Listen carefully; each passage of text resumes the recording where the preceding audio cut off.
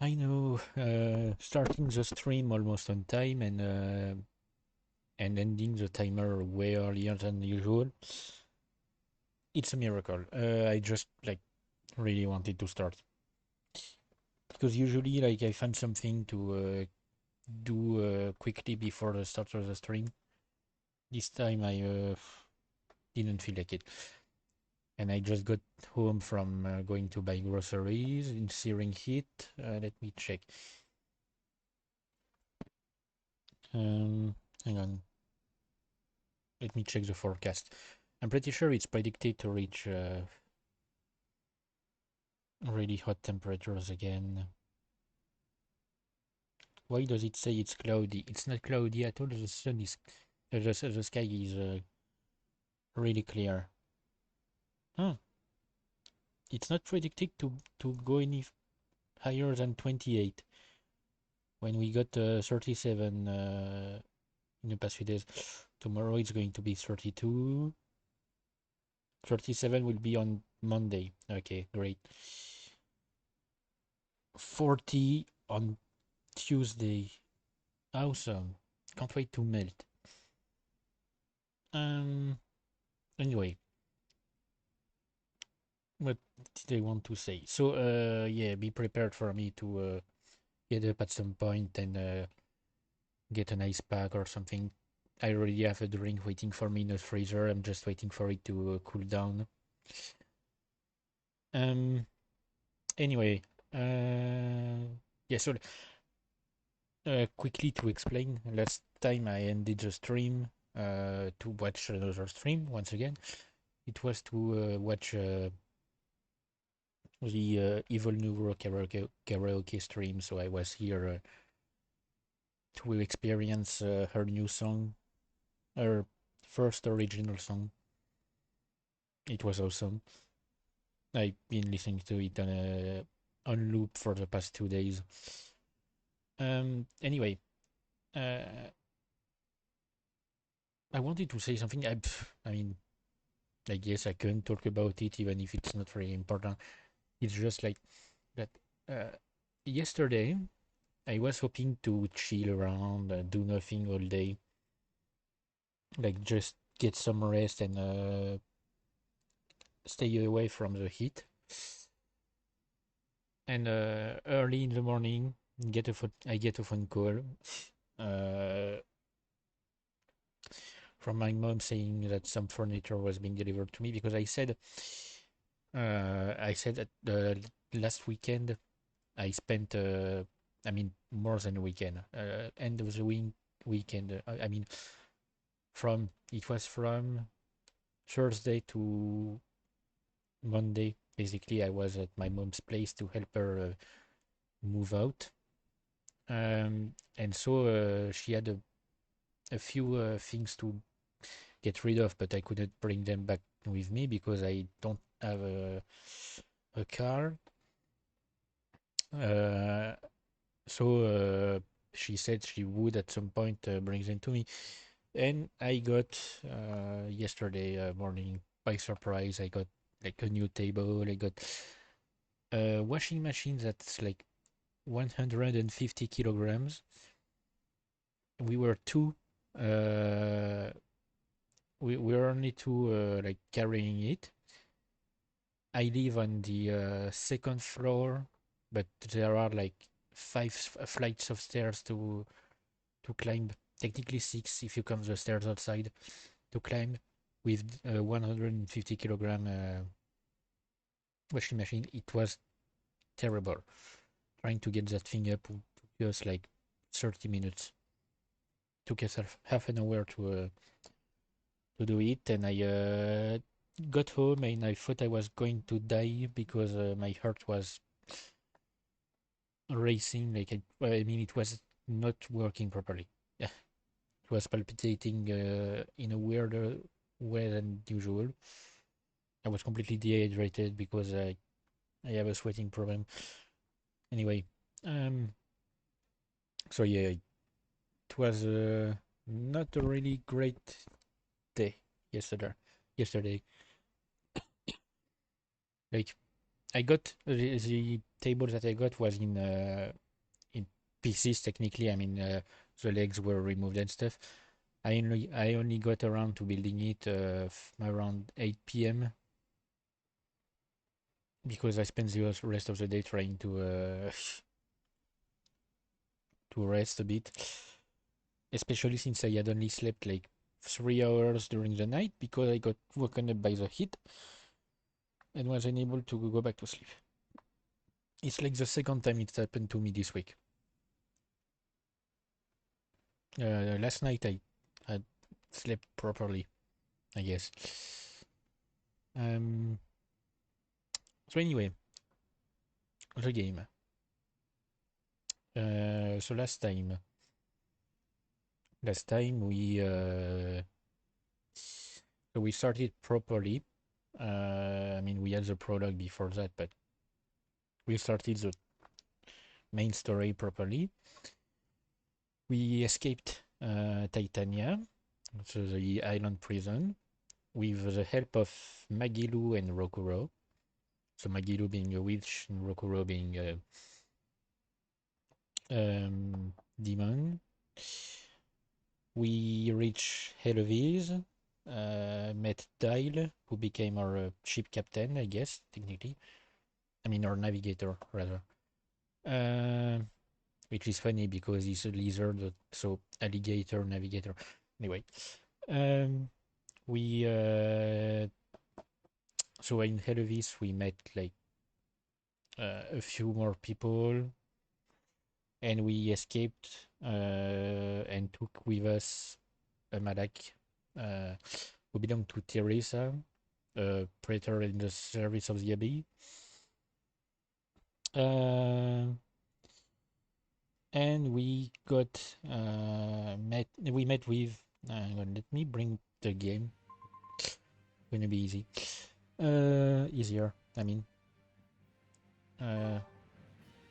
So yeah, we met Aizen, who is the first mate of the Ifrid, I mean the Vaneltia, Ifrid's pirate ship. So Aizen is the first mate. Malak, who's also Edna's brother.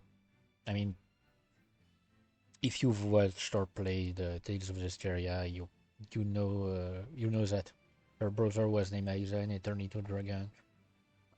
It's him.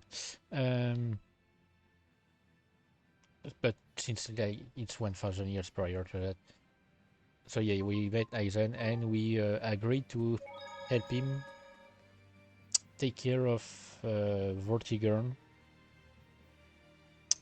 which is a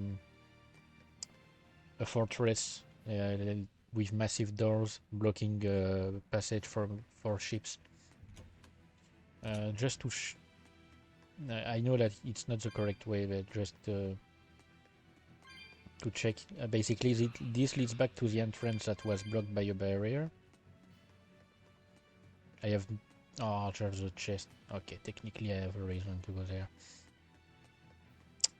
And our two objectives are to take care of a ship that's still in the fortress and open the gates. So the Vaneltia can go through and let us out. So we'll start with the ship, I guess, which is this way.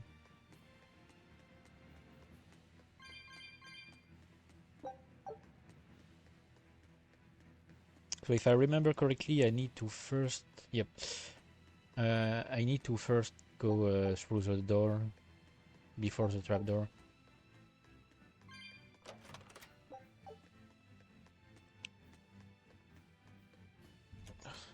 It's so hot. I've got a headache because I haven't hydrated properly. Okay, and that's why we need to go. That's why we needed to go through the door first. Where does this lead? Oh yeah, no, it's Over there is a way to the controls of the gate. I mean the like 2 massive levers to open the gate.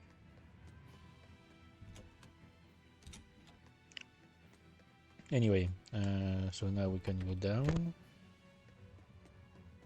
Basically, I think it's here. That yeah, here. There was something blocking the way.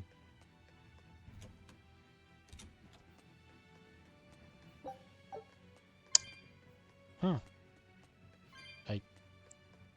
I was not expecting to get 4 viewers. I mean 3 technically, because one of them is for some reason OBS counts as a viewer. Don't ask me why.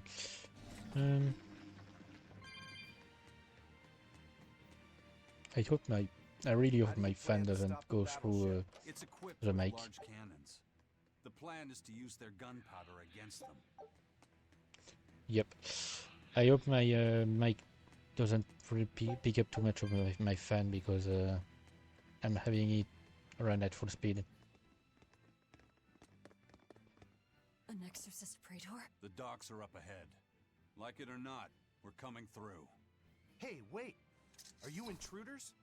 I suppose it doesn't matter. I will cut down any who consort with demons. Face the fury of the Rangetsu sword style. Stand aside, Aizen. No, you stay back. I'll take care of this one. Sorry. This prey is mine.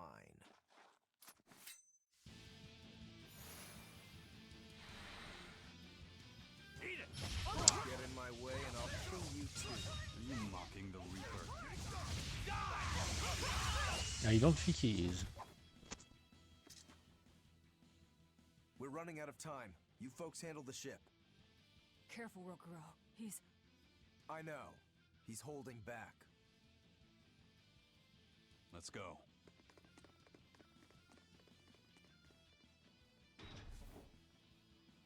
Where did you learn the Rangetsu style?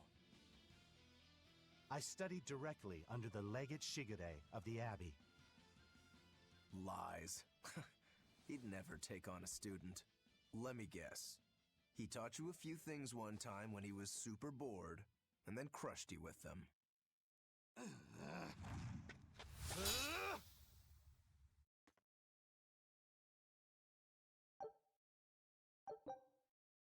Sorry, I went to grab my drink. It's not as fresh as I expected, but it will do. Allows the ability to adapt to 2 random skills to equipment on normal mode or higher. I've never understood the add random skills, like, or maybe it's just like equipment can have 2 random skills when you go find one. We're set. It also serves as a good signal for the Von Eltia.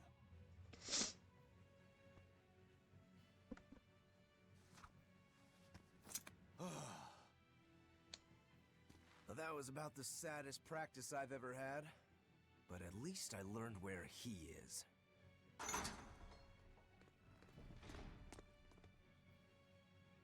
Yo, the Abbey's my goal now too.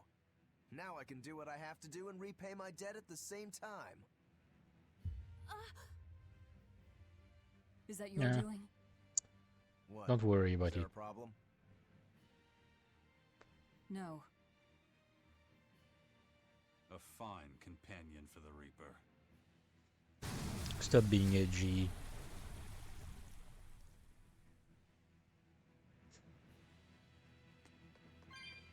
Oh, we don't see the... Key. Let's get to the control room. We don't get to see the body. Between your sword style and that giant blade you shoulder, I wonder if you've got Rangetsu blood in you. I do. What of it? Have you heard the name Kushi-Yamada? I hear they're smiths with some connection to House Rangetsu. Yeah, they're a distant relation, a clan of kitchen knife makers. Why, are you interested in cooking? No, I just heard they were fine blades. Thought one would make a good gift. Don't. Kushi-Yamada knives are cursed. Hmm? The blades themselves are excellent, but they give whoever holds one the urge to strike out at anyone and everyone. I've heard they use the blood of women they love in making their blades, but the truth is a mystery. The clan died out after they all turned on each other. The blades were all supposed to be melted down into slag. I suppose that's why talk of them is hard to come by these days. Such is the fate of House Rangetsu. Or maybe it's just in our blood. Sounds like there's even more to your clan than the rumors say. Better than there being less, I suppose. See, I've heard, I've read rather, when I was looking up, a list of Tales of games to see all the ones that I've never been able to play.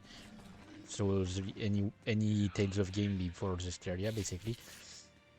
And basically what the list said was that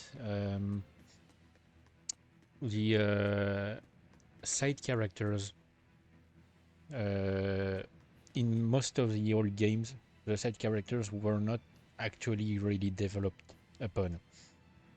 Like, they were there, they helped your character, but there wasn't much more to them.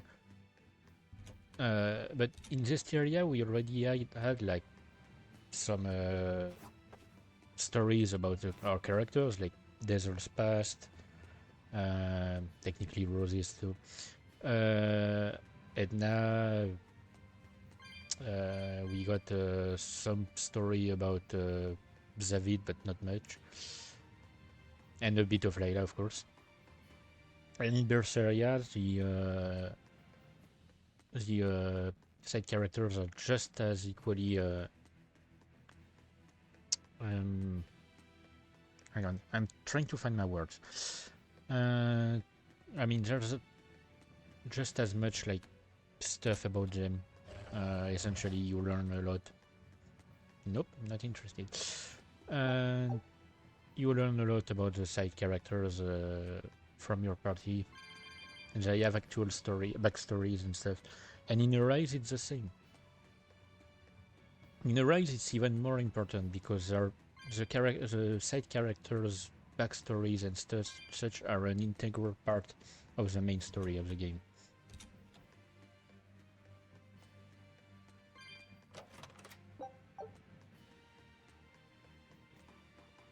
Like, it's more than just having side missions and stuff, or some specific little skits about with conversation about them. It's literally like, as you go through the story, you learn more about the other characters as well. Alright. I'm giving her so much that I missed one. Doesn't matter. Oh yeah, we are going for the key. I forgot. I completely forgot where I was for a second. Nope. Oh, come on. He's gonna... Nope. It won't open. It's locked from the inside. That's a real thick door, too. This must be the control room, right? That's my guess. We need another way in.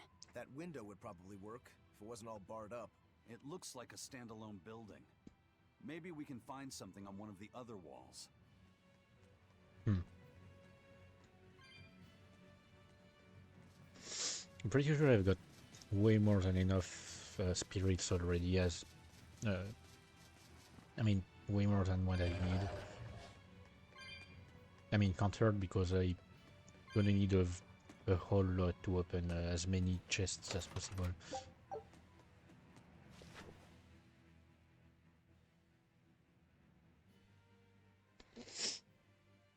This seems to be the place. Let's split up and look for the key. We'll search the other room.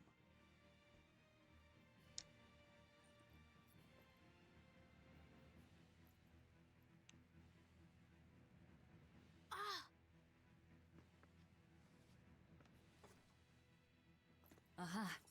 Found it.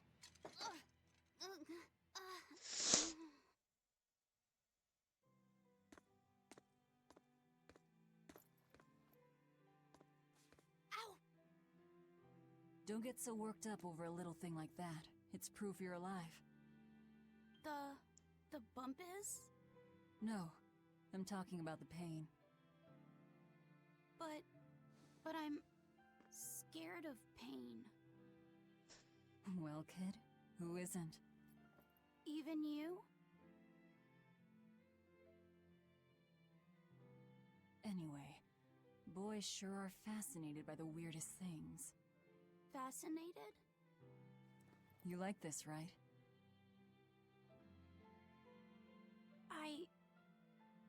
I don't really know. But after I saw one in a book, I got a little curious about it, and I felt... You felt excited, didn't you? yeah, I guess so. Do you know why the needle points north? Who figured out how to make it work? I thought that if I had one of these, maybe I could go on adventures. It's exciting. When you feel that way, you should talk about it. About what you like and dislike, if you're happy or scared. After all, you're alive. I'm alive. That's just my opinion, though. Not an order. Got that? Understood. You found it? Now we can get that gate open. We needed a compass too. Nice work. Thank you. And to answer his question about why Let's it's get our pointing gate off. north, magnetism.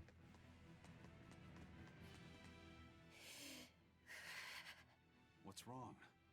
Are you not feeling well? My compass fell on my head and gave me a bump. Let me take a look. Oh, wow, yeah, that's a big one. Bet that must hurt. Yeah, but at least I'm still alive. Are you saying that pain is proof that you're really alive? That's what Velvet told me. Well, no worry. I'll just push your bump back down, you'll be good as new. Wait, what? I'm just messing with you. Don't sweat it. Stop fooling around, you two. We have to hurry. Once we get back to the ship, just borrow some sugar and rub it on your bump. It'll make the swelling go down. Oh, okay. I've never heard about that technique. I promise I won't get mad if you talk. Okay. You're awfully fond of that, aren't you? Still, you should keep it in your bag for now. I'll put it in my bag. Good. You know, that's a nice bag. It looks made to last. It's Moritz silk. I've never heard of Moritz silk. It's a fine fabric woven from the threads of the Dandarantula spider. It's got a delicate sheen, it's soft as a baby's skin, it's light and stretchable, it breathes, and it's quite durable. But that's not all. Its most fantastic quality is how it absorbs impact. My, but you're quite the scholar. Knowledge and experience help you sniff out the best treasure. If you go and stuff every single scrap of plunder you find into your ship, she'll keel over. That does make sense. What I'm getting at is, your bag is the best place for you to keep that compass stored. Keep that thing safe. We need it. All right? All right. I do love Aizen's tendency to try and explain everything.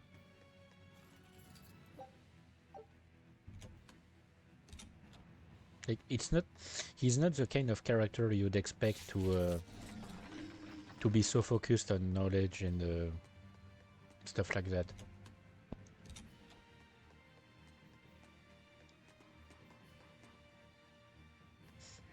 But he can get really passionate about his trivia.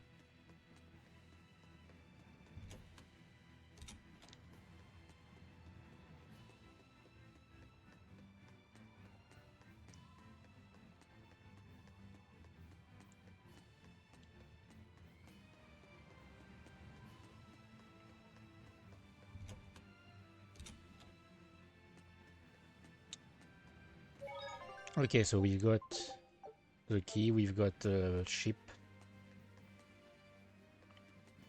Time to go and take care of the door. Alright, it's open. What was that? It's the Von Eltia telling us they're approaching. Hurry! Oh, I forgot. Right.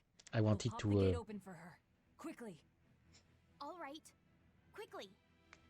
I completely forgot I wanted to check something. Hang on, let me see if we can see it from here. Okay, yeah, we can see it a bit, but basically, like the boat, the ship rather, that was still in the fortress, is listing. Yep, here. It's listed quite a bit now. Before that, it was like standing upright, up straight.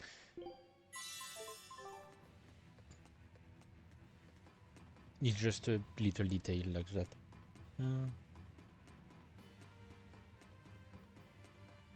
So the cat's chest here is on the other side.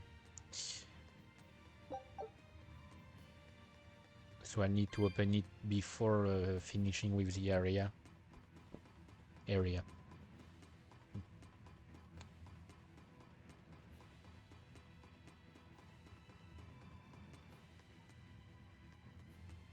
Yep, on the other side here, where there are stairs. Wanted to say something, I forgot.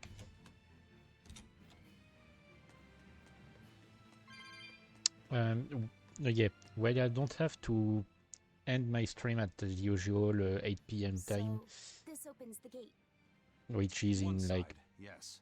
The 4 gate has hours, two 30 giant minutes. doors side by side, with matching levers to open each. I'll still try to end it rather early.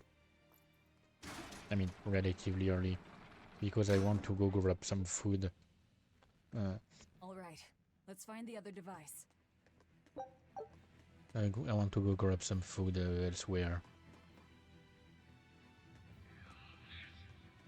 Okay, so that's one of the levers. And before I activate the other levers, I don't know how do you pronounce it.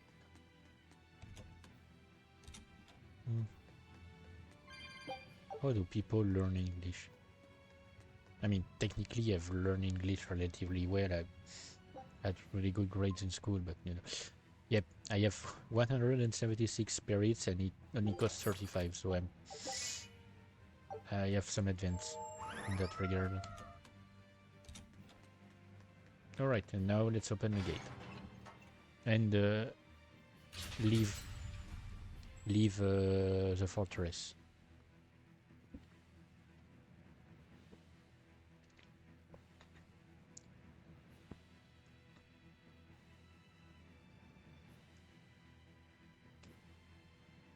And it's open. Let's meet up with the Von Eltia. Back to the docks.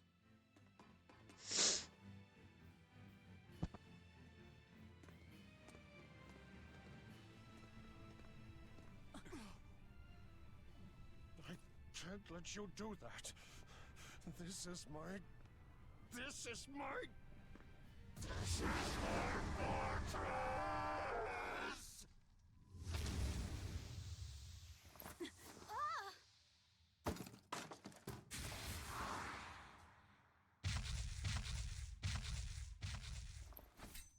He's got as much focus as me. Keeps getting distracted randomly. Anyway. Spending we actually need to make art and provide one soul. Okay.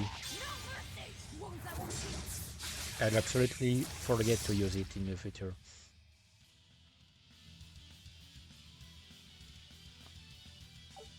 Okay, but did they have to put the text in the middle of... I call this an improvement.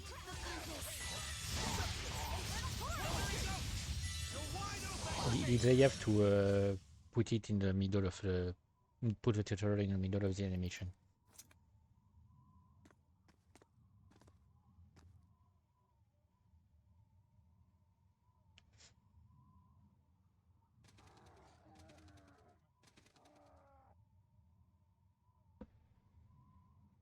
The docks are swarming with demons.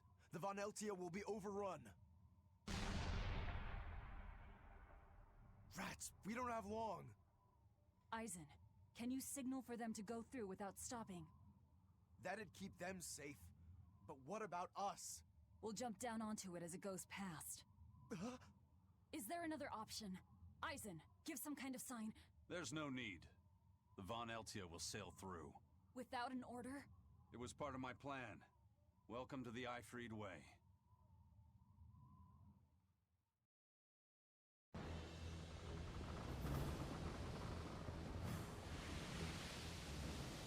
It's coming at full speed! Let's get a move on then.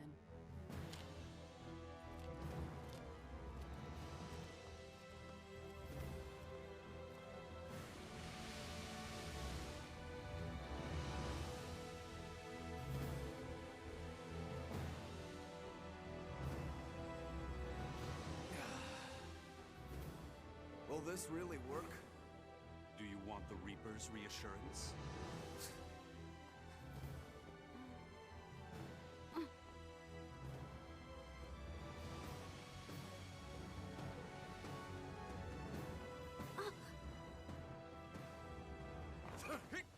Wait, what are you?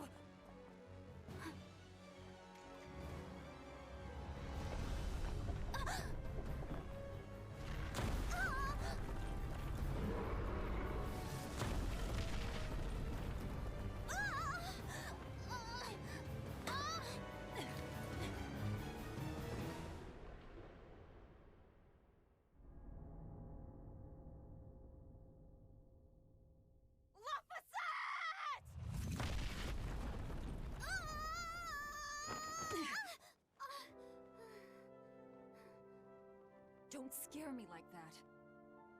I'm sorry. Yes! Nailed it!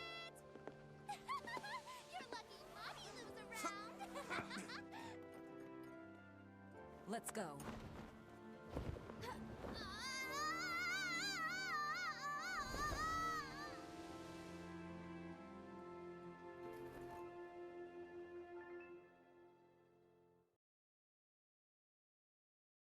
Okay, before we continue, I was checking before because I've never really paid attention to.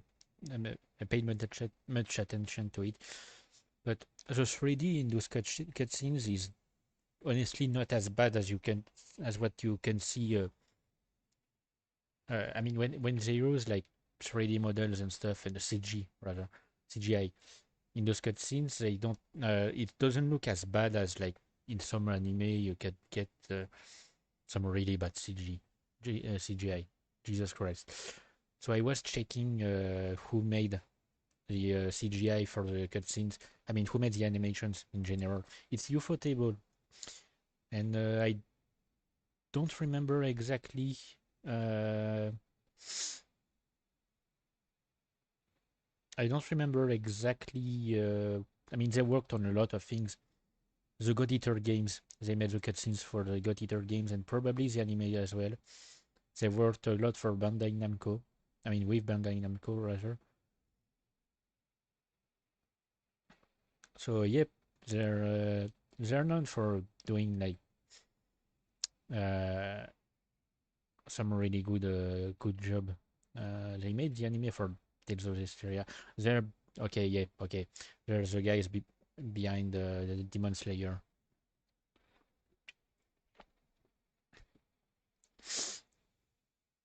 And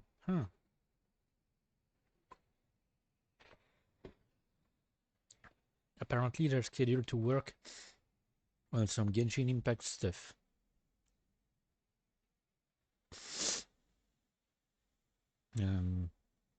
Sorry, I'm just taking some time to read.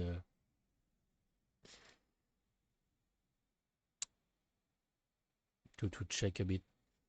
So yeah, they've worked like mostly on this guy, yeah, mostly on games and stuff, but on some animations too. I mean, some anime stuff. Okay, yeah, there's guys behind the God Eater games. I mean, the animations in the cutscenes in the God Eater games. Code Vein as well, the opening animation, which I forgot to show. I forgot it existed, so I forgot to show it during the streams on Tales of the on Code Vein.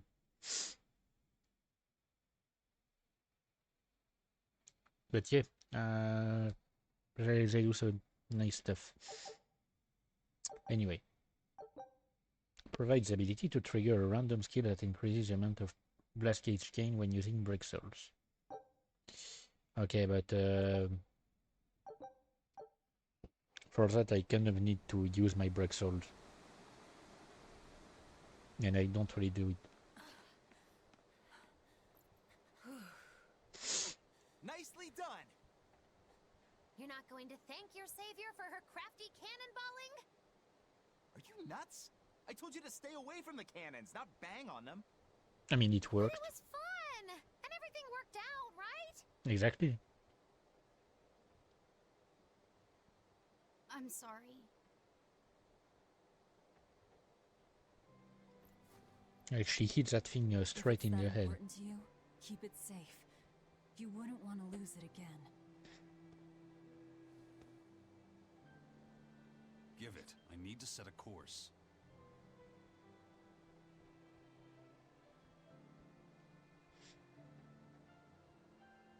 So for now, You read it for me then.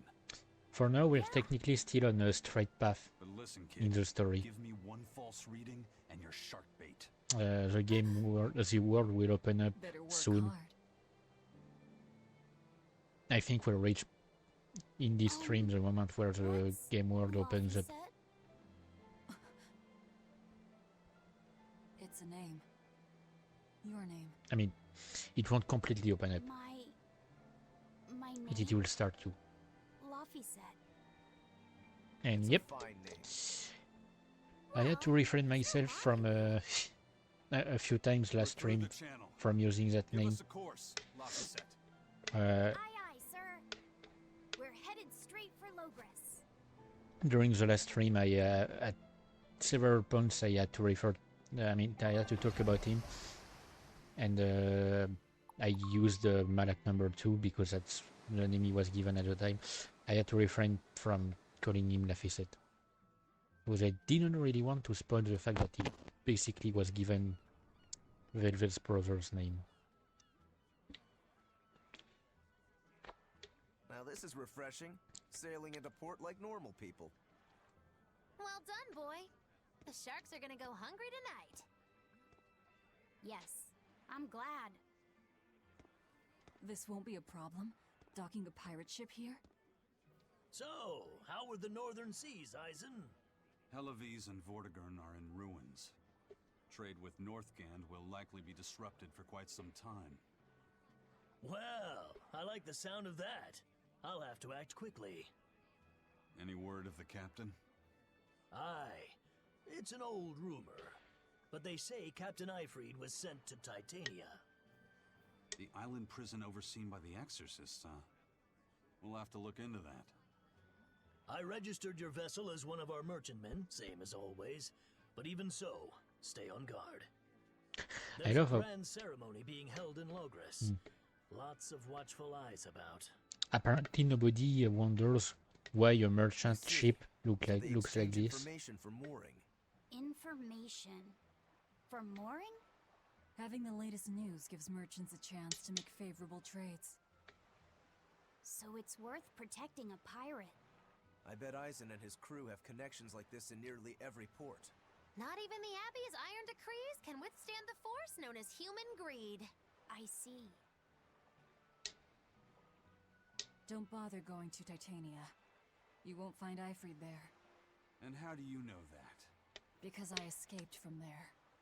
And before I did, I heard something from the prisoners. They said Eifried was the only prisoner to ever get out alive, and that he was taken by an old exorcist named Melchior. Lord Melchior is an elder legate at the Abbey. He should always be present at the headquarters. Don't call him Lord. Von Eifried's our captain. It's starting to look like his disappearance has connections with the highest levels of the Abbey. Their headquarters should be in the capital, right? Yes, At the Royal Villa in Logris. I've never been there, though. And Velvet, your business is with a man in the capital, right? Looks Yep. like we're all headed to the same place. I won't apologize for involving you. Usually I'm the one who says that. Okay, hang on. I wanted to say something. Yeah, I talked about like how the side characters are quite well developed. I mean, they have some nice backstory and stuff. There's also some great character development throughout the story, especially in By this the game. way, there's the little matter of your ship. My men brought her through the gate as well. We're going to use her as a scouting vessel. Do what you want. We stole it in the first place. A scouting vessel? I've assigned Benwick to her. He'll give you the details. Yep.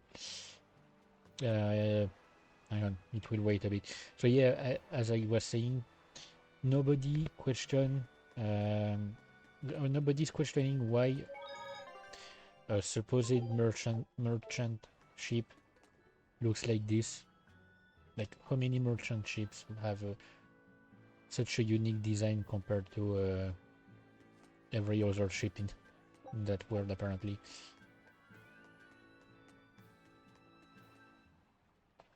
The wind's kicking and the tide's flowing, and we're stuck here. Then why not just set sail? Not going to happen. The Abbey hasn't given us permission yet. And we would need their permission, why? The kingdom keeps a strict watch on harbors and sea routes. It's like they've erected walls and gates in the sea. Aha! Midgand is spread across a number of islands. The sea is the only way to get from one place to another. If they can control the ships, they can control the flow of people, goods, and even information. Exactly. They even created that fortress, Vortigern, to help them do just that. It's restrictive, but it's also necessary. Demons are out at sea too, and exorcists are the only ones who can stand against them. Even still, it rubs me the wrong way. A sea dog obeys nothing but the winds and the waves. You know, my dude, you definitely don't have the face to go with your voice. Or rather, the voice to go with your face. Somebody wants to adopt a cat.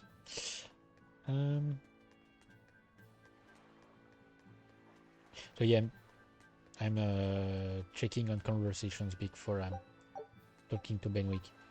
I guess technically it wouldn't hurt to talk to Benwick right now. It actually would help because he's going to give us relatively useful mechanic. I mean, it doesn't do much, and I probably forget about it a lot of the time. Crabs are amazing, right? But you'll see. Oh yeah! They're delicious, boiled or grilled. Even their innards are yummy. And 5 sets of legs. That's so many! That's all true. But what really makes them amazing is their miraculous ability to regenerate. They can detach their own legs when a predator attacks, which lets them get away. It's called autotomy.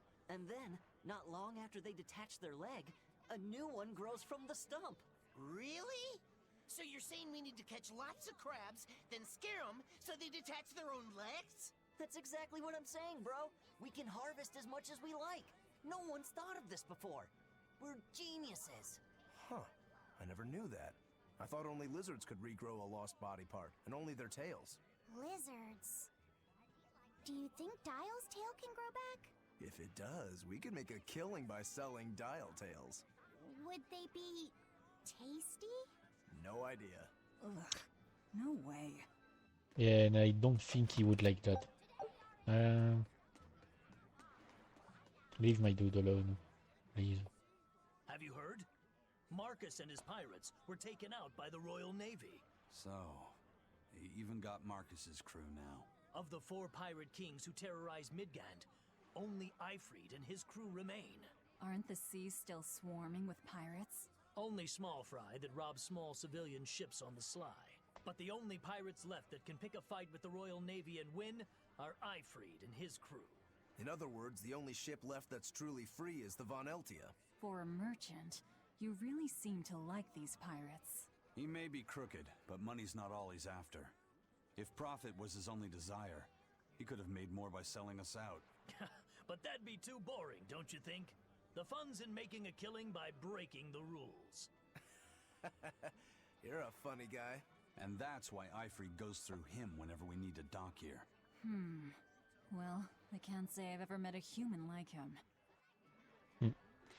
I mean, it still comes with the risk of getting caught and end up with the same kind of punishment as pirates. So I'm not going to do anything here. I just want to show. In a few places in the game, we have these cats. Hang on, where is my mouse? It's here. And basically, like, you can do a mini game. You gain tails of coins,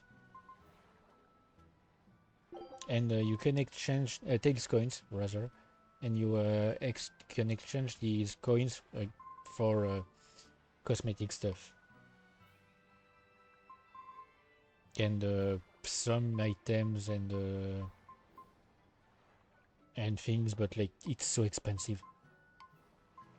Like, you need 6,000 to have some odorless fluid, and it gives you like one.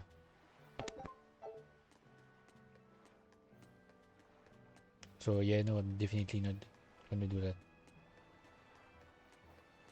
I've never actually played any of these mini games. I'm just not a fan of mini games in general. Eisen told us to come see you.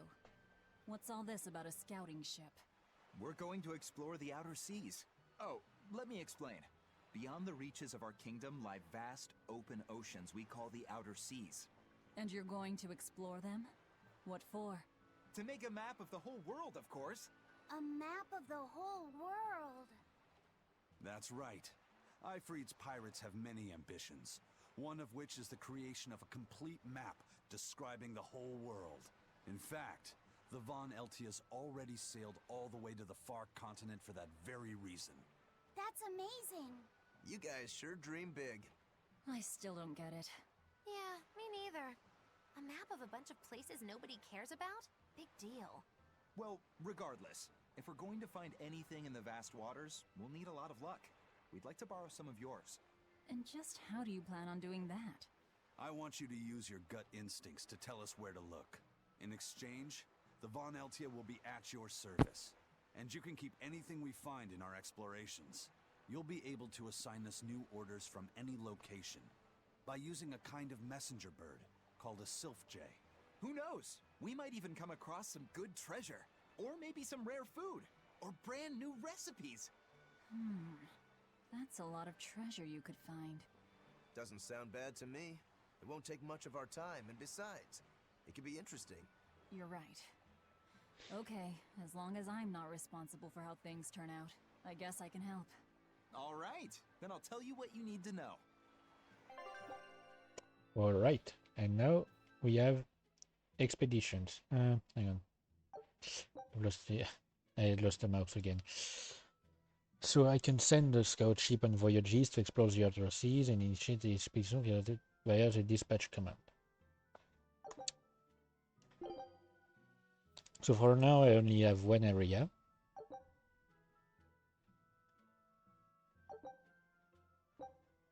Okay. Scout ship setting sail. So it's 5 seconds only for the first one because it's Take a look at this. It's to show you basically how it works.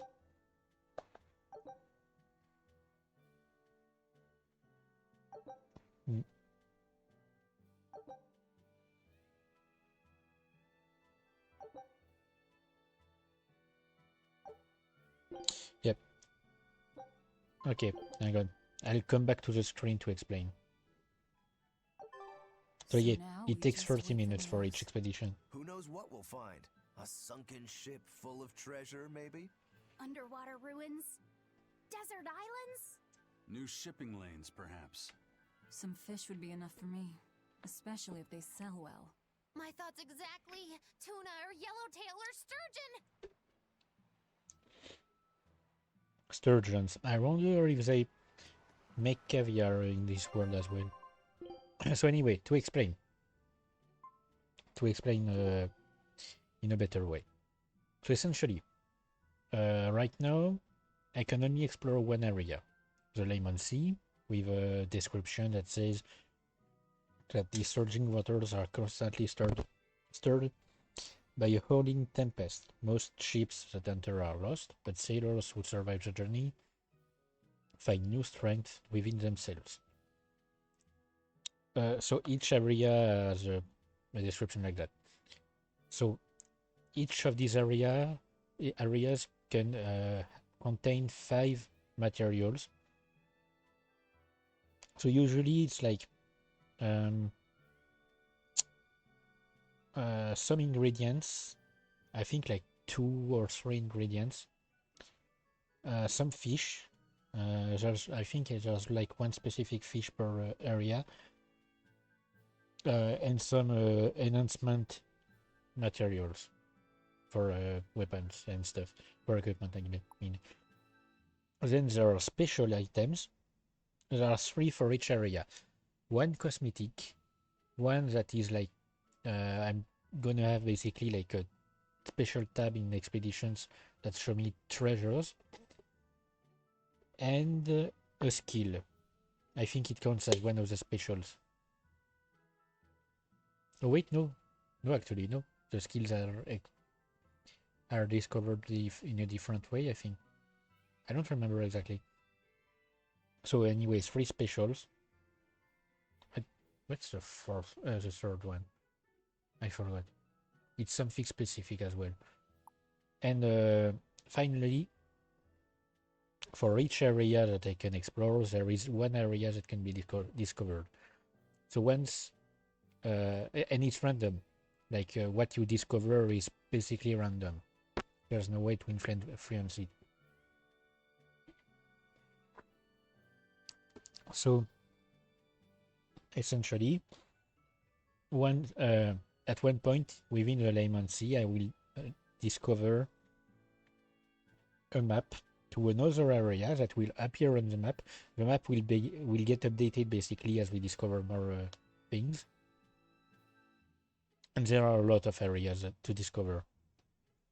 And I will be able to explore that area to unlock the same number of things. So 5 materials, 3 specials, and 1 map. And it will be the same for every map until the last. The last area won't have an area map, obviously.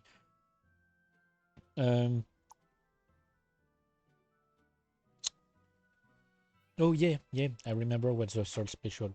It's a recipe. For each area, there's going to be one. Sorry. For each area, there's going to be 1 recipe to unlock for a meal. I mean a dish. And the recipe, I mean the ingredients for the recipe will be found in the same area. So to find ingredients for a specific recipe, I will be able to send the ship back to the same area, or I can just buy them, because once you unlock a recipe, and once you find the ingredients, you can buy them at any shop. At any shop in the game. So essentially, that's what's going to happen, and we'll unlock various skills with time that will influence things like the chance to the chance to find specific objects or stuff like that, and they will trigger at random. I won't be able to choose when they trigger and which one triggers. At first, I will only have 1 skill that will activate at once. At some point, I will unlock a skill. Yes, technically it will be a skill, but that will allow me to have 2 skills activate at once, and I think I can even have up to 3 activate.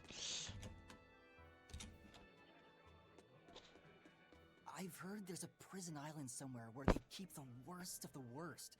But it's a hard tale to swallow. It's true.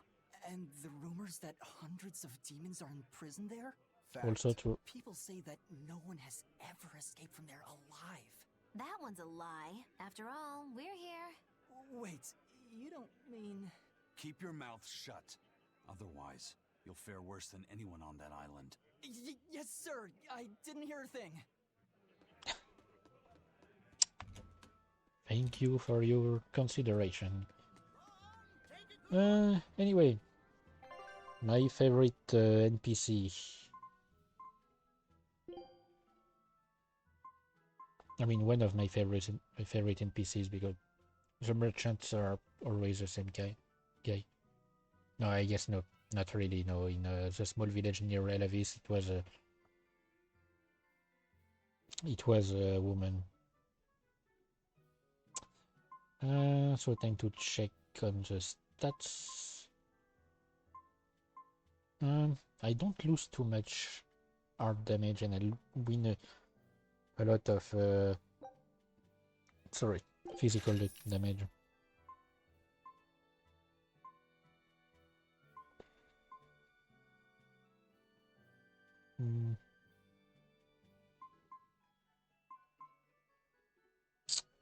Okay, I'm buying this for Aizen as well. I can get this for... I'm gonna get this for the kid. So, one thing for Laphicet, two for Aizen, for now. I need to remember, because unlike in Tales of Zestiria, it doesn't offer you the chance to equip them as you buy them. I guess I can get this for Velvet. And one for Rock. No, wait, no. No. I lose too much defense. Oh,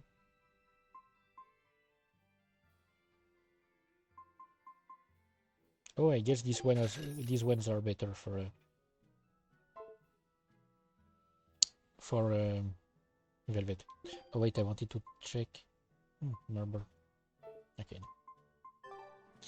Oh, first, equipment.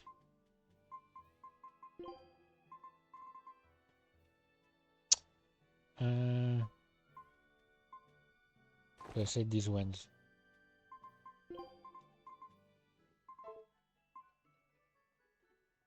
And so, sorry, I keep getting lost in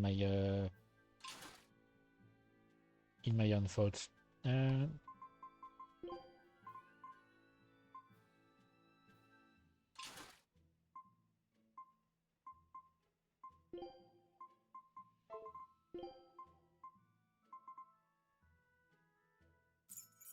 Okay. Now, is there anything I need to dismantle?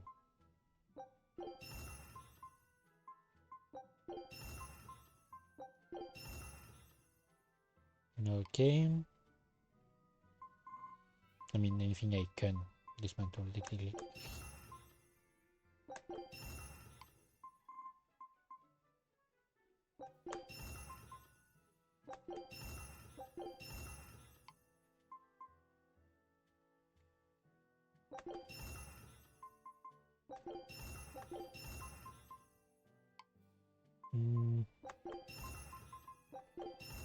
Okay.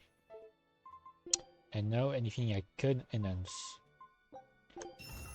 So it's still I'm still locked at a maximum of +3.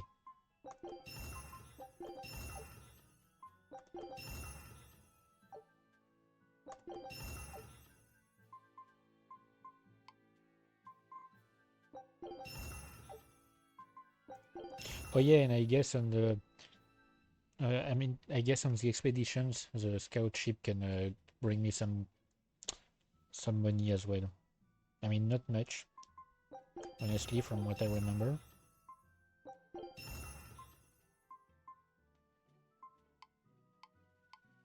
But it can bring me some money. Should I maybe? I wonder. How much money do I have? Oh wait, I need to sell.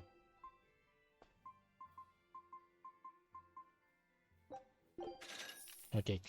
Should I maybe like buy some stuff just to raise my level? I'm gonna buy gonna buy some like some of that stuff.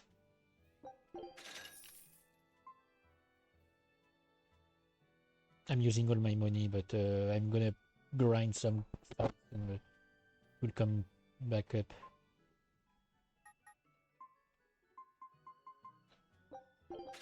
Okay, so a new discount and a silky touch garment. So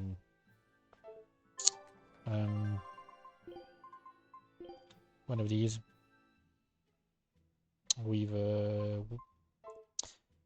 not really bad stats considering I'm comparing it to something that is +3. Oh, I don't think I've ever noticed a chest with a calcite blade. Nope. Not a good quality. As I said anyway, I'm gonna keep like one of each and enhance them as soon as I can. Sir, scouts have reported seeing a powerful demon. Its danger level has been classified as Code Red. Understood. I'll notify the Abbey we have a Code Red demon in our midst. Send out an emergency alert to the neighboring areas. Right! Ah, there they go. Demons this close to the capital? The Abbey must have had its hands full. Eisen, what did he mean by a Code Red demon? It's like a most wanted list for demons. From the latest I've heard, there's around 10 such demons across the territories. Oh, they sound pretty tough. That would be putting it lightly. Suffice it to say, you wouldn't want to face one unprepared. Then we'd best be prepared. Let's get going. While we're wasting time here, the Abbey is digging in. I've never understood why he says there are like 10 of them. In reality, there are like around above 30 Code Red demons in the entire game. So they are similar to the one I fought in the previous stream. I heard an exorcist legate named Melchior took him away. I don't know anything beyond that. Neither do I. What about you, Magilu? Word is he was taken away about a year ago. Caused quite a stir if I remember right. Everything about him was kept a tight secret. No one even knew what cell he was in. Ifrit is an ordinary human, right? Yeah. He doesn't have the abilities of an exorcist. And he isn't a demon either. Weird. I mean, if they were just trying to bust up his gang, why capture him but leave the crew free? If not his gang, what business does the Abbey have with him then? We've cast our nets wide and can't come up with any explanation. We'll free him, though. His place is on the sea with us. And you're convinced he's still alive? They wouldn't have any problems killing a pirate who caused them trouble. If the Abbey took him alive and for questioning, it means he has something they really want. But he isn't the type to change his ways or bend his knee on anyone's orders. He holds his own tiller. Precisely. And I mean, since he's apparently like the last pirate king, they would have made a display of him if they had killed him. Why did you come back to us? I could tell you all missed me something awful. We didn't. At all. And what about your search for this traitor? He slipped away yet again. I've no clue where he ran off to. You're a witch. Can't you use a spell or something? My spellcraft works kind of like a three-legged race. It simply requires my backstabbing, slippery accomplice. Like a con artist needs an accomplice. I am not a con artist! I'm not going to help you find your traitor, you know. How cold! Such an icy stare could freeze fire! And you don't have anyone else? Well, no. Do you have a home to return to? Nope. Do you know a trade other than magic? Nope. What is it, Laphicet? Magilu's story made my chest feel funny. And my nose is runny. The witch has no friends, no home, and no purpose. I think what you're feeling is pity. Pity? It's when you feel sorrow for someone else. I pity Magilu. Oh, come on! Yep, even the kid. I'm just staying a bit longer in some areas because sometimes like these little skits can pop up after a bit of time. I mean, sorry.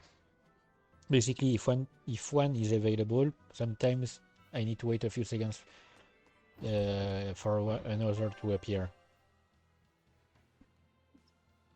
because otherwise I might miss it.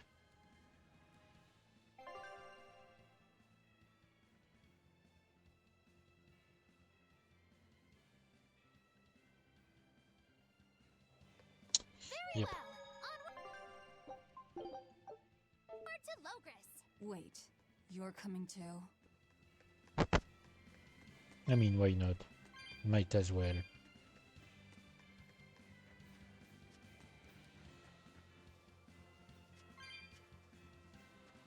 Well, I know I'm not slow, but for some reason it feels like I'm slow.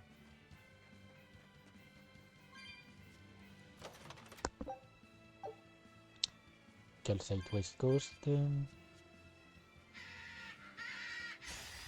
Oh, my head.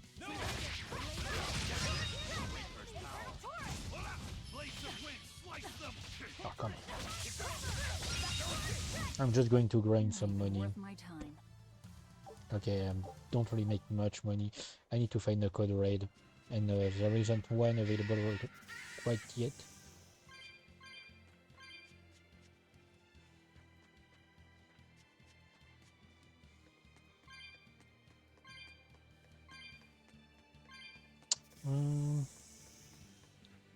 So first we're gonna check here. It's a dead end, but I still want to check it. Pinzers. Is there where the cat's box is? Yep, it is.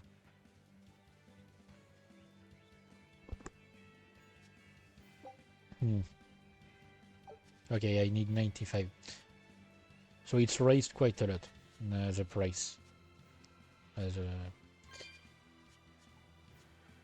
reason, quite a lot. I mean, I'll come back here at some point, so I don't mind. I don't mind leaving it here.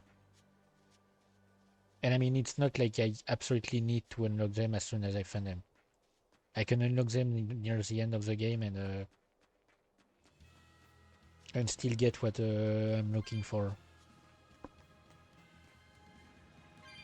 I mean, do I really want to unlock the special subquest?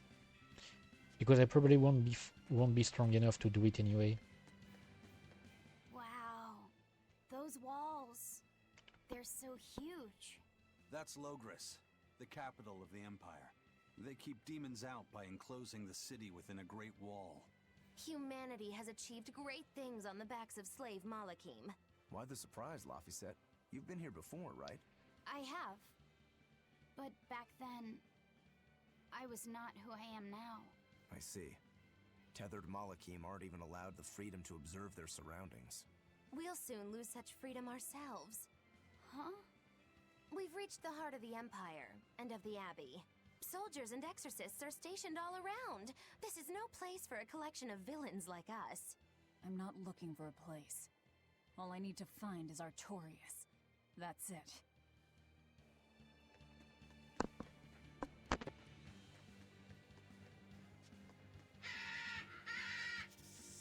Okay, wait. Oh, come on. I just wanted to grab the thing, but yeah, I'm not making much money during these fights. I mean, I guess it could still be useful. Not worth my time.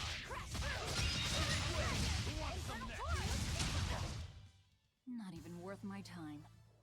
So yeah, to get a favorable encounter, I need to make contact with the enemy without it having noticed me. Not even worth my time.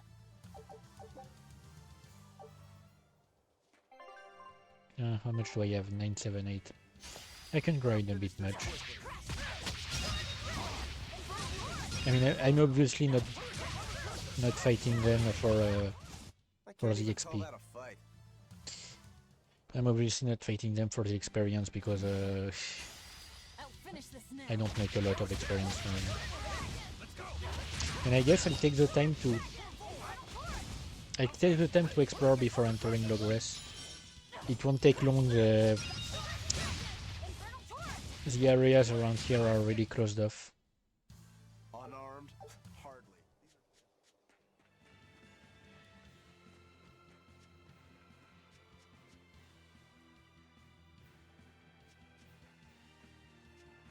Like here, I can't go through.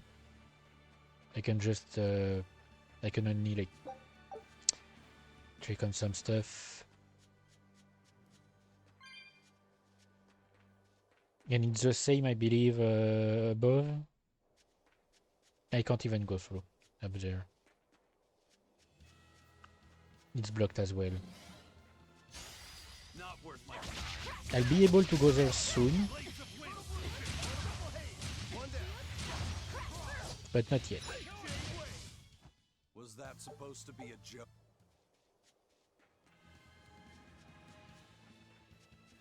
I'm starting. My brain is trying to make a bridge between Berseria and Zestiria to find exactly where in the Zestiria we would be. Like, essentially here we would be probably not far from I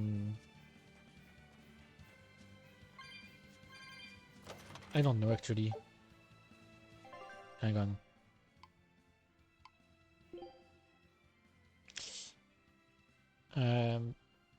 So the continents have flipped between the two games. I mean, this continent specifically has flipped. So I guess here we would be not near Pendrago, but near more on the side of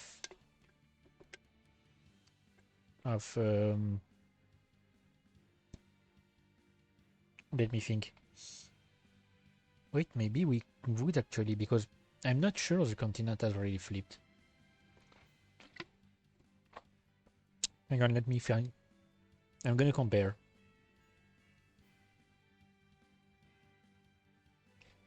I'm gonna compare on my own to see, because I keep here.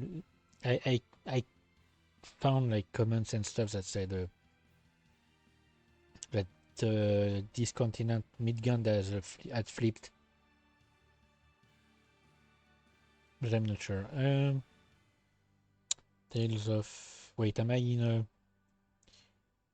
the correct? Okay, yeah. Tales of Zestiria map.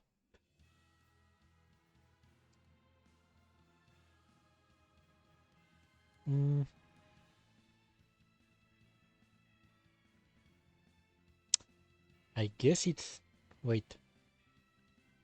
No, it hasn't. It hasn't flipped. It has tilted a bit and merged with other areas. So yeah, no. Lady Lake would not even be. I mean, the lake where Lady Lake was formed technically does not even exist in this time period, because it exists at an area that is basically merged. Two continents, I mean, two islands merged. So this one and an island. So here we would be technically around like yep, we would be near Pendrago. So I guess technically Logress would be like Logress could be. Oh yeah, okay, yeah, I should have checked the building, the palace. I mean, Logres would be Pendrago. I mean, the past of Pendrago. So it's a really old city, at least 1,000 years. They won't inspect everyone. Just act natural. Your face is all stiff. I know. Just act like you belong and you can get anywhere.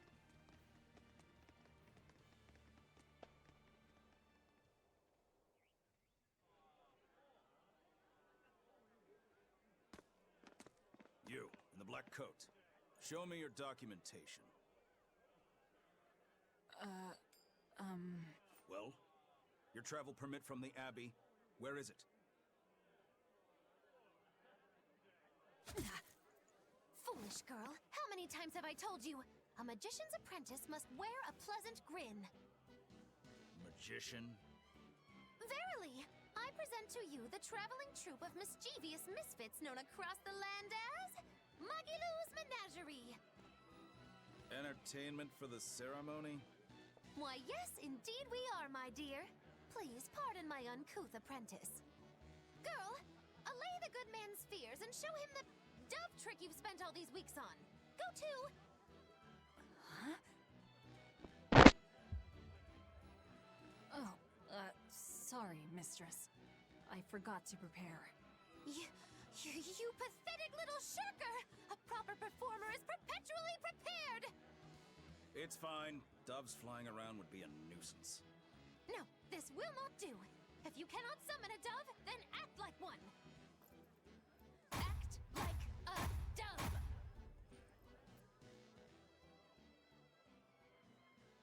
Cool. It hurts to watch. Sorry.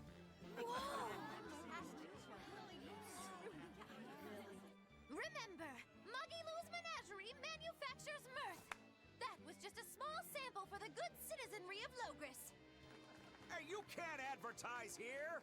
Move along! As you say.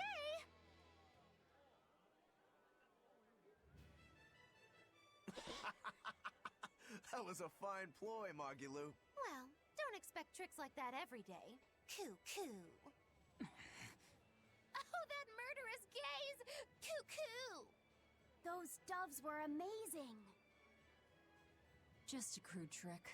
If anything, it just shows the capital's defenses are pathetic. More like it shows how much confidence they have in those defenses. How many soldiers are here, Laphicet? The number of exorcists in the capital? At least 1,000. And 2 divisions of guards. I'd expect no less from the capital. They're not careless. They're covered. We need transit documents. See how the citizens smile? To think they were fleeing from demons just a few years ago. To hold an observance of this scale shows just how much peace their powers brought. A piece paid for with Laffy's. Velvet? Oh, already? Wait, it's already been half an hour? Take a look at this.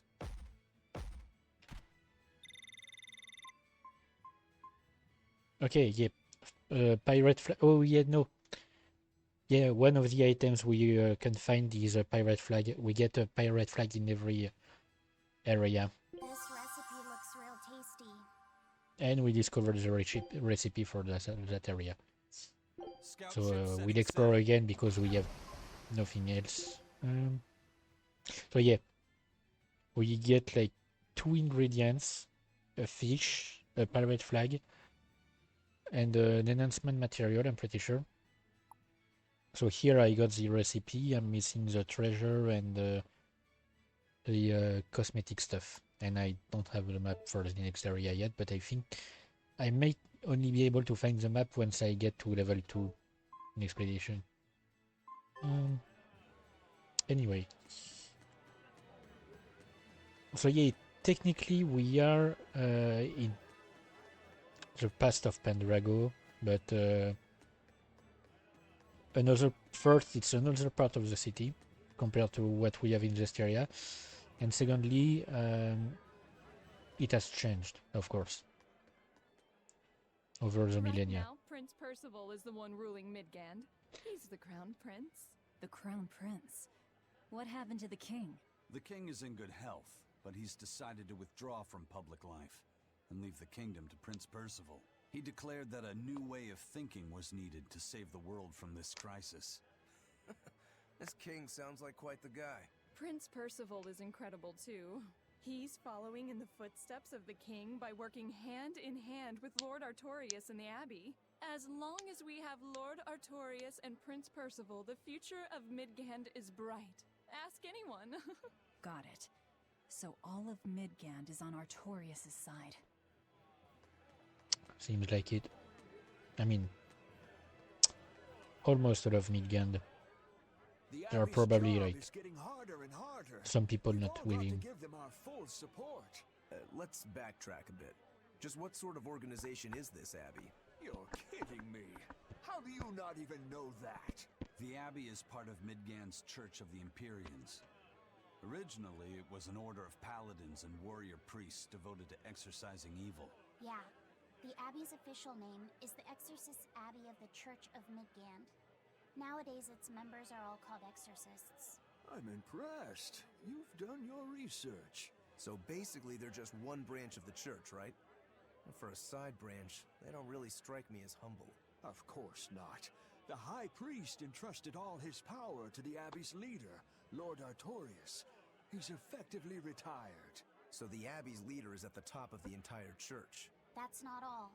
The prince also gave Lord Artorius authority over all military and government affairs during the crisis. Lord Artorius commands Midgand now, and has formed a new theocracy to combat the demon blight. And that is the origin of the Holy Midgand Empire.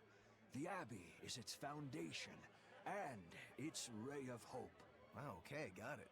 The Abbey's a big deal. Which does feel weird. Because basically, like, this entire nation is founded around the Abbey. But the Abbey must have only existed for about like 3 years, tops. Since before that, Malakim could not be seen from many people, and same went for demons, unless there was already a semblance of an organization. And after the Advent, Artorius made contact with them and became their leader. I don't know, it's weird.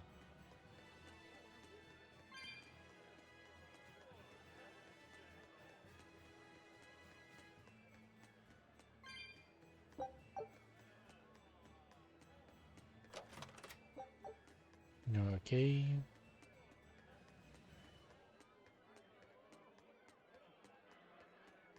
So yeah, as I was saying regarding like Pendrago and stuff.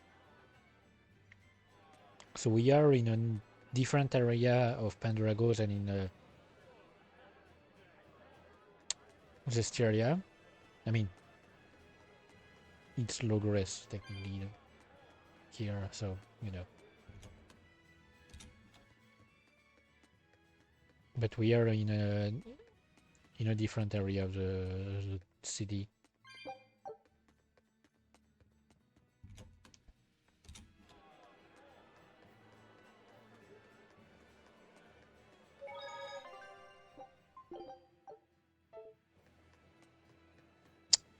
I can't go there, right? Wait. No. Okay. No, I was trying to locate myself precisely, but no, the city has really changed over the years, I guess. Mommy, when's the prince gonna talk? The exorcists are coming too, right? I'm sure they will, dear. People are saying it's going to be a very important announcement about the Abbey. I want to see the exorcists! We need to thank them for saving us from the demons! You're right. We all have to show them our gratitude and help them however we can. Yeah! I'll follow the rules, too. I won't be selfish. They sure are popular. Because these people don't know the truth. You think that's so? That the exorcists are fighting the demons they themselves cannot. That's why the people support the exorcists. Yep. A lot of the times people will just close their eyes to most things as long as I can get some form of bonus in a way.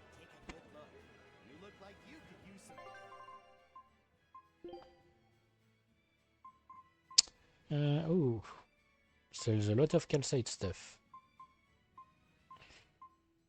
I lose too much physical attack.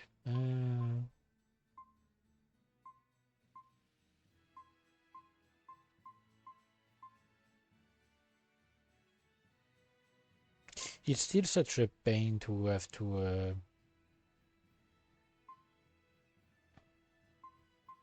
handle like equipment and stuff. This is why I prefer Arise. In Arise, the new equipments are quite limited, and there's like 2 equipments per character, and it's specific to each character, so there isn't much faking to be done. You just buy.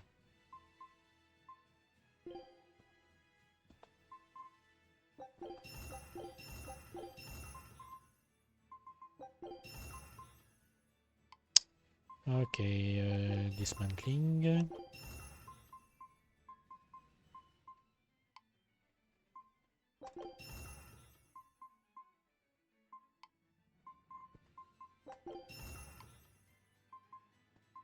Okay.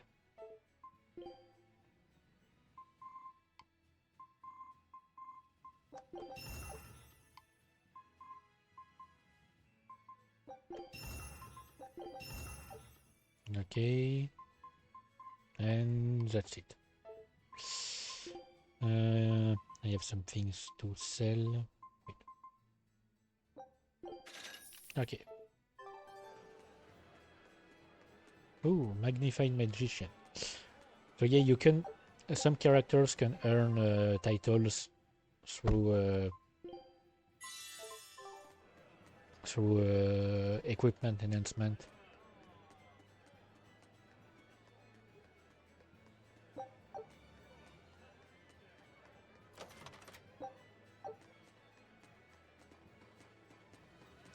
Like you enhance equipment and suddenly they gain a new title.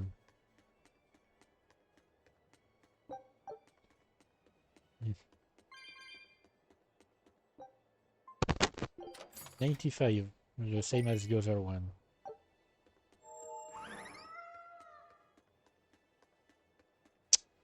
So anyway, now I'm ready.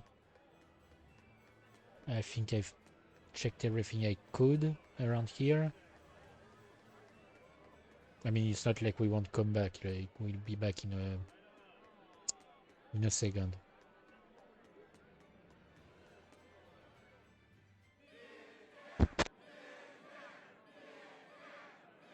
Oh, I'm gonna leave you with that for a while because it's going to be a series of cutscenes. Listen to those cheers. The royals sure have these folks in line. Subjects, may I have your attention? It is I, Percival Asgard, Crown Prince of the Midgard Empire. His Majesty, my father, and I are pleased to celebrate with you on this auspicious day. The ceremony started. It'll be impossible to slip in now. After the opening 10 years ago, our kingdom faced an existential threat, both from demons and the terrible spread of demon blight. However, one man raised a miraculous sword and stood so that the body and soul of the land would not be lost. You can climb up if you want, but attacking now would be suicide. suicide. And the name of that man was Artorias Coldbrand.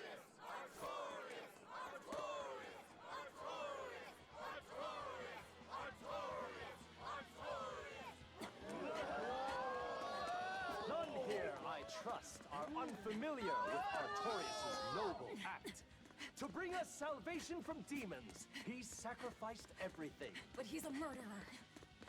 He called Lord Inominat, one of the 5 Empyreans, and blessed us with the strength of the Malachim. But he's a murderer!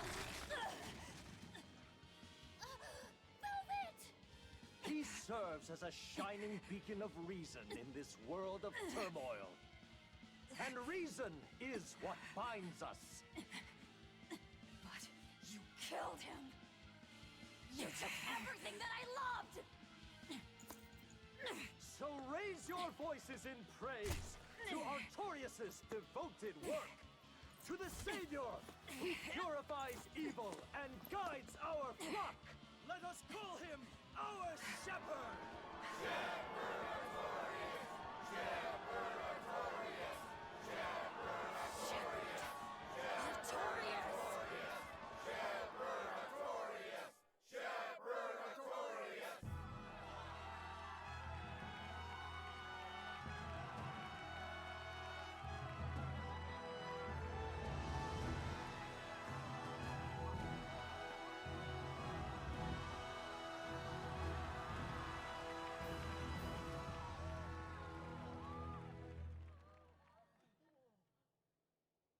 Even though the world was filled with suffering, I had to ask something tremendous of you all.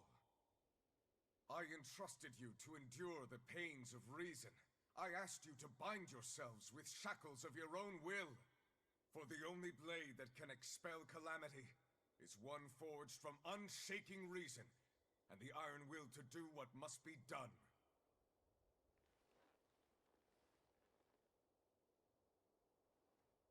And now that very blade stands ready before all of us today. I offer my body and my life in service to the people of this great land. With the blessings of the Empyrean Innominat, I will guide you to a world without calamity. And this world's suffering will be nothing but a distant memory!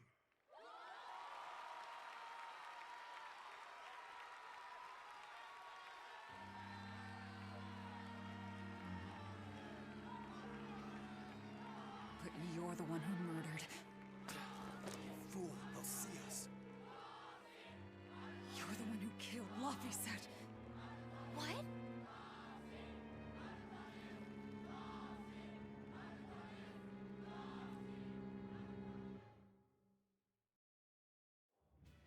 The Shepherd Artorias. That's who you're after? Oh, and here I was hoping you'd just straight up pounce on him. That would be certain death. No. I need a sword of reason and will. That's the only thing that can kill him. Killing Lord Artorias. Playing it safe? Boring! Regrettably, it is at this juncture we go our separate ways. I've got a bit of hunting to do. No one's stopping you. Goodbye.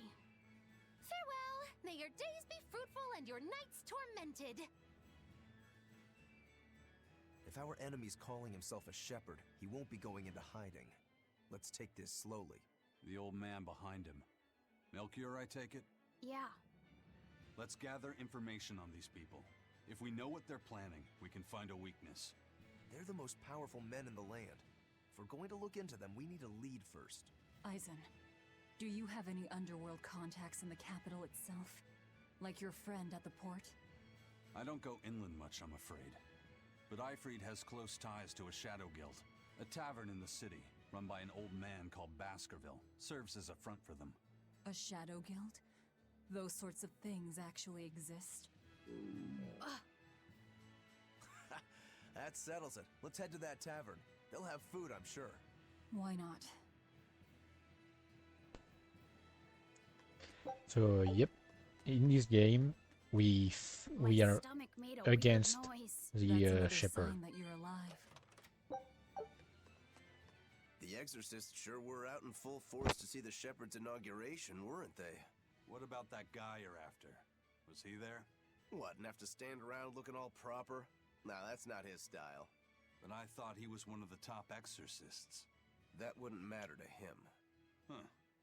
All right. Actually, Velvet, speaking of the shepherd, I noticed he wasn't using his right arm. Was he hurt or something? Yeah. He was badly wounded a long time ago. He lost the use of his sword arm. That's what I figured. But don't get the wrong idea. He's still a master swordsman with his left arm. I can tell that from the way he moves. His movements are steady and measured, and his chi is centered below his navel. Huh? Why does that matter? Some people say that all the body's spiritual energy gathers in a place about 2 finger widths below the navel. Even when he appears to be in a state of total peace, his guard is never down. He's a formidable adversary. And I think I know why my target has placed himself at Artorias' side.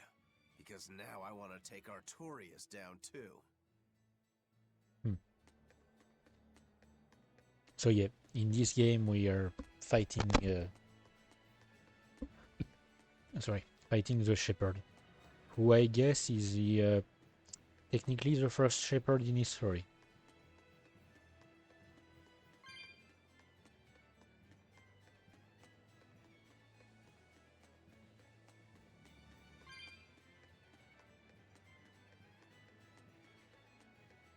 And but yeah, he's obviously acting in a way different way than Sorry, and has different goals as well.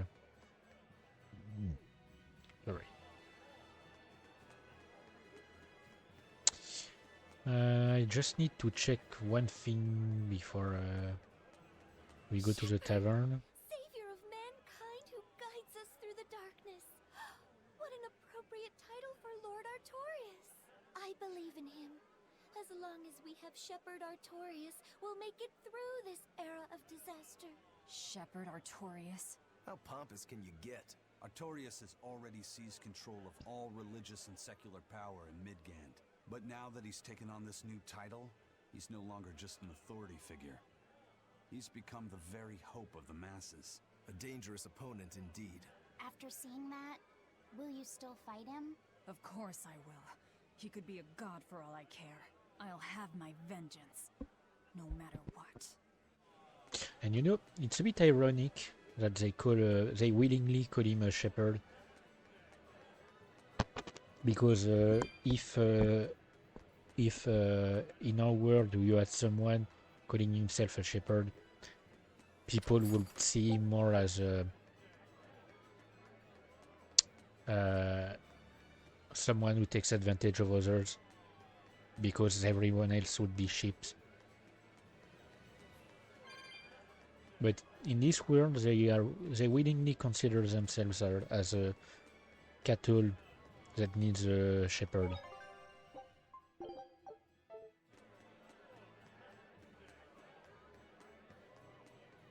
I see you. Okay, and I just have one area to technically show here, which, yes, is indeed a place from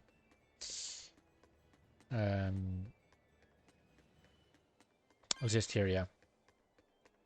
It's exactly the same place. Lord It's Artorias' the Shrine speech Church. was so wonderful.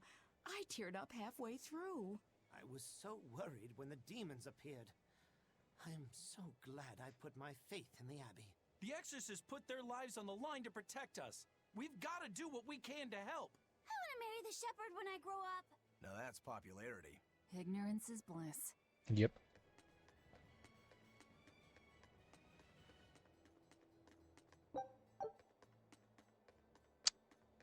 And yeah, this is a shrine church from Zestiria. It has existed for over 1,000 years.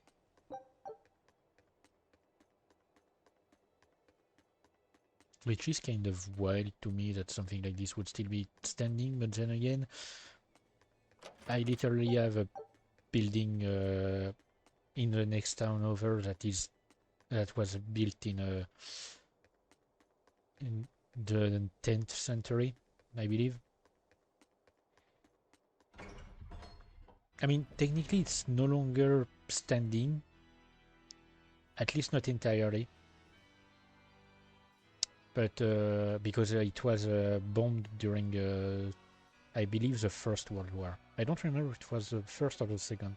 During one of the World Wars, the town was bombed, and one of the places that was the most gravely, severely hit was that building. Sadly, there's still one part standing that became the symbol of the city, of the town. Oh yeah, I love these interactions. Repent? Are you talking to me? Yes. When I look at your vestments around your chest, your hips, I can tell your sins are many and deep. Oh, you have no idea. Exactly what were you staring at? Well, mankind is rife with sin, and I am no different. You must acknowledge your misdeeds and confess them to the great Empyreans. By confronting your sinful urges, you will be empowered to resist them. Is that so? You're saying I just need to confess all the bad things I've done? Yes, confess your darkest sins, my child, assured that none is beyond the forgiveness of the Empyreans. Really? Empyreans, hear my confession. When I was in prison, I instigated a riot and used it to break myself out. Huh? Then I set fire to some warehouses in town and stole a ship to make my getaway. Then I teamed up with some pirates to destroy a military fortress. I killed anyone who got in my way. What? What do you think, Father? Will the Empyreans forgive me? I think you should turn yourself into the Abbey and let them help you repent. That's convenient. I'm already planning on going to the Abbey. You see, I'm going to kill their boss, Artorius. I need an exorcist over here! Quick! Somebody! Anybody! That's about how I figured it'd go. Yep. So I will try to get as many of these interactions as possible. There aren't a lot, actually. There's basically one for each party member, but they aren't all available at the same time. It depends at what point of the story you are. Technically, I could have missed that interaction and gotten in later. That's one interaction that you can get. It's a really rare case of an interaction that you can get throughout the entire game. And there's one for each party member, and they're just really funny. So yeah, that's how I know it's the Shrine Church. It's because this, and these two doors obviously must lead to where we fought against Cardinal.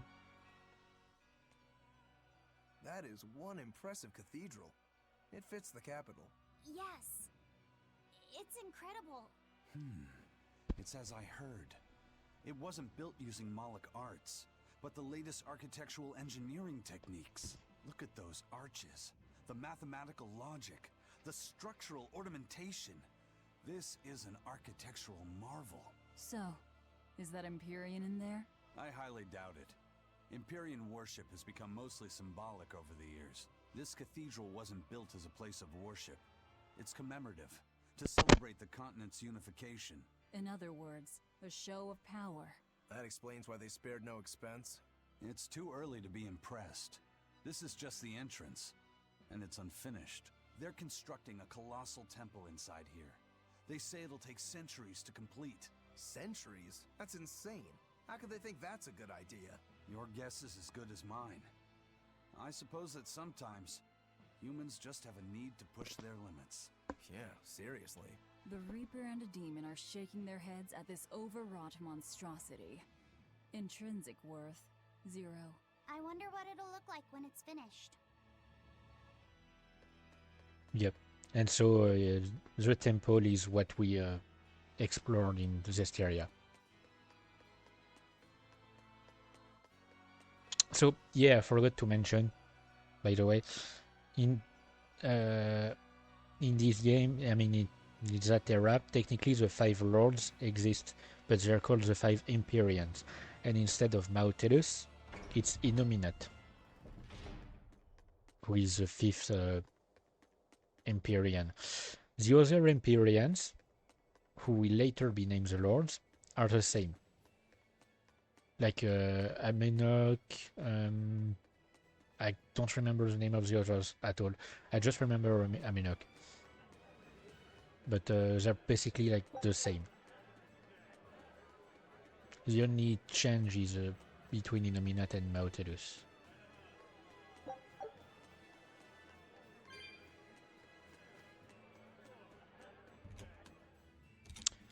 Okay. I wanted to check the map at first to make sure that there was something here, but I forgot to check the map and decided to just barge in. Titled The Rise and Fall of Midgand. About 800 years ago, our continent was conquered by a military force from another continent. Few records exist of the following 500 years. A period known as the Era of Darkness, or the Dark Period. Then 300 years ago, a great hero named Claudin Asgard reunited the kingdom, bringing an end to the Dark Period. Claudin, huh? Where have I heard that name before? All right, that's enough for today. Thanks for teaching me, Arthur.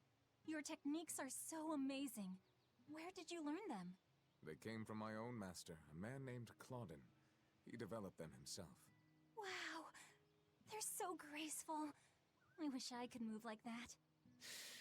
I've taught you the forms, but for some reason your execution deviates from the ideal. Well, my body just kind of moves on its own. You're a handful, Velvet. But I will say you do resemble Claudin some. He was a strange person himself. He always wore this peculiar cape, for instance. Cape, you say? Deep down, Claudin was strong like fire, vivacious like water, steadfast like earth, and free like wind. I can't help but admire him to this day. Wow, I'd love to meet him. Sadly, that's impossible. Is he dead? Yes, he is. He died to protect me. That's why No way. The events recounted in this book happened 300 years ago. It can't be the same Claudin. Velvet, are you okay? I'm fine. Don't mind me. King Claudin was quite strong, wasn't he? He was more than just that. He's the most well-loved and trusted king in our history. Or so the book claims. To this day, all of Midgand's rulers claim to be direct descendants of King Claudin Asgard. Knowing that, there might be meaning behind them bestowing Artorius with the grandiose title of Shepherd. I could see it as an attempt to recreate the same glory enjoyed by the Hero King who ended the Dark Period. If that's true, it's a childish ploy. The world's not so easily changed. I wouldn't be so sure. What matters is that the title inspires hope in the people, who in turn give him their support. Then, as their shepherd, he can guide his flock in any direction he pleases. If Artorius knowingly accepted that title, we can be sure he's fully committed to his cause. Oh, he's certainly committed.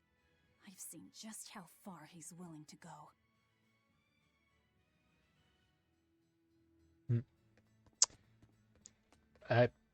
See, I don't know if I've missed anything I played on my own, but I don't remember learning much about that Claudin guy, aside from what we've learned here.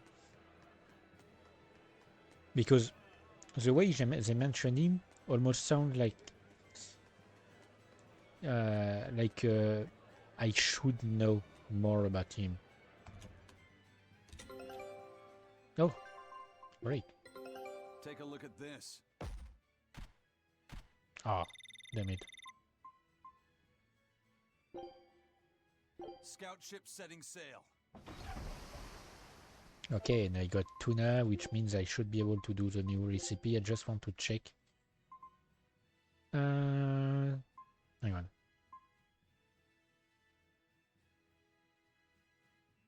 Yeah, no. Fills the soul gauge, but I don't really need it. I should probably buy some ingredients. Some food for the boy. Mabo curry is our specialty. It takes a week to stew properly. Mabo curry. Some of that, then. Say, do you know a man named Baskerville? I heard we might find him here. That old man? A scoundrel and criminal who went against the rules of the Abbey. They executed him long ago. Oh.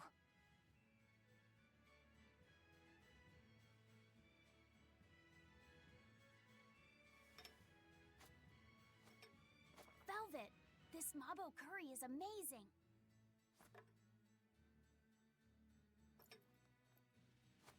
I don't think I've ever tasted any Mabo food. You get along so Because well. Is he I'm pretty sure they're spicy and I don't like spiciness.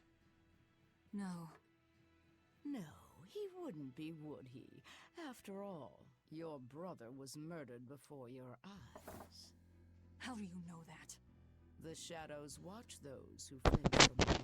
Yeah, I'm going to go turn down my fan. Still active, even after Baskerville's arrest. That's right. Just like how Ifreed's crew continues their piracy even without their captain. So you're the contact? What may I help you with? I want to know what Artorias is planning. Information such as that, it won't come cheap.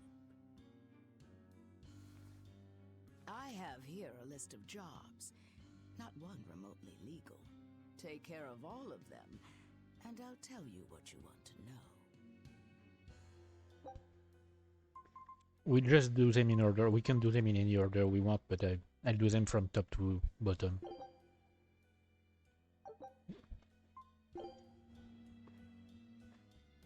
Take this with you as documentation. It's fake, but it's a good fake. It'll hold up to inspection. It's registered to Mogulu's menagerie? Oh? Was that not the name you gave to the guard at the gate? I can see you're a group to be reckoned with. Report back here once you're finished. However, be aware that should you fail... Then this conversation never took place. Got it. I'll cause you no trouble. I appreciate your understanding. You're welcome to stay the night, free of charge. Forget about work until the morning comes.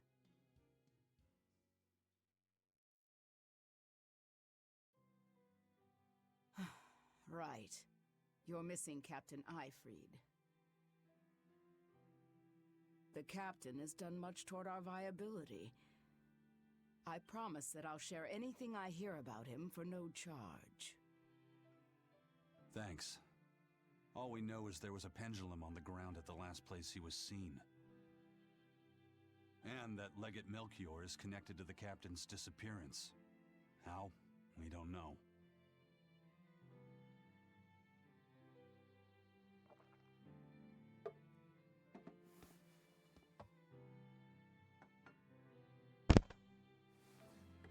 I like this scene. It's one of, for some reason, it's one of my favorites in the game. Problems of your own.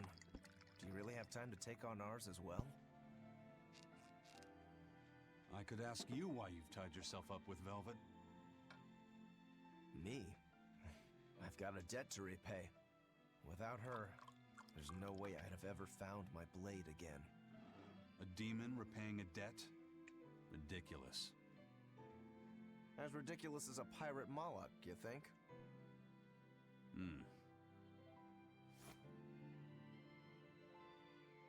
No matter how you look at it, there's nothing reasonable about our rogue existence. And in this brave new world governed by reason, a rogue can either rage and become a monster like me, or band together with others. Like a ship full of pirates, perhaps. Exactly. I admire Velvet's courage, squaring off against the whole world on her own. Few can accomplish that. It takes strength, real strength, and I'm curious where it comes from. So you're doing it for yourself after all? Is that so wrong? No. I'm the same. I need allies on my side, with the strength and courage to combat this so-called order imposed by the Abbey. But anyone who's willing to put up with the creed folly of Ifreed's pirates has to be an even bigger fool than we are.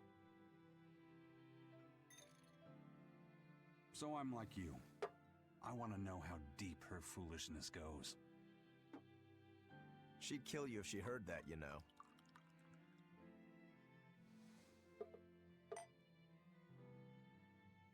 It's a compliment. Fools that big aren't born every day. Aha. And I imagine your dear Captain Eifried's much the same. Aye. That man flies his full flag proudly.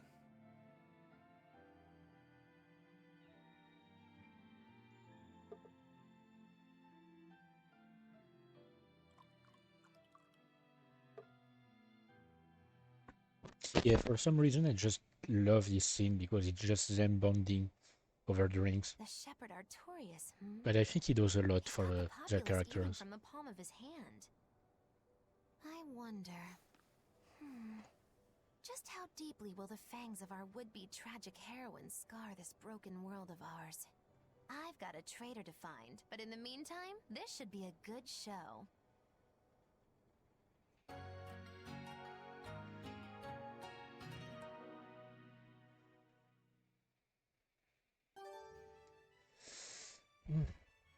Oh, we got a Mabo curry recipe. I guess technically there are some recipes that we can get in other ways and expeditions, but it's very rare. Kind face for such a hard woman. She knew about me in our cover. She's got ears everywhere. And that's not all. She called the papers fake, but they're not. So she's got spies working on the inside, too. I heard that her predecessor, Baskerville, was a monument against authority. To think he was executed. They've lost their leader, but remain unconquered. Not an organization to trifle with. That's how they have to be to take on the Abbey. We'd better succeed on our missions, and not just to get the information we need. Yeah. Besides, I'd like to get another of those drinks, too. You're a man of taste. That place always has the best. You'd better work hard, too, if you want more Mabo curry. I will. But I also love the way they handle like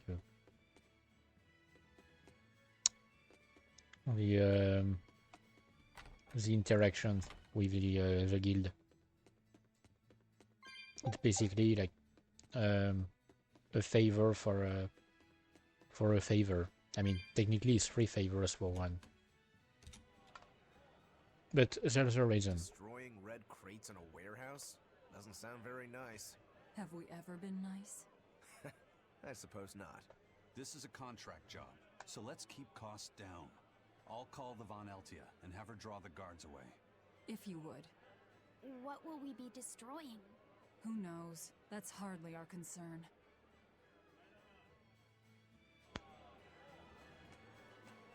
Yep. I'm just doing the job.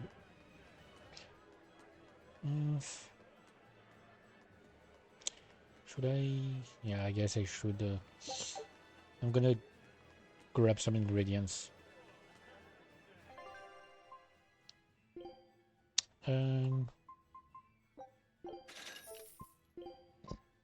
Sorry. Okay, so yeah, these are the ingredients for my Mabo curry. But for now, I want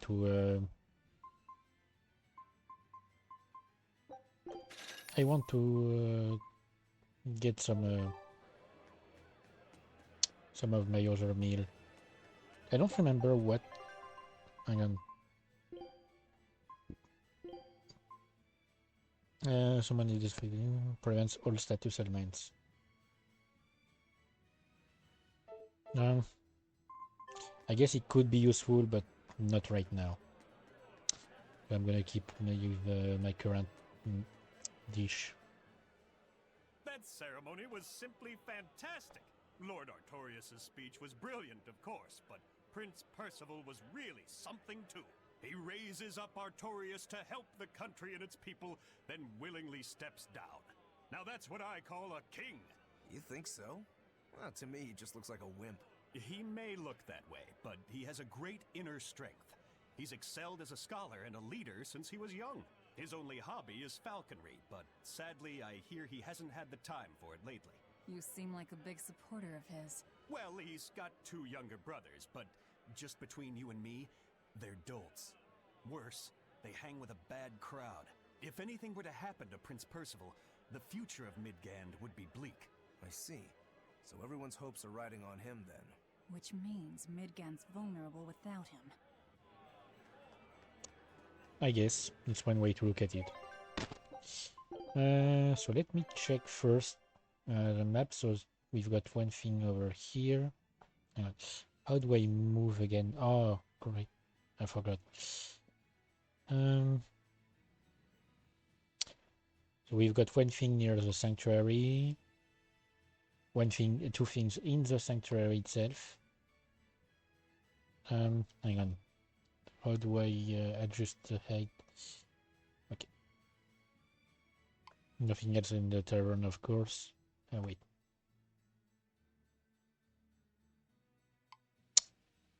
And I just wanted to make sure here. Okay. So first, we'll go see what's the deal around the sanctuary.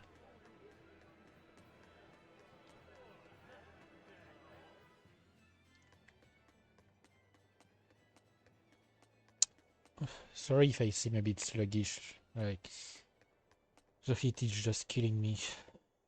High Priest Gideon is an honest and righteous man.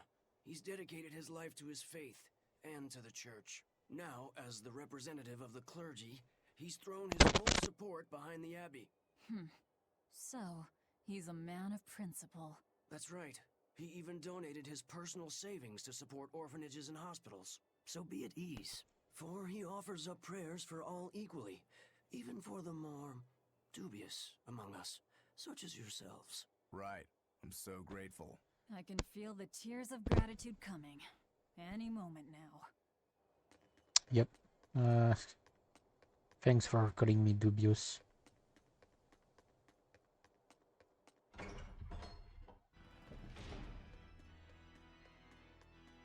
Okay, so wait. Here. Outrageous! Why doesn't the Abbey crack down on the taverns?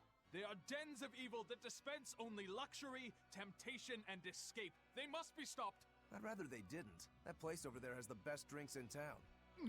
See, that's exactly what I mean. They tempt us into wickedness, ruining man and woman alike. The more you drink, the happier and more joyful you get. All the important things in life stop mattering. Their mabo curry is delicious. No, no, no! See? Even children are being tempted by their evils. Eating both mabo and curry together. It's heresy. There is a limit to the amount of luxury one can endure. What the world needs now is abstinence, austerity, restraint. If you want to deny yourself, go ahead and do it. But don't force your beliefs onto others. People eat to live. Some even live to eat. It's part of being human. Velvet. That's pretty convincing coming from you. Leave me alone. Hey, I want to eat and drink to my heart's content too, but doing so makes us no better than animals. In order for humanity to survive these harsh times, we need to overcome our instincts and act like rational beings. Or you should maybe stop trying to restrain yourself, because that's what causes malevolence. Freaking idiot. Praise be Shepherd Artorius. Thanks to him, people have started worshipping the Empyreans again. Now our salvation is at hand. The Empyreans. They are the gods that created the world? Yeah. The 4 Empyreans each rule one of the 4 elements: earth, water, fire, and wind. I read in a book that Empyrean worship is the oldest form of human religion. The Midgand Church also worshipped the Empyreans. But because we've had peace and prosperity for so long, true belief in them has slowly faded. So now that people are frightened of the demon blight, they're clinging to their once forgotten gods. Wait a minute. Maybe Artorius is using religion to manipulate the people into following him. Oh, great Empyreans!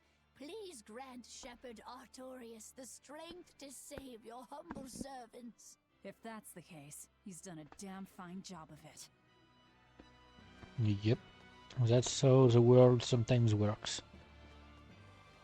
But yeah, for the other guy, like, dude, seriously, you want to abstain yourself and stuff such, like, do it. I don't care, but the moment you try to force me or anyone else into abstaining, like, you can go fuck yourself.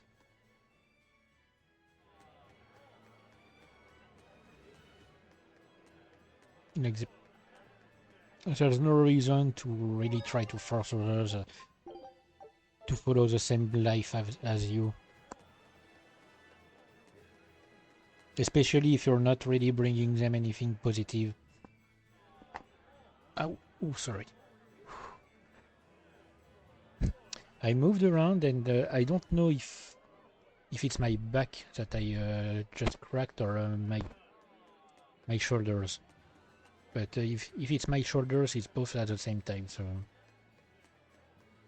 it's a bit weird. He may be the shepherd now, but no one knows who he was before the Advent, or what he did. No, they don't.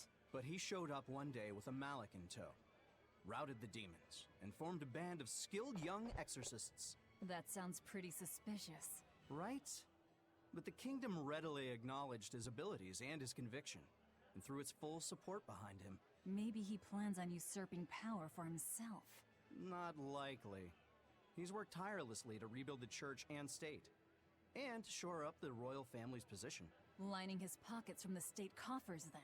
Not the slightest chance. Rather, he's got all the other higher-ups worried he's working himself to death. Then what's he after? Maybe there is no ulterior motive. Maybe he is our shepherd. Whatever the case, if he hadn't shown up when he did 3 years ago, Midgand would be a smoking ruin. Yeah, but he may like work to rebuild stuff and to help the royal family, but it could still be a ploy to take power from them. Essentially, like making it seems legitimate, like making the royal family give him their place. Greetings, Magilou's menagerie. You've come to exactly the right place. You must be a Bloodwing. What do you want? You already know about the Code Red demons, right? The really strong demons the Abbey wants gone? Yeah. Would you ever consider hunting them down for us? We'll reward you properly. Reward? Why pay us when the Abbey would do it for free? It's complicated. The Abbey is calculating in their deployments, especially where Code Red demons are concerned. I get it. They'll only act if they determine the demon would cause more harm than the losses they'd incur in battling it. That does seem logical. But sometimes people have lost a loved one to such a demon. Or sometimes they have a connection to the person the demon used to be. Wherever there's a Code Red demon, you can bet there are people willing to pay good money to have it killed. And let me guess, that's where the Bloodwings come in. Exactly. There are Bloodwings all throughout Midgand who have information on these Code Red demons. If you defeat a demon and report back to my comrades, they'll make sure you're well compensated. All right, I understand. But I won't make any promises. That's fine. No sense in drawing up a contract when the hunter probably won't survive anyway. If you get results, let us know. We'll hold up our end. That being said, I'd feel guilty if I didn't help out at least a little, so here, take this. Those Bloodwings are definitely a rough crowd. To be fair, things are never that straightforward when you're dealing with demons. All that matters is that there's something in it for us if we hunt those Code Red demons. The only thing better than fighting formidable foes is getting paid for it. Just remember that these Code Red demons are tough enough to make the Abbey shiver. We'd be wise not to underestimate them. We should talk to those Bloodwings before considering any of the marks. They might have information that will help us prepare. Yeah, and we better remember to upgrade our equipment. Right. Okay, thanks, tutorial. Yeah, but I'm not interested in using my enough bottles. Hey, Laphicet. What is it, Rokuro? Mabo curry. Huh?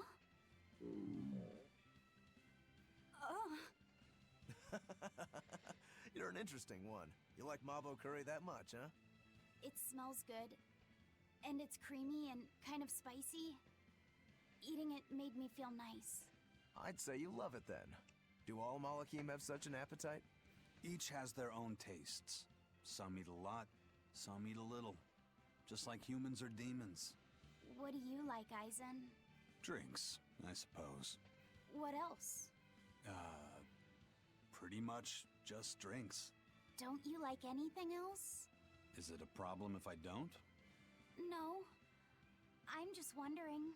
For me, it's drinks and candied sweet potatoes. That's where you boil strips of sweet potato in oil and then coat them in sugar, Huh. right? Yeah, I never get tired of them. So you like to drink, but you've also got a sweet tooth? Yeah. Is that so strange? No. Candied sweet potatoes. Sounds good. There's nothing to be ashamed of. It's just a sign that you're alive, remember? Right. Now that I think about it, I'm not sure I've ever eaten any sweet potato. I don't remember, at least. Maybe I tasted some in soup or something. So technically I can go here. Hang on, where is the box? Here. But there's no need right now because the way would be blocked. So I'll go here when I have to. It's one of the contracts.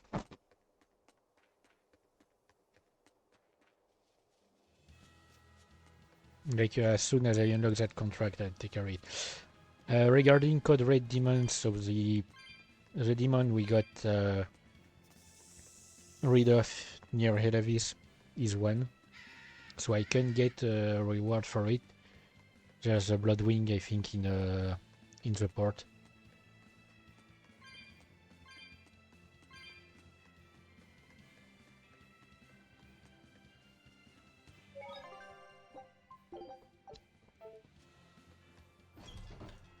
Jesus, I'm really feeling sluggish today. What the hell is this? Like it feels like it's not just because of the heat.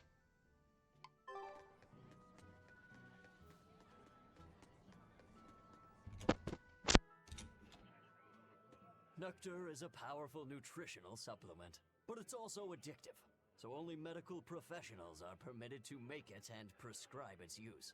But lately, black market nectar is being moved around in huge quantities.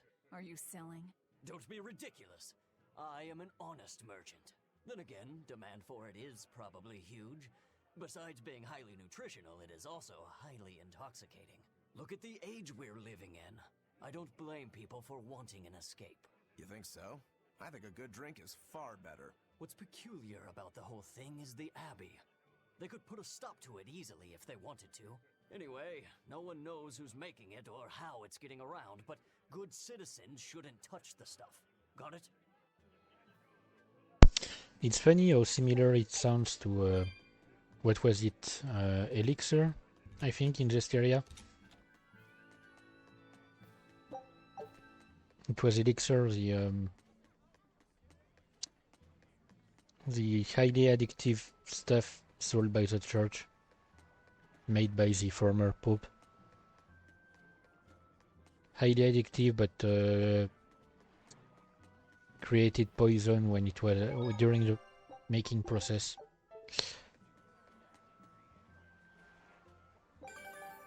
All right. Received some money, and I can talk to her to learn more about others.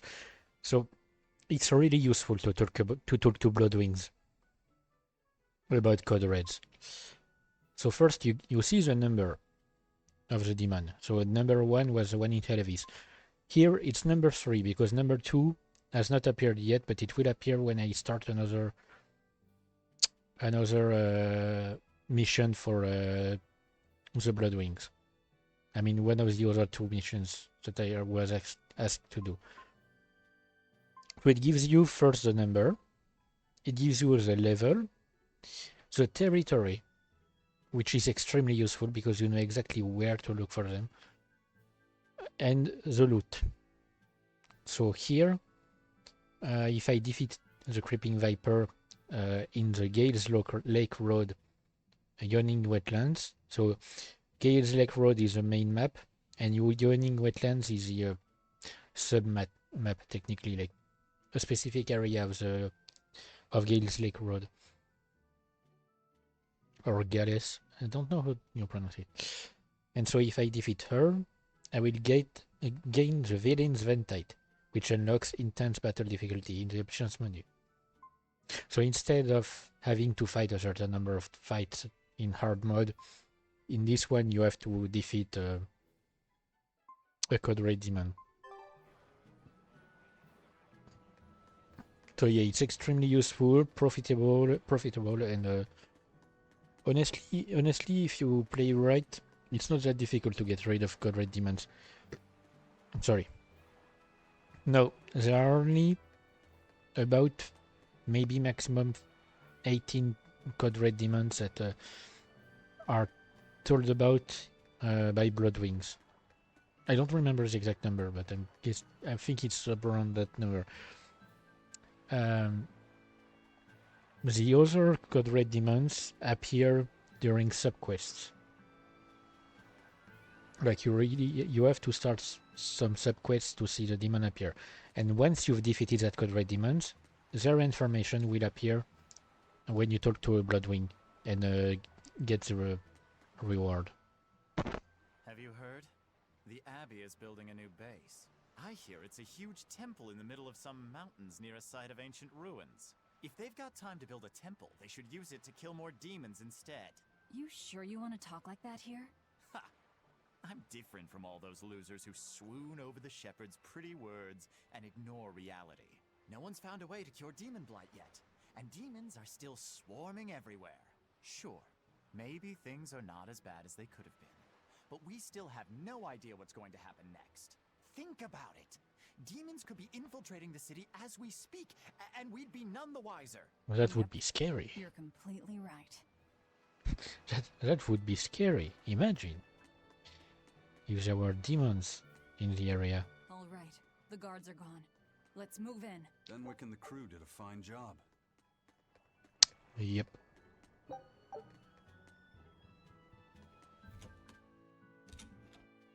Hang on. Amber fragment. Rockslip. Red crates. These must be our targets. The seal of Midgand Cathedral? Should we look inside? There's no need. Burn them, Laphicet. Okay. I mean, yeah, we've been hired to do one job, and that's it. We're done here. Let's go.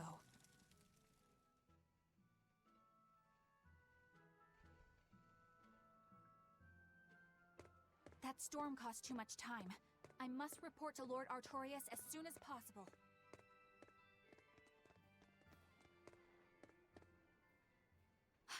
It's you!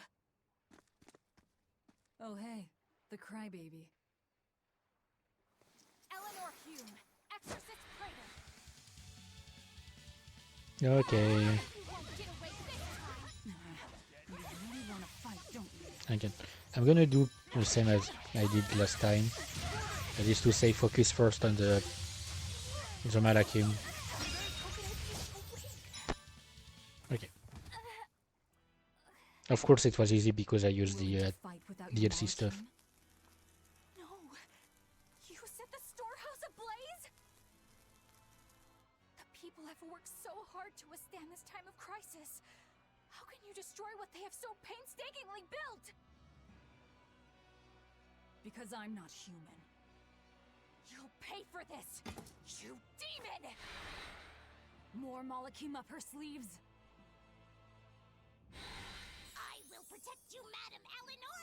Come and face me now, demon! He's adorable. Am I? Ooh, I found you at last. That voice! Bienfu, you traitor! You'll never leave my clutches again! Not her! No! What are you doing? Get out there and fight! Hey, look! Is that smoke? It is! Fire! The fire has spread enough. Let's get going. You're coming with us. Let me go! Witch nippers! Madam Exorcist! What happened? Oh, you're badly hurt. I can wait. Gather the people and put out that fire. Yes, madam. Tell me, do you know what was being kept in that warehouse? Mostly nectar. I believe. Vast stores of the medicine, provided by High Priest Gideon, to be distributed to doctors across the land. Medicine given by the church. Why would anybody destroy it? That's a good question. So I talked during the last stream. I talked heavily about voice actors and actresses, and I said specifically that Monica Rial, who voiced Ceres, voiced another character in the game. It's Bien Phu. She voices a Normin, and so yeah, Bien Phu is voiced by the same person as Ceres, which is quite funny to imagine because the difference in voices is incredible. Anyway, intermediate Ignisite unlocks level 2 random skills. Whew. Looks like we're in the clear. Misfortune and anguish! I had that little turncoat right in front of me!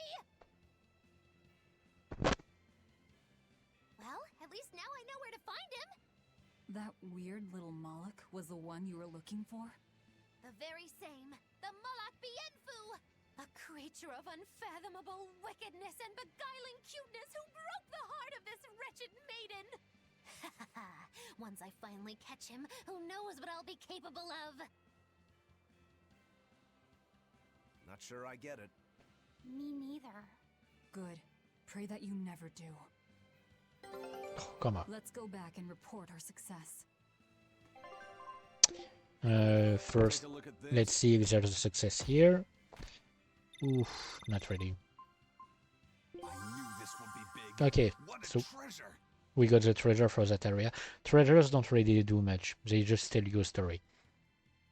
Red Jewel Pendant, a pendant found at the center of a raging windstorm on the Lemon Sea, said to occasionally emit a sound like the howling of a beast. Okay, new attachment, and there was a skill before that. Scout ship setting sail. So we finally got our first skill, Rangetsu Basic Training. Strengthen the crew with Rangetsu style training, which basically raises the experience we earn. Since it's our only skill for now,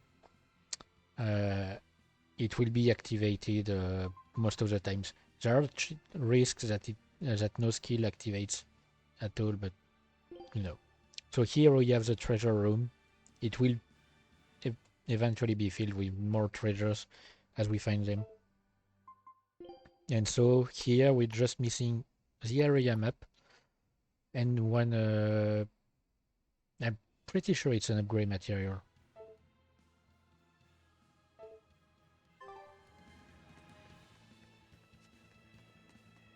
Well, but yeah, I'm pretty sure, I think treasures might be references to other games and such. But I don't have these references.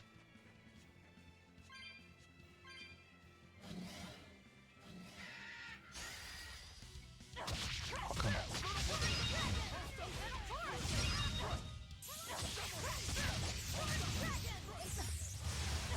You know, I might use one of my bottles. Just getting warmed up. Okay, cooking level gained. That's what I was looking for. So now, Velvet might not consume ingredients when cooking 1-star recipes. And cooking level increases the chance. Which helps a lot since my current recipe is a 1-star one.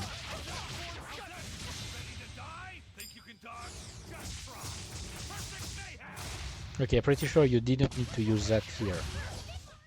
Not even worth my time.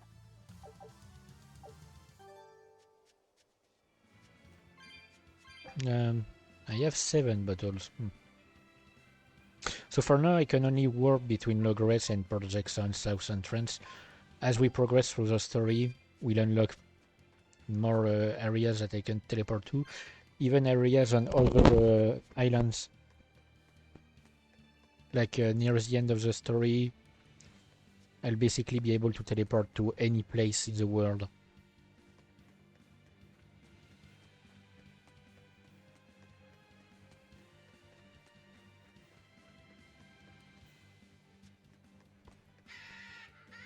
As long as I'm in a town or in an open areas like this one. If I'm inside the dungeon area, if I'm inside the dungeon area, I will. Oh wait, should have waited. I will first have to use another bottle that brings me to one of the entrances of the dungeon area. What's the deal with you and that exorcist Eleanor? She had tears in her eyes when we first saw her at Northgand. Velvet poked fun at her, calling her the crybaby exorcist. Why would an exorcist cry? Sacrificing the individual for the good of the many is part of Artorias' philosophy. She seemed troubled by that. She's naive. That she can still carry on shows just how strong she is. It looks like they don't hand out the rank of Praetor to just anyone. Hmm? Just stay sharp around her. That's all. By the way, is that Bienfu character that Magilou was after really a Moloch? He may look strange, but yes, he's still a Moloch. That means Magilou is an exorcist. Why does she call herself a witch then? If she got locked up in that prison, she must have been kicked out of the Abbey. Or she could be a fraud. Yeah. Even if she wasn't an exorcist, she could still perform some tricks with a Moloch like that. I will protect you, Madame Eleanor. Face me now, demon. Right? Oh, Was that that's after? that's a good impression. I'm sorry. Why apologize? Bienfu is funny, right? Right. Then if you want to laugh, laugh.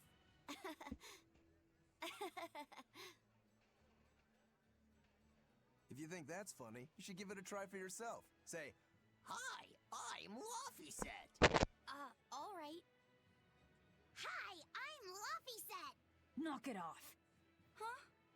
what's the problem? People are staring. Don't attract attention.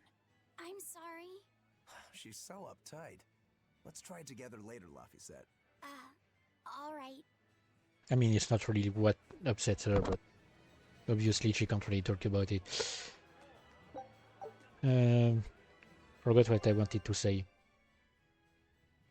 fact, yeah.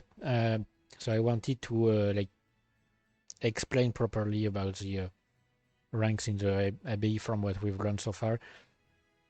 There are several ranks for exorcists. So there's the orderly, which are the people guarding the towns. I mean, not guarding the fortresses and stuff. The ones in armor that we don't even see the face of. Then above them are the praetors, like Oscar, Teresa, Eleanor, for example. There are 3 praetors that we've met. And above that are the legates. So we've seen Melchior during the cutscene. There's like, hang on, let me think. I think there's only one other legate, Shigure, and there's the shepherd on top. Well, we've learned one thing coming to the capital. The Abbey and Shepherd Artorias have expanded their power immensely. They might as well be the Empire now. They have the undying support of the populace. The Shepherd, savior of humanity.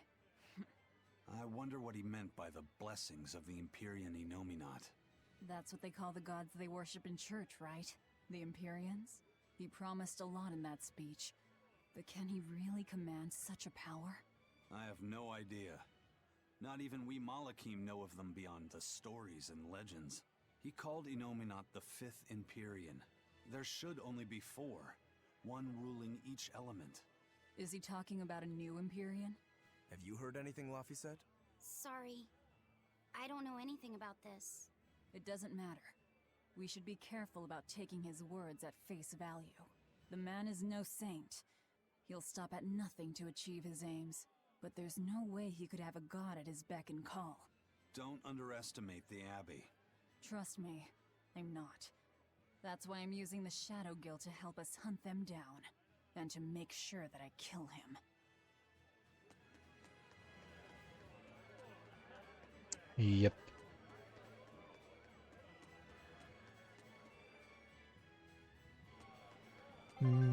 Oh wait, no. I keep pressing the wrong button every time I want to do something. Okay. Just to make sure. So we have to report. Report back to the tavern. And then she'll give us our next contract. Which one will it be again? I forgot. Trouble at the docks, was there? Well, so long as the job was done. Okay, searching for a missing man. So that's what I thought. So this gives us access to the Gales Lake Road. So that's where the Code Red Demon is. I look forward to hearing your report. A scholar missing on the road to Gallus Lake. Gallus. Strange Okay. request. If they know where he vanished, why don't they just look for him there? Exactly. And what's so illegal about a missing persons case that you gotta go to the underworld? I can think of a few possibilities, but our job isn't to ask questions. I guess. Ooh, sorry. I guess. Anything? Nope.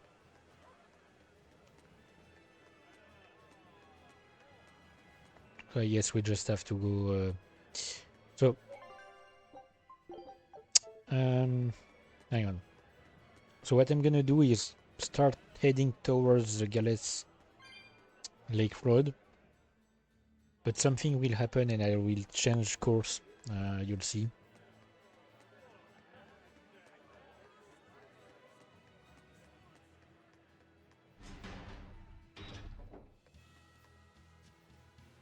But first I need to go up there, the place that was one of the places that was blocked before.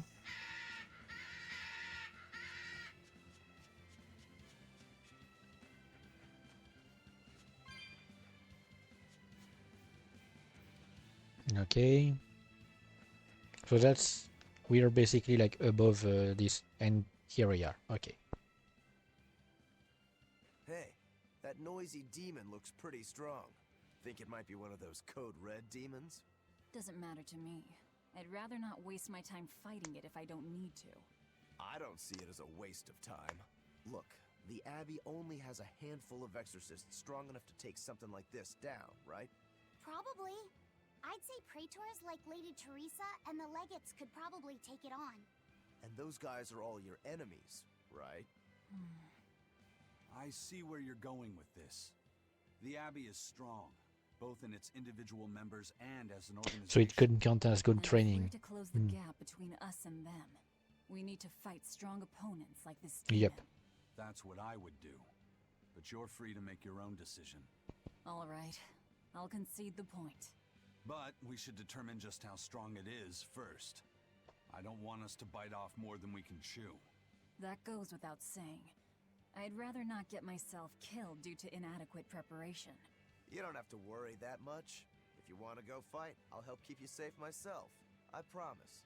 I don't recall asking for your protection. You don't need to. So yeah, basically this guy only spawns at this particular moment when once you have accepted the job to go rescue the guy in Gallus Lake Road.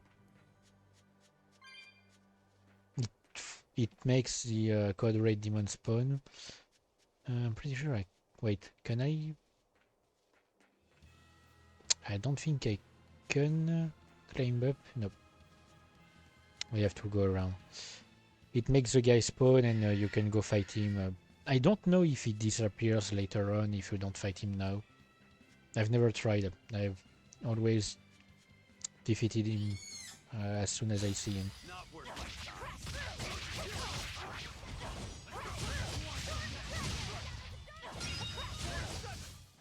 They were nothing. But basically, I think he's the code red number 2.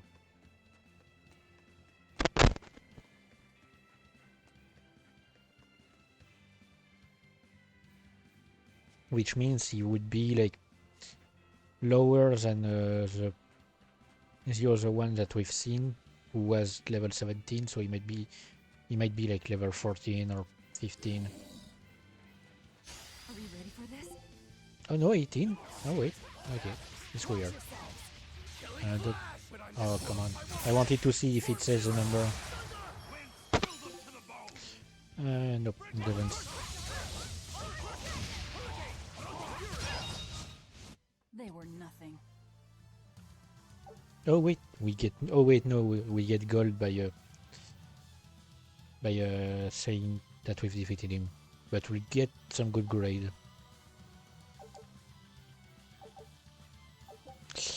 Grants random skills that increases the speed in which equipped master skills are learned on moderate mode or above.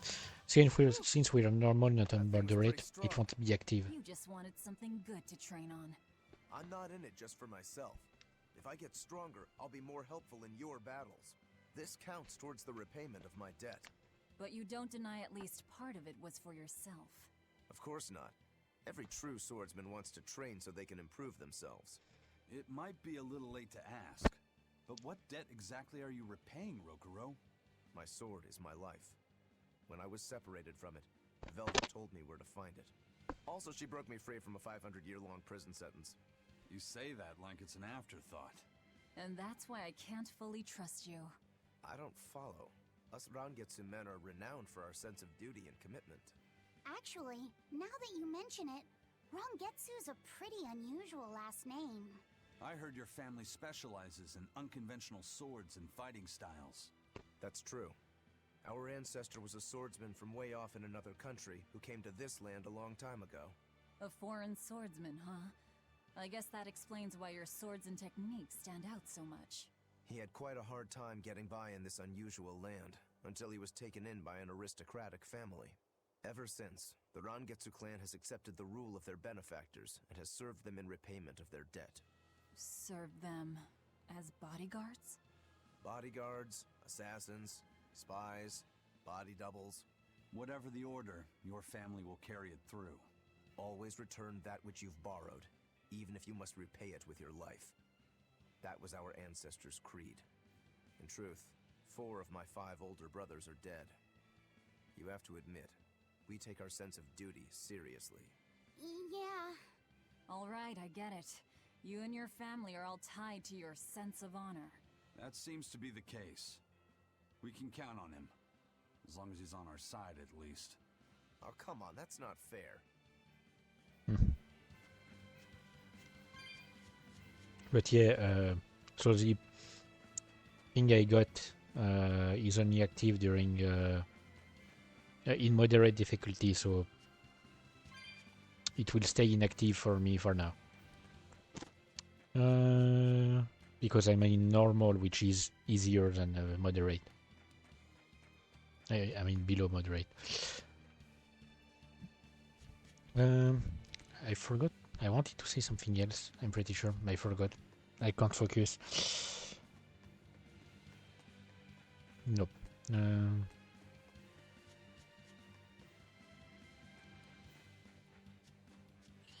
Yep, no. Oh yeah. In Tales of Arise, there is also a system of things that grant you like specific bonuses, but you unlock this system way late in the game. I mean, way late. Maybe like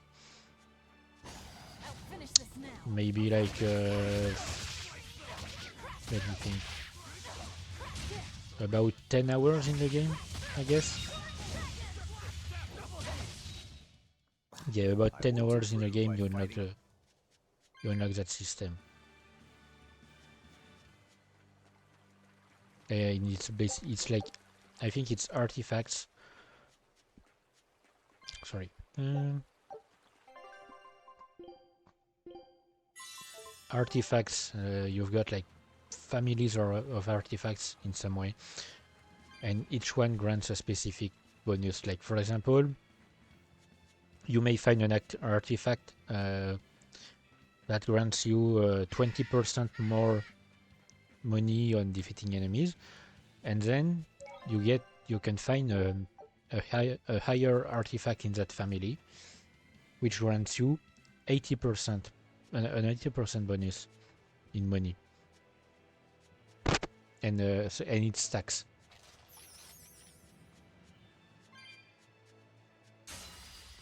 Oh, come on.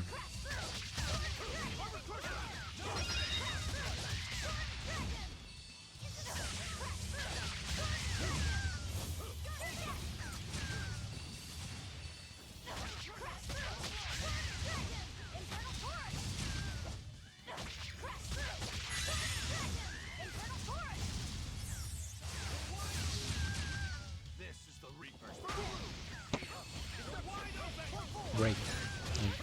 I got stunned.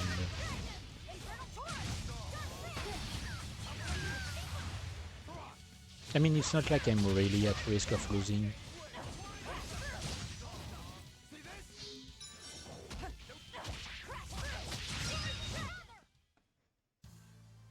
Your style is really unique. Just wait until I pull out the... Okay. Okay, so let me check. I come from here. Oh, come on. I'm too slow to avoid them.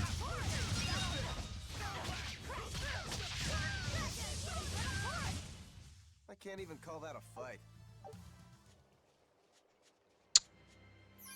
By the way, this specific area, I don't believe it corresponds to any area in Zestiria. I'm pretty sure it doesn't. Let me check around if there's any landmark. Because technically it could be like the area with the towers. But no, I don't think it is.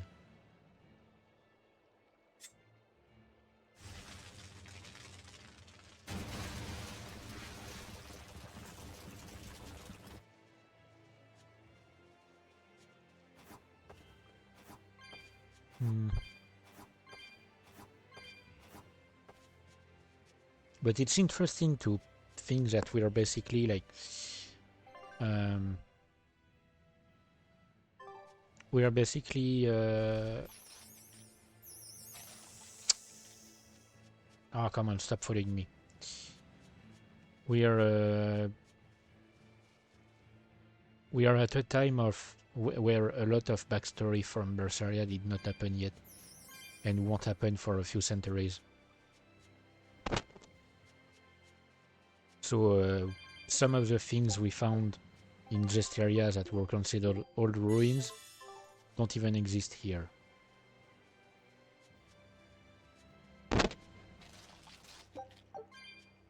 And some of the things that we can find that are considered old ruins won't exist anymore by the time Berseria happens. Zestiria. Okay, so our Code Red Demon is here. Code Red Demons are, even if you haven't talked to a Bloodwing and been informed of the existence of that Code Red, they will always appear on your map.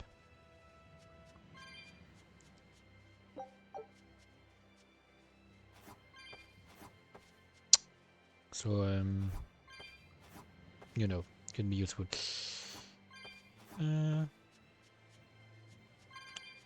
So many spirits.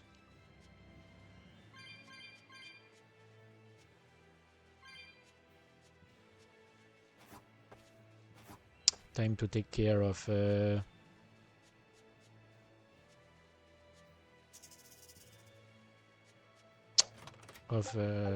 one. Are we ready for this? A kidnap. Okay.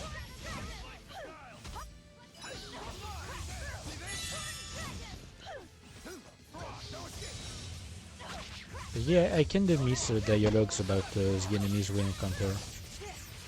It was fun. I don't remember if there's anything like that in Arise. I don't think so.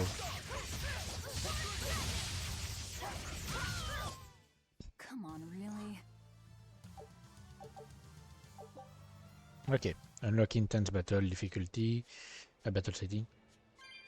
Oh, no, difficulty setting. That's what I wanted to say. I won't use it, obviously. I'm the kind of guy who can struggle in easy mode, so not really a fan of higher difficulties unless I'm giving myself a challenge of some sort. Like sometimes I like to play some games in higher difficulty settings just to test myself out. I've done that a few times. I can't remember exactly which games, but there are some. But it's really rare. And I don't think I'll do that on stream. I'll finish this now. Let me think. What game did I do that in? The Metro games. The Metro games. I've played like all three of them several times, and I do enjoy the higher difficulty settings in them. Like they're actually quite fun. Saffron. Where am I again in the map world? Here. So what would be over there? Let me try to remember.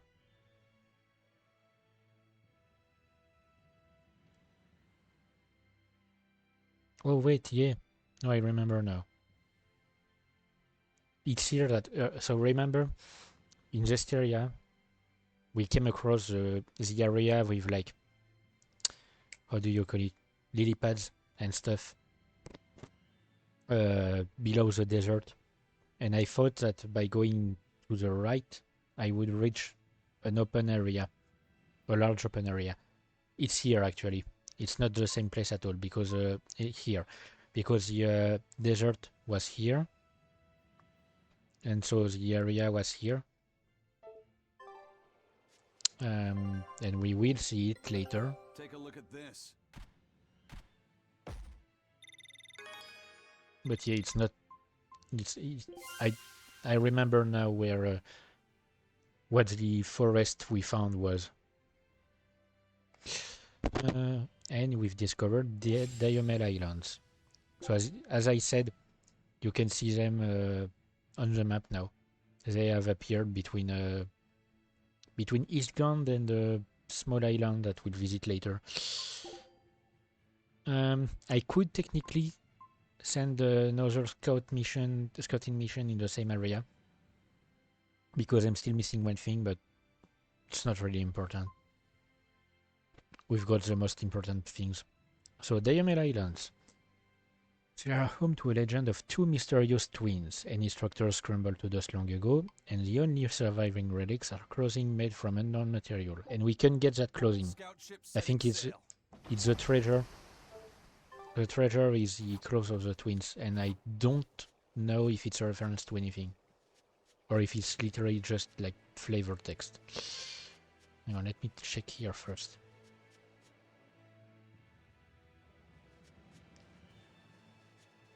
Yep, so I won't be able to reach that way.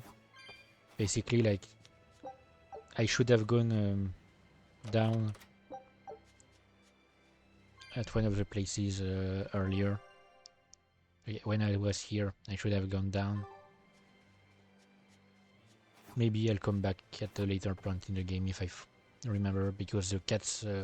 I think I can see the cat's chest from here. Yep, it's up there. So I'll probably come back if I decide to free the cats. But it's not really... It's not really important to get everything.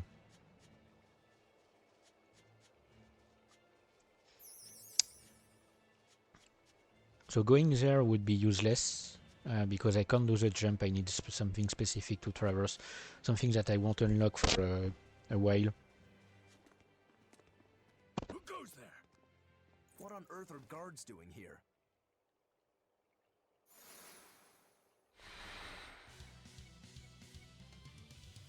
Watch out! They've got molecules! They're no ordinary cell swords.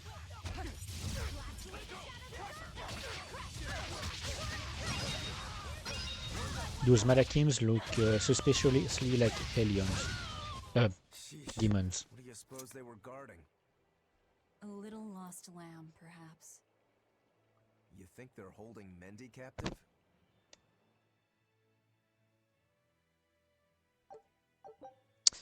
Okay, yes, nice.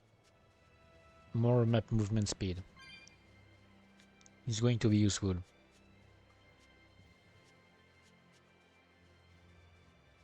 And oh, look at that! We know this right thing. Is there someone here named Mendy? We've come to help. Oh, thank goodness. I can finally go home. So they were keeping you prisoner. They made you mine vermilion ore? Yes, I discovered a method of refining it, and it cost me dearly. What's vermilion ore? A rare stone made of concentrated nutrients. It can be used in medicine, but it's also poisonous. Correct. So you were making medicine? Yes. They were forcing me to make a nutritional substance called nectar. Isn't vermilion ore supposed to be highly addictive? I told them that. But what choice did I have?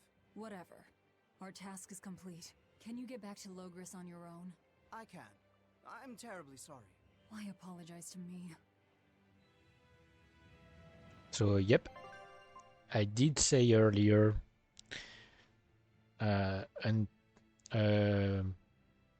I did say earlier that there was some similarity between nectar and elixir, and here it is. That's what we came for. Let's get back to the old lady. Here is that similarity in plain sight. They're both made from vermilion ore.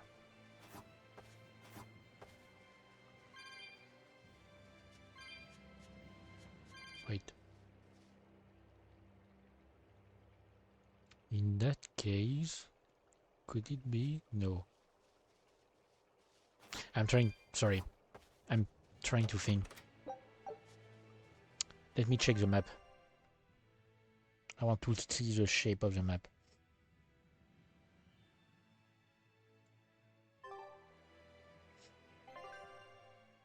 Because I'm thinking, could it be that we are basically like around the area where Gododin will be founded, but by that point in time it was flooded. I guess it's possible. So I'm gonna make an exception to my not using my bottles yet. I mean, I have 9 of them, but I'm not running all the way back. Screw that. And yeah, that area counted as a dungeon because it's the same icon as in a. These are the same icons as in Berseria, so it's a dungeon area when it's that purple one.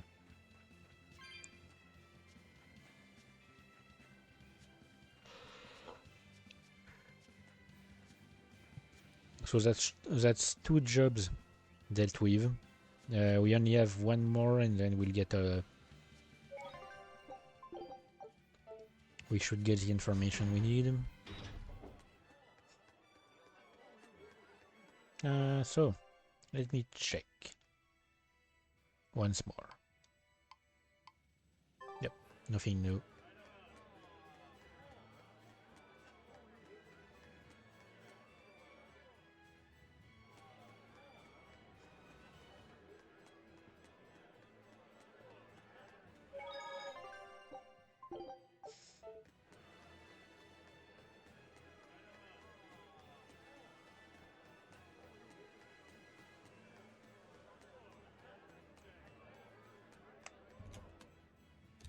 Oh wait, before that, I've got two code raids to report. Yep, and it was number 2, as I suspected. So we won't get any more code red in this area. I hear Mendy made it back safe. But in other areas we'll get some. Problem. And finally, foil an ambush. Keep yes. up the good work. So, somebody needs to ambush the Royal Medical Society on the Danan Highway. The Royal Medical Society is a group of doctors that travel around healing the sick. They're funded by donations given by ordinary folk. Why would anyone attack them? Don't ask me. Some people are just twisted. And why would an underworld group defend them? Who knows? Something to do with the attackers, perhaps? I mean, yeah, makes sense. If they have some beef against the attackers, might as well undermine their operations. It's basically Doctors Without Borders. I guess.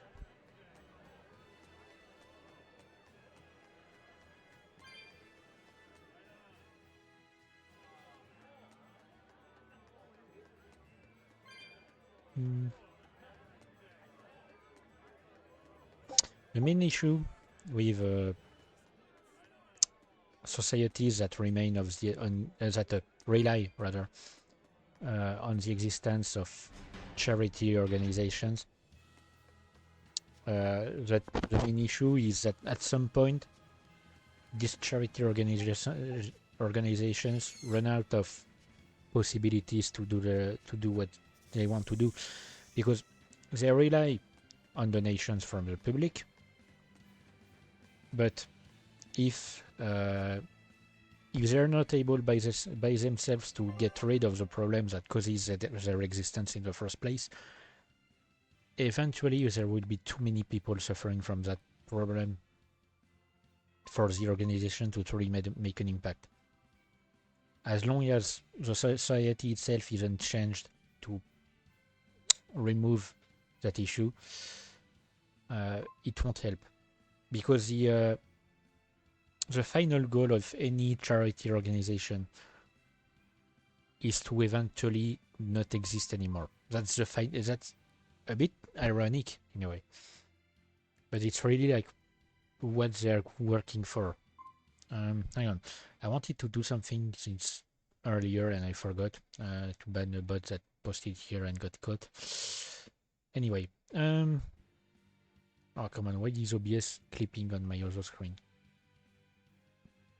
So yeah, it's a bit ironic, but the final goal of any charity organization is to eventually stop being useful and disappear.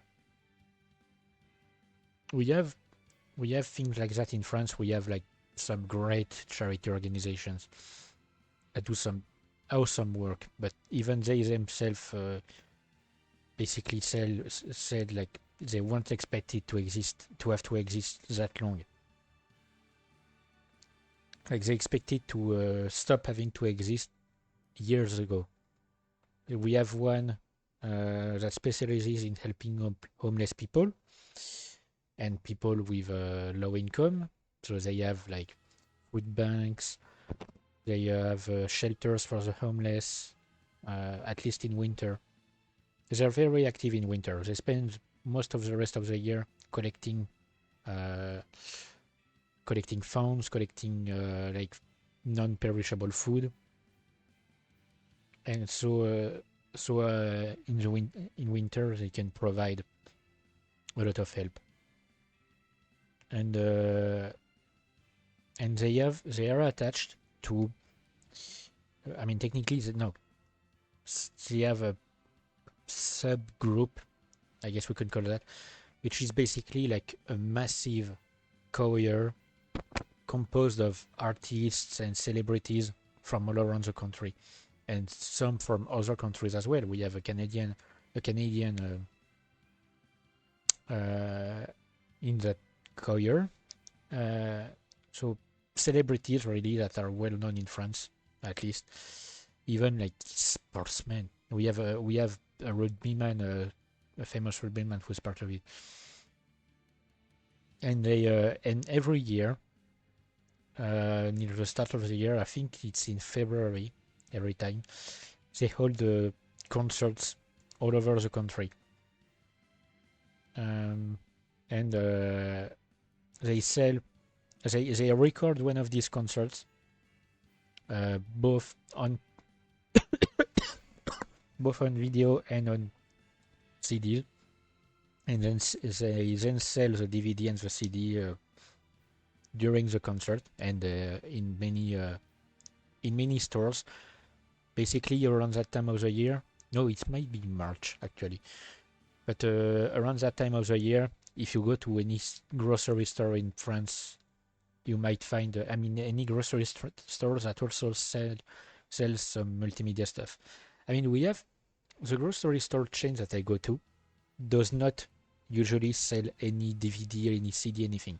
Every year, when the concerts happen, they sell the CDs. Yep, it's all over the place. I've worked with them in the past. I've helped collect some food at the exit of a store, of basically the same store that I go in. Yep, and it's a massive choir of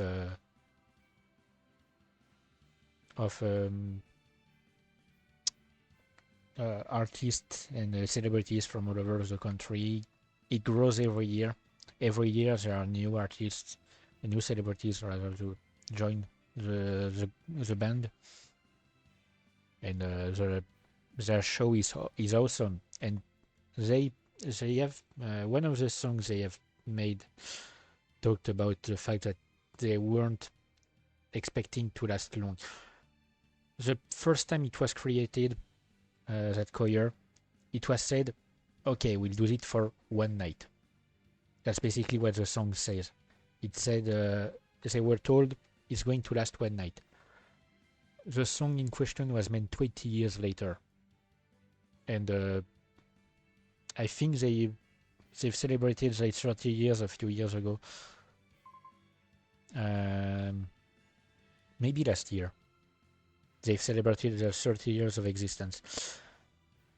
It was created that the entire charity organization and the idea of the choir were created by a comedian who was he was really funny, really popular.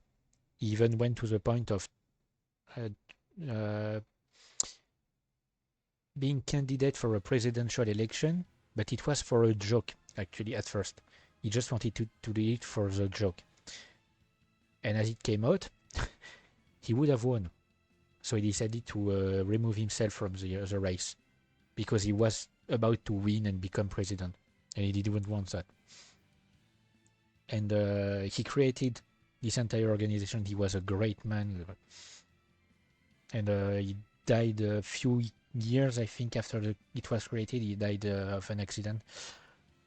But he's still he's every concert, every year, they hold an homage for him.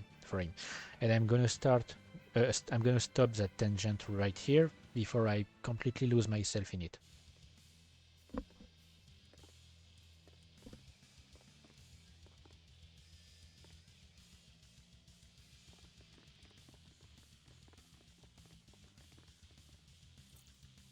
Hey, get out of our way! That there! That's our food!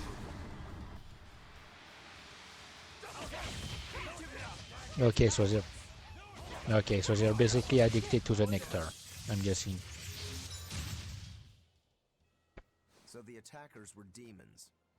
I guess that's why they needed us to stop the attack. The doctors? Looks like they ran off.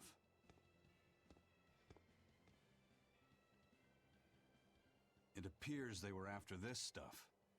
Medicine with the cathedral seal.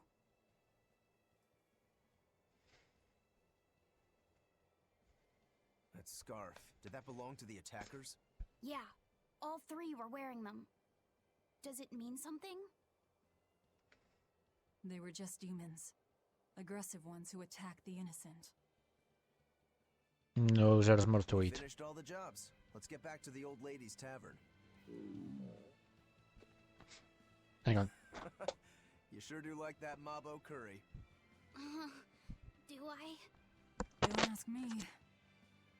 You didn't think it was tasty, Velvet? Couldn't tell you. Huh? Food doesn't hold any flavor for her. According to Velvet, she can never feel sated, and the only thing she can taste is blood. Oh, I see. Sorry, I went to grab an ice pack.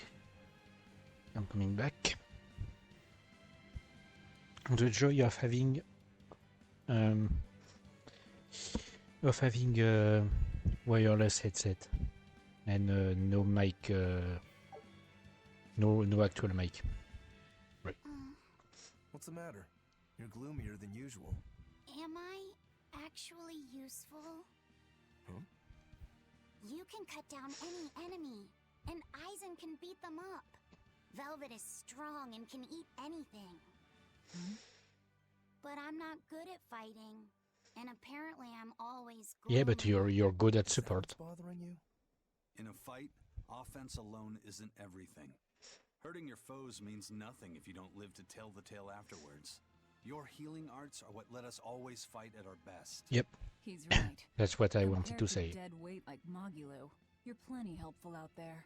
Only compared to Magulu? I didn't mean it like that. I was just saying she never helped at all. Oh. You're not going to grow overnight. Be patient. Huh? You've only just been set free. That you've even managed to keep up with us this far is a feat in and of itself. Strength comes by continually improving your mind and body. Keep your spirits up and keep working at it. You'll get there before you know it. I will? The drive to improve is what's important. Right. Okay. Yep.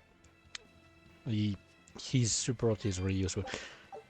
I never tend to use support characters myself, but in a game like this where characters fight by themselves, it's really useful to have one in the party. Because essentially you always have one character that focuses by himself on healing you and providing any sort of buff for you or any nerf for the enemy.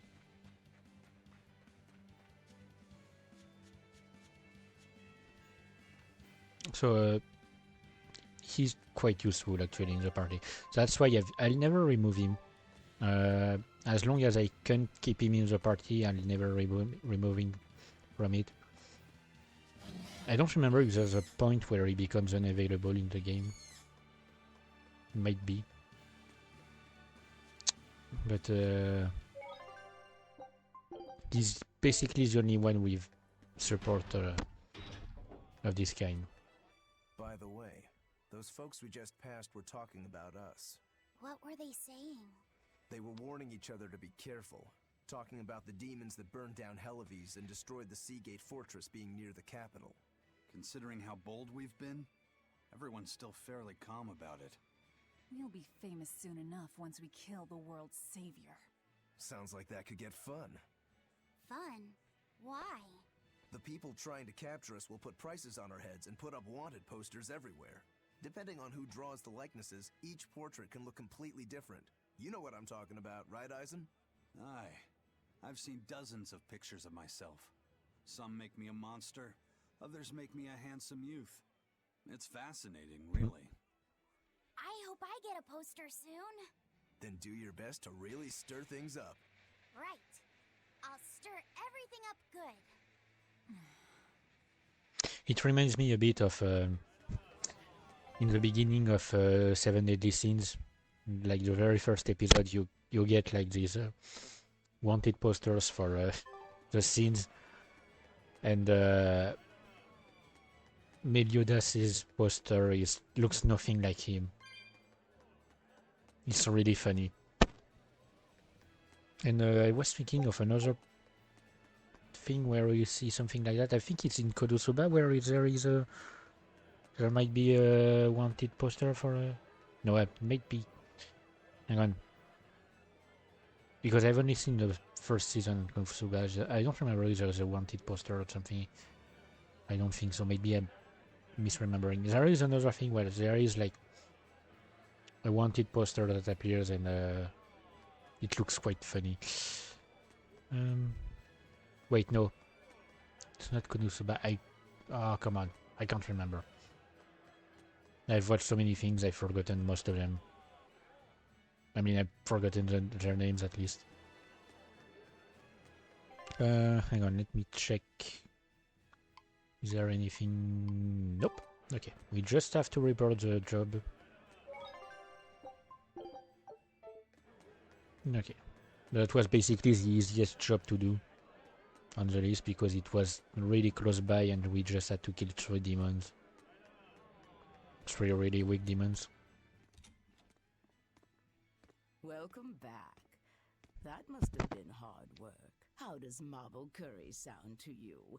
I also have our specialty peach pie on hand. We had a deal. Spill it.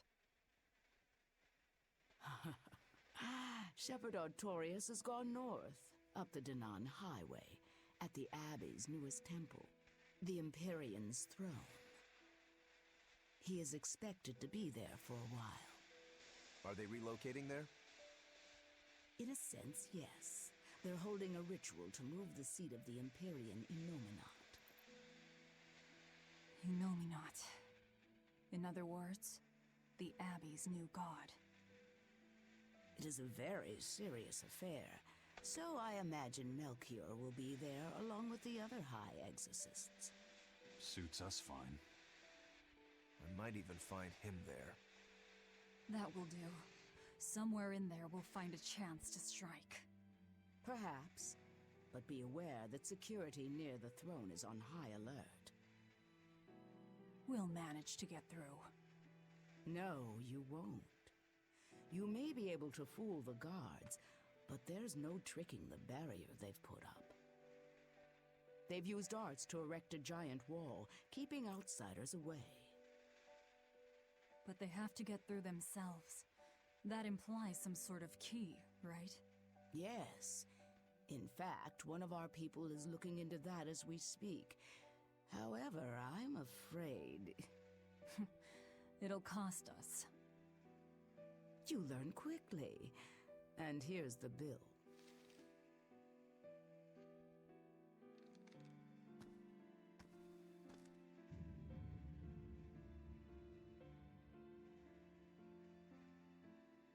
Okay, now we're really not being nice. Consider it done. Aren't you going to ask why you have to kill a high priest? I imagine it's because he's the one controlling the nectar supply. The church is the sole producer and distributor of a highly addictive substance. They rake in huge profits, while the common man, along with your people, suffer for it. Does that cover it? You noticed your tasks were related. That was the real test, wasn't it? And you passed. No matter how skilled you are, you have to know more than how to swing a sword to earn my trust. Don't misunderstand my intentions. I'm willing to do anything, if it brings me to Artorius. I ditched my scabbard long ago. I see. So you are the embodiment of a bare blade. A more formal introduction is in order. I am Tabitha Baskerville, leader of the Bloodwing Butterflies. I'm Velvet. Tell me about the High Priest. Each evening, he prays for protection from calamity at the royal villa on the Castle Logris grounds. Tradition holds that the High Priest should be alone for the prayer. That would seem the best time to strike. How do we get into the villa? Carry this insignia with you, and allies of the Bloodwings will offer you their aid. We'll hold up our end. Just find out about that key.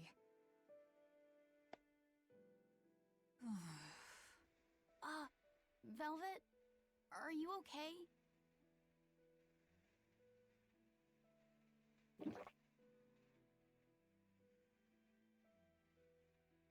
It's nothing. But you seem... I said it's nothing! Sneaking into the castle will be an all-night job. Let's take this time to get everything ready and then rest at the tavern. Yeah.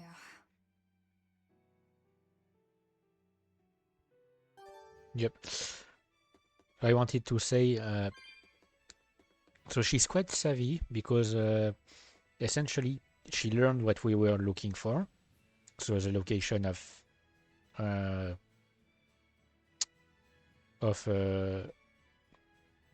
Artorius. During that search, she learned that there was something protecting him, and so she decided to make some sort of two-way plans to have us do more jobs than expected for her. So the three main jobs, the three first jobs, and finally the last one, the assassination. Shadow traits. If nectar made from vermilion ore is so bad for your health that it was banned, why are they making it? Because they make for because it was banned. Yep. Huh? Because they make profit. Just because the powers that be say a rule is for the greater good, it doesn't mean that everyone will see eye to eye with them. If Tabitha's Mabo curry was outlawed, would you really be able to never eat it again? I wouldn't like it, but if it's against the rules... Well, you'll get hungry no matter what. People want what they want. But anything forbidden is bound to be rare. And when things are rare, they become expensive. Exactly. So that's why people make it. The world isn't a simple place. There's an underside to everything. An underside?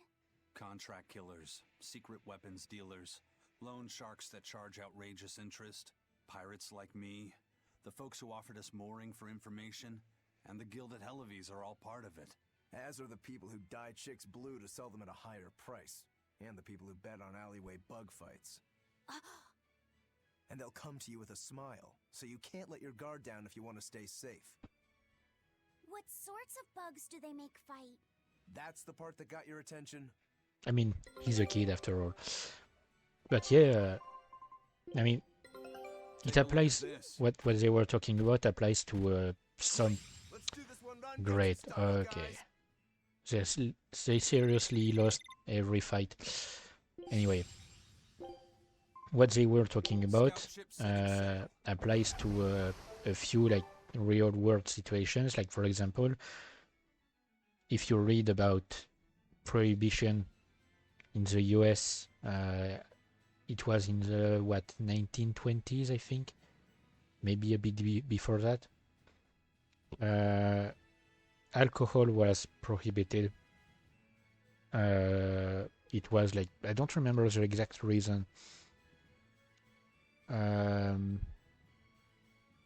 Exactly, but it was illegal to consume or produce or sell our own rather alcohol, and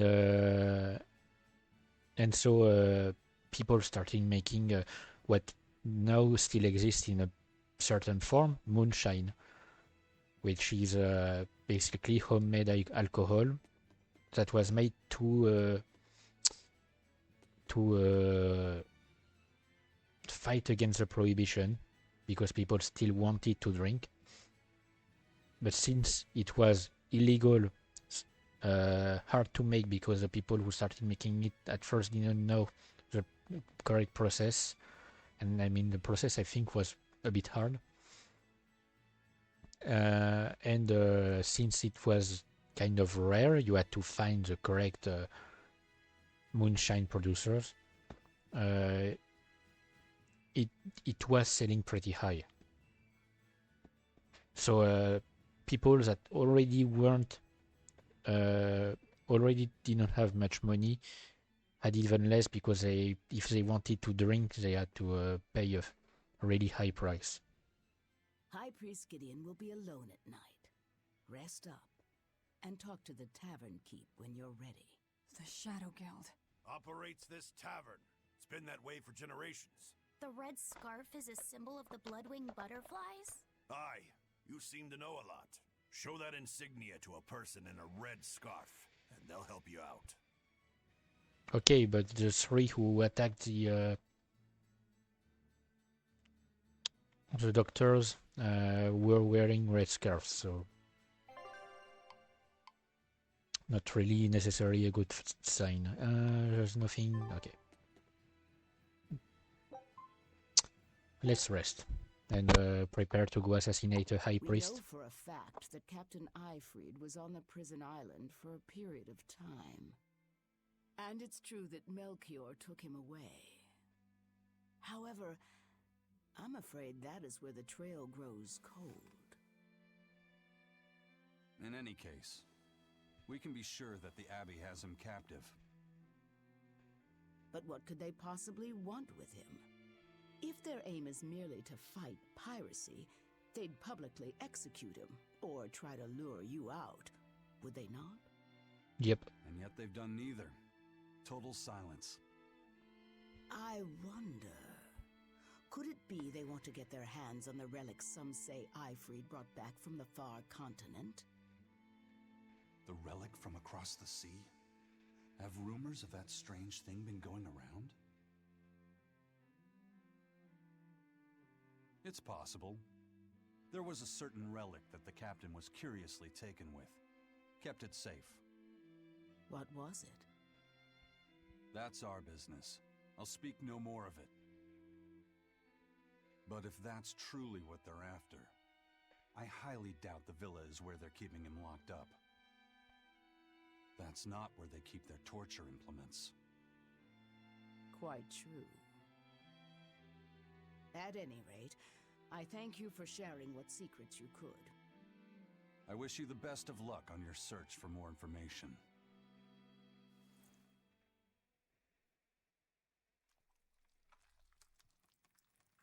More!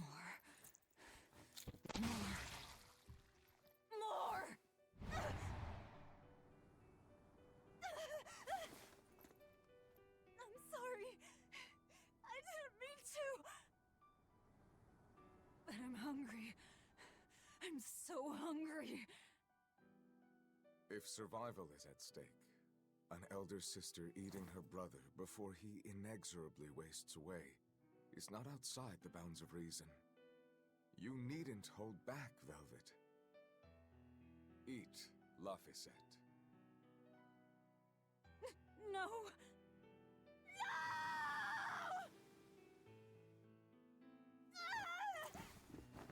The hell with you! You and your disgusting words!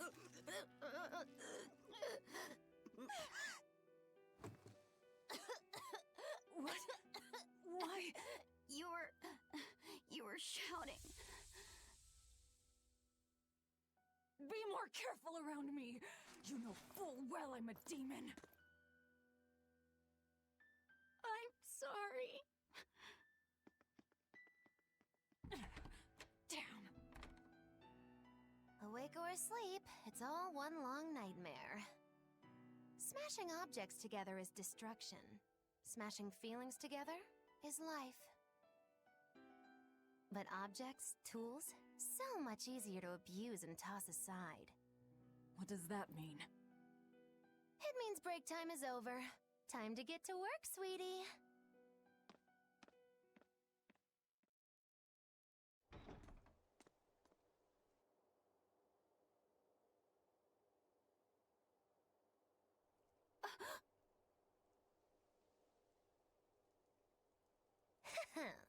Good thing I showed up in time. Don't tell me you're coming too. Sojourn alongside the gloomy demon lady, and the exorcist controlling Bienfu is sure to appear. I told my own fortune, and there it was. Do your fortunes actually hold water? I've been in the castle before, you know. How useful to have Magilu along, they said in the future. Get in my way, and I'll give you the boot. It's the Viper's Nest. They're always watching. Yes, But therein lie shadows, too. Let's look for someone with a red scarf. All right.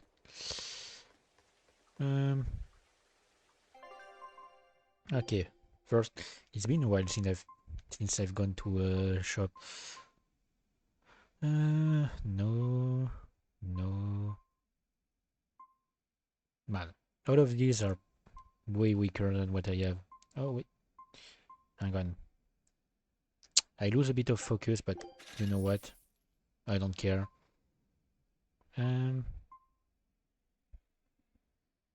Amber boots, they go great for any one other than velvet, I guess. Hang on, let me check. They could go great for Rokuro.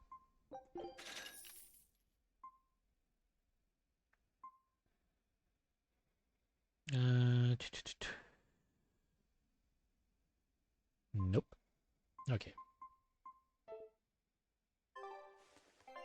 Equipment. So I got. Hang on. What? I already forgot what I got. So for him it was these amber boots. Didn't I get something else? Oh yeah, a void ring for velvet. Okay.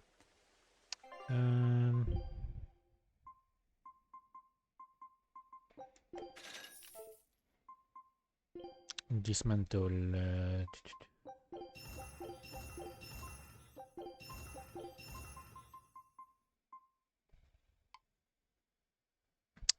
So once again, anything that I have in several I mean that I have several of.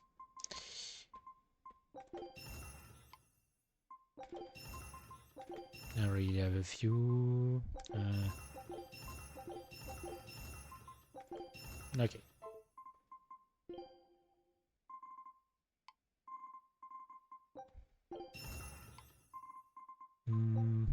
Okay. Yes. Okay. Absolutely your void ring.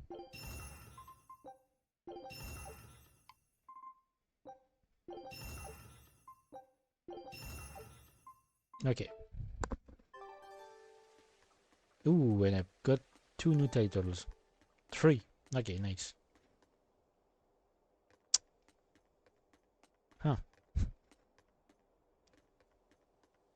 So apparently the only girls out tonight are Bloodwings.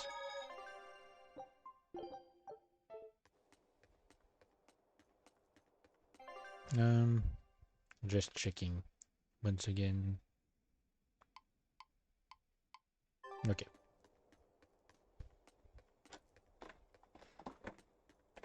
So we have a little dungeon area to yep, they are all Bloodwings. Oh.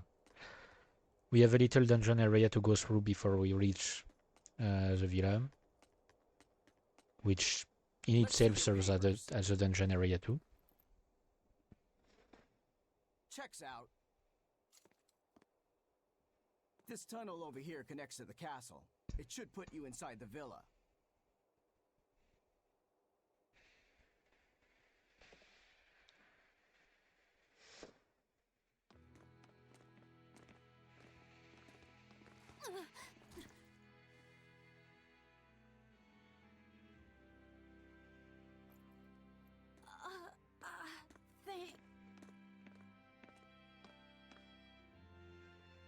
Watch your step, boy.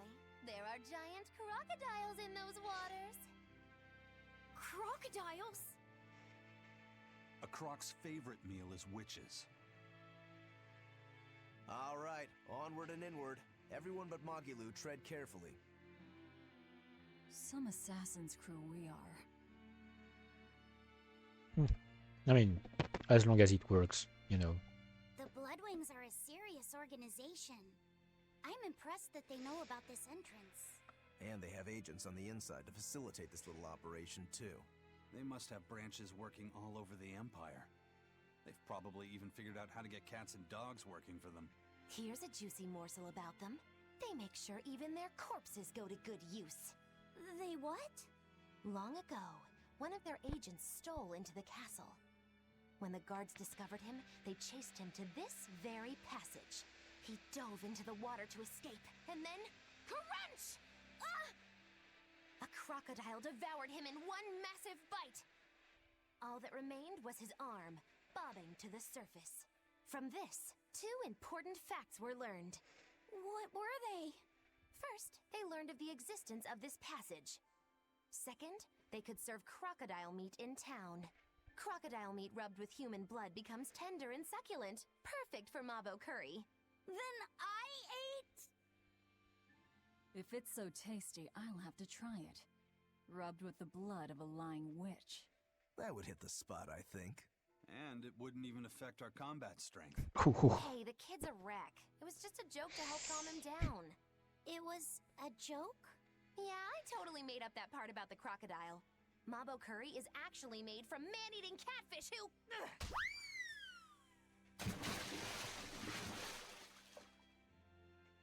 Let's keep moving. Right. I'll get you for this, witch killers! Aizen's comment was the harshest. Like, it wouldn't affect our combat strength. I mean, it's true that currently Magilu is not really fighting with us. She's just here for the ride. Yep, so one of the features... Oh wait, I forgot to activate the... down there, do you? Forgot to activate the save point. So one of the features of this dungeon in particular are these levers. I'm pretty sure there's another dungeon later in the game that has something similar. But basically, like, there are flooded parts of the dungeon and you have to activate a lever to bring the water down. Also, fun fact, technically it's the only way that the only time that we need to go through here during the entire game.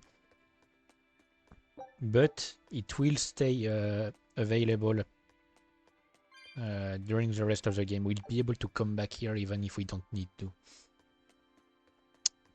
So which way was the correct one? Let me remember. And there's a freaking fly around here. Because this time I want to take I want to take some detours.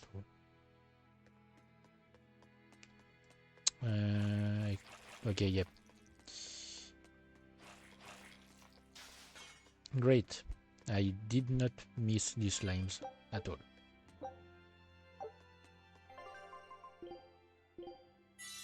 This time, yeah, I want to make some detours to really explore the area.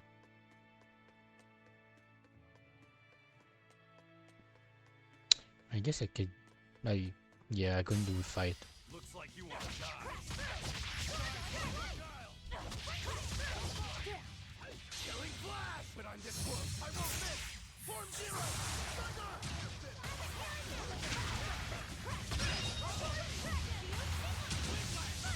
And this time I remember to use my brick soul.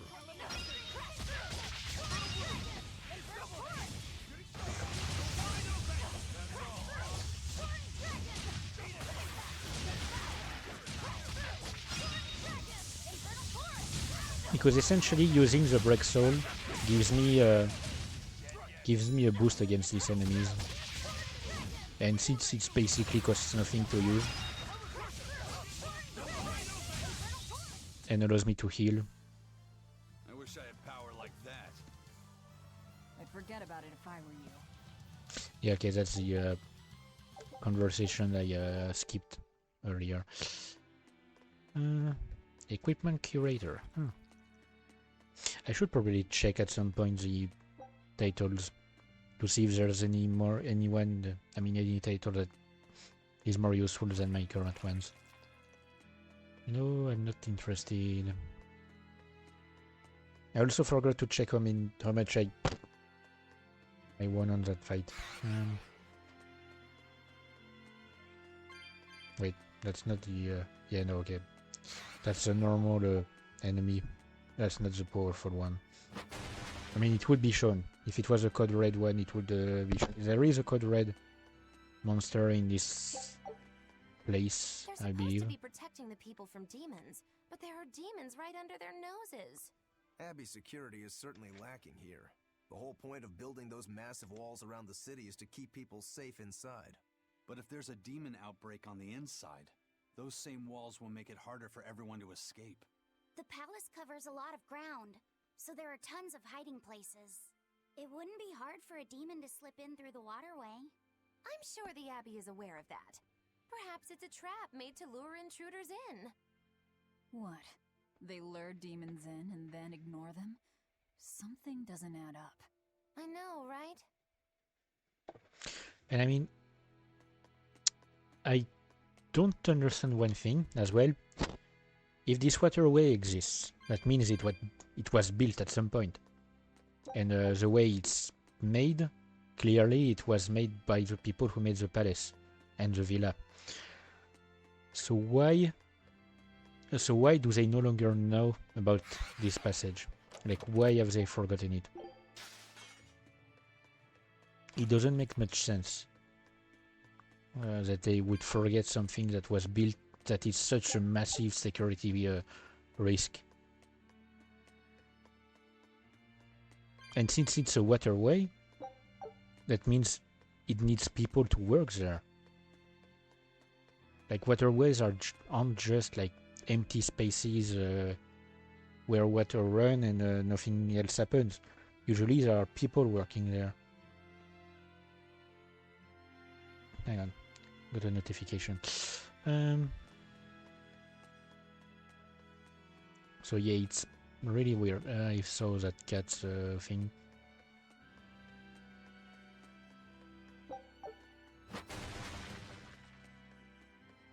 Okay, I believe it leads back where... yep, the way was blocked. Okay, yeah. It leads to the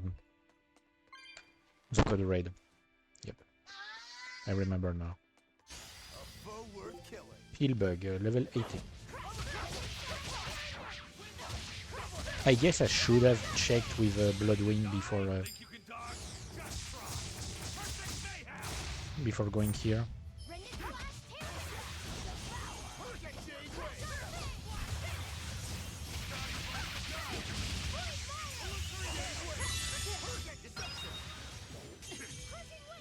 Come on. I'll cut down anyone in my way. Elemental Dispersing Glassite provides the ability to trigger a random skill which decreases elemental damage on moderate mode or above. So once again, it won't be really useful to me.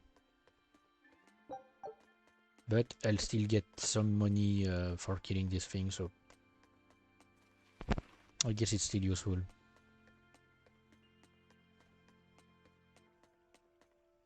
Like, there's one code red that I remember near, like, one of the last areas of the game. And it's possibly the most annoying code red in the game. Essentially, on... I don't remember if it's on normal or moderate and above. In one of these difficulty modes, it is resilient to any form of damage. It has a resistance to all elements, resistance to physical attacks, and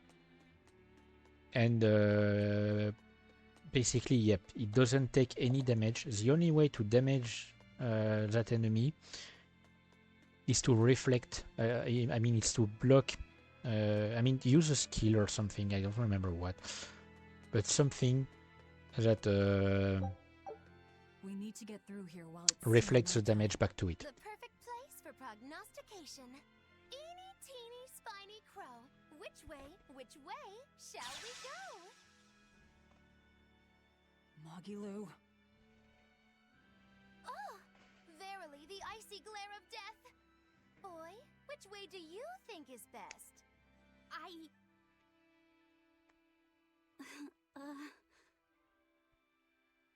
I mean, There must be a way up somewhere. Let's find it. I mean, if it's a waterway that runs under the villa and basically like links the villa with a lower area of the city, the logical way would be to go towards where the water is coming from. Why so glum, Velvet? The thought of killing a man weighing heavy even on your own damaged conscience? Not especially. But I wonder how you remain so flippant about it. Hey, I'm not here to murder anyone. I'm just tagging along in search of my traitor. Do we have to kill him? Can't we just make him stop this nectar business? I don't think he'd listen to us. Huh? Word in the taverns is that this high priest is a real shady character. The Abbey and their religion are popular now, but 3 years ago, no one had heard of them. High Priest Gideon was the one who led the church through those dark days. But once Malachim became visible to the general public, and they learned how effective Moloch arts were against demons, that all changed. Humans are such fools, only believing what they can see with their own eyes. And once the church had attained popular support, a nasty power struggle swept through the ranks. Many vied for the mantle of High Priest. Charlatans, power-hungry converts, but they all faded away. They left the church? No, they all met their maker. Some from disease, others from accidents. And in the end, Gideon became High Priest. He may be the head of the church, but the people clamor for Shepherd Artorius. That's gotta sting. Either way, if we're to face him, he might have some tricks up his sleeve. He'll need to keep our eyes open. It doesn't matter who he is. We just do our job.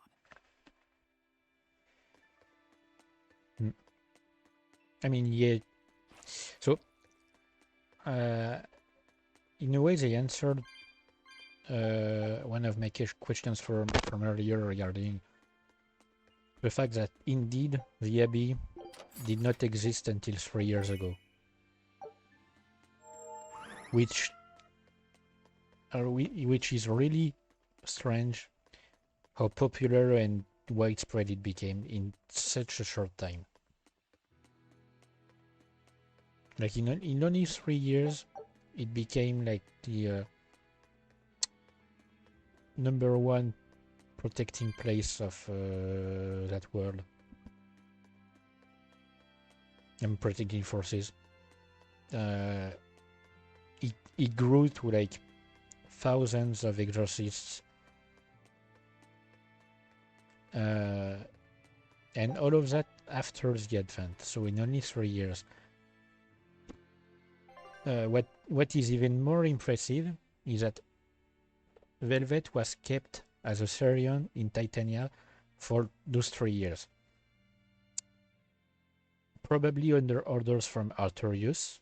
So Artorius must have had some kind of influence right after the Advent. He already had some influence on the church and on the country.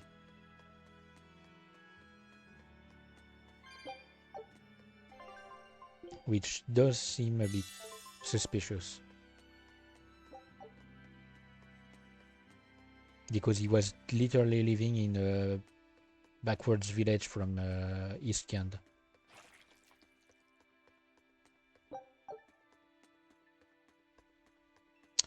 Hang on, so I'm pretty sure this leads to a dead end, so I'm going to check it first. Yep.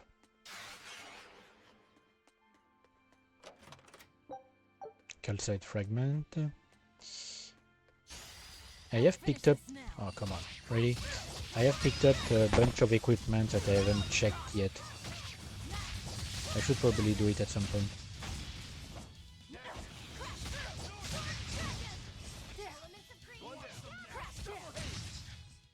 I unleashed all my power.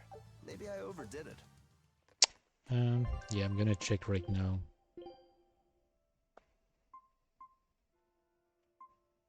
Okay, so no. Nope. I mean, technically, these are not... Ooh.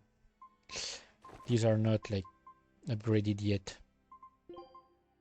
So it could make sense why they don't provide much of a boost.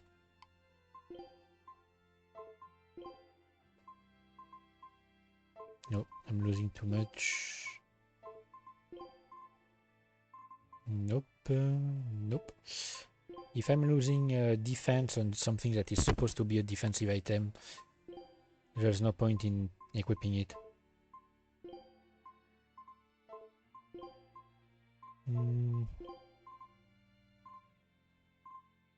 Nope.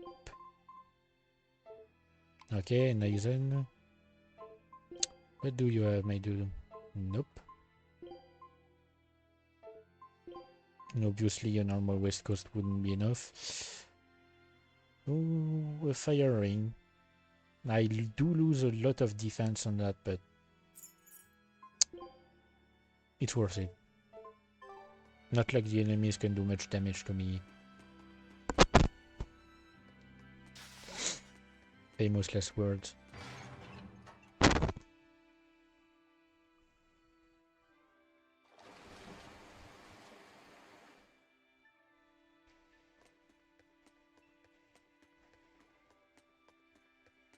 Yeah, it might be the only dungeon in the game actually that has this system. Which I do find a shame and a waste. Oh, nice. Take a look at this. Great. Let's do this one Rangetsu style, guys. Okay, but they still lost two battles. Oh, Twin Shark Meunier.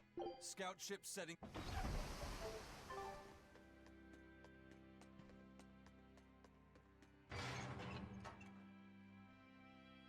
I don't remember the last time I ate a fish Meunier style. Probably like well over a decade ago. Wouldn't be able to remember which type of fish it was.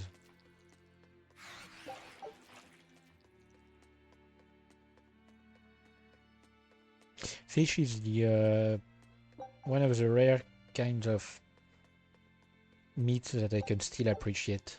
I mean, I still appreciate some things like beef, pork, horse meat. Horse meat is incredibly delicious. And that's it actually. I don't like poultry, so chicken is no longer something that I appreciate.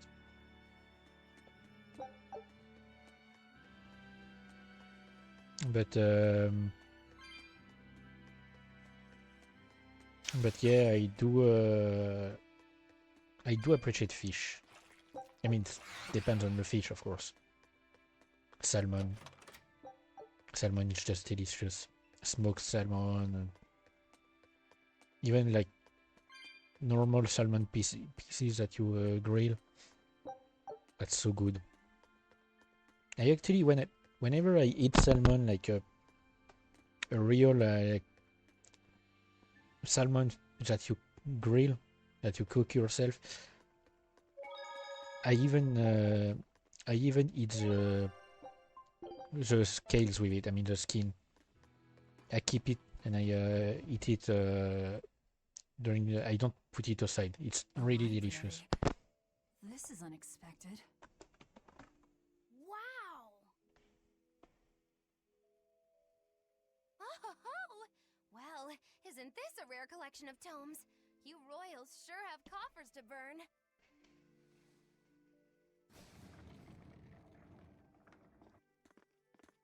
Oh, books in the ancient tongue. Can you read it? Well, no, but I just... This has nothing to do with our job.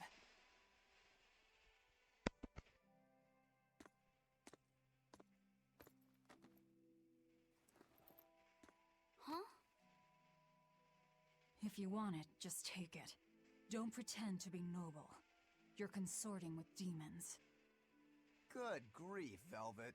You can't lighten up for once in your life? Lighten up? Did you forget we're here to kill someone? You really want that ratty old thing? There's gotta be way pricier ones.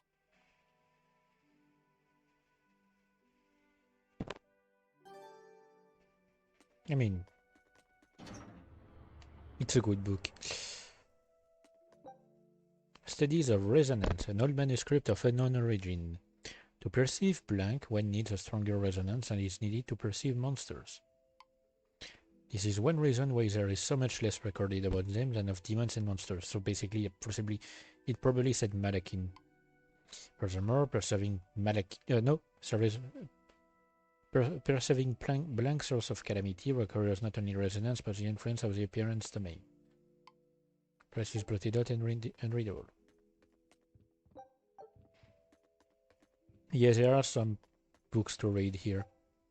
Desolation, a conspectus, since ancient times our world, an untamed wilderness, has been called by the name Desolation. Midgard Kingdom occupies the known world, a continent and its outlying islands, surrounded by the vast outer seas. A far continent is said to exist on the other side of the outer seas, but those who go in seek of it never return. Which can mean two things. Either they die during the travel, or they decide that they prefer it there.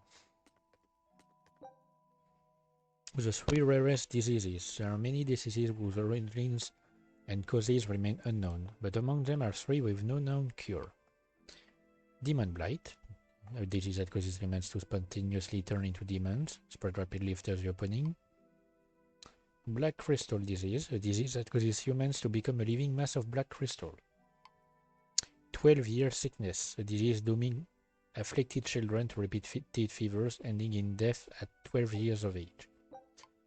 So essentially, from what I remember, the 12-year sickness is what Laphicet as in Velvet's brother, was afflicted with. He had the 12-year sickness. Population trends in the Kingdom of Midgard was formed after the end of the Asgard Warring States period.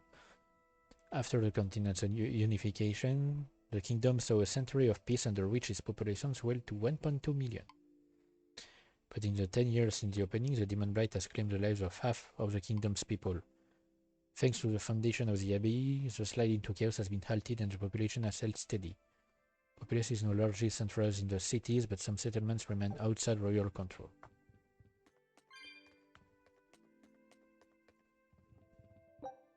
So it's really a really small world. Like, in comparison to our own world, in Paris there are over 3 million people. So like, it already has way more people than in that entire world. I mean, at least of the continents that we know of. Exorcist and Legend. The Exorcists are people whose latent resonances have been awakened by the Empyrean Illuminate's blessing. He bestowed Malakim upon the Resonant, who tethers them so as to access incredible power. Some evidence suggests a very small number of people have manifested these extraordinary abilities throughout history. They were called saviors, mages, alchemists, and sometimes spirit mediums, frauds, and consultants of evil spirits. But some among them possess similar powers to the exorcists of today. Yeah, basically, like, when, I mean, an equivalent to the witch hunt. Exorcist ranks, 3,000 orderlies, 100 praetors in activity. So that's what I was explaining earlier. The way it's the hierarchy of the abbey. So they have 3,000 orderlies who appeared in the last 3 years, 100 praetors, and 3 legates. So Artorius technically counts as a legate, even though he's technically above them. Melchior, Mavin. Oh, I forgot that his last name was Mavin. Because we know Mavin from Zestiria. We know it's a clan that shares the same name. And Shigure Rangetsu.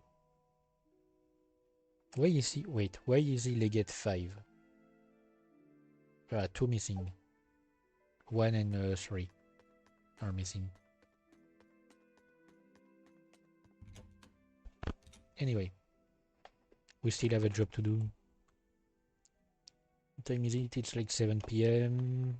Been streaming for 4 hours. Which way to the worship hall? Which way indeed? I asked you a question. I told you I've been here before, but I never said I was an expert. And I said we'd dump you if you started to annoy me. Dump you? Come on. Then you'll need Sorry. to look for a trash can first. I'm the fool for even trying to hold a conversation with you. Sorry, I was trying to do something and I moved my Loosen up those shoulders, and the way forward headset. ought to make itself plain. I mean, technically I didn't move it, I mostly hit it. Nope, I'm not interested in you, I was interested in the spirits.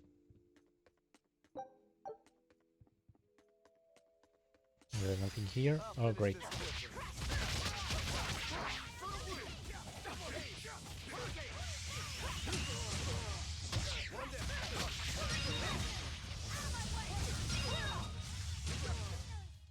You won't get any pity or compassion from me. Okay.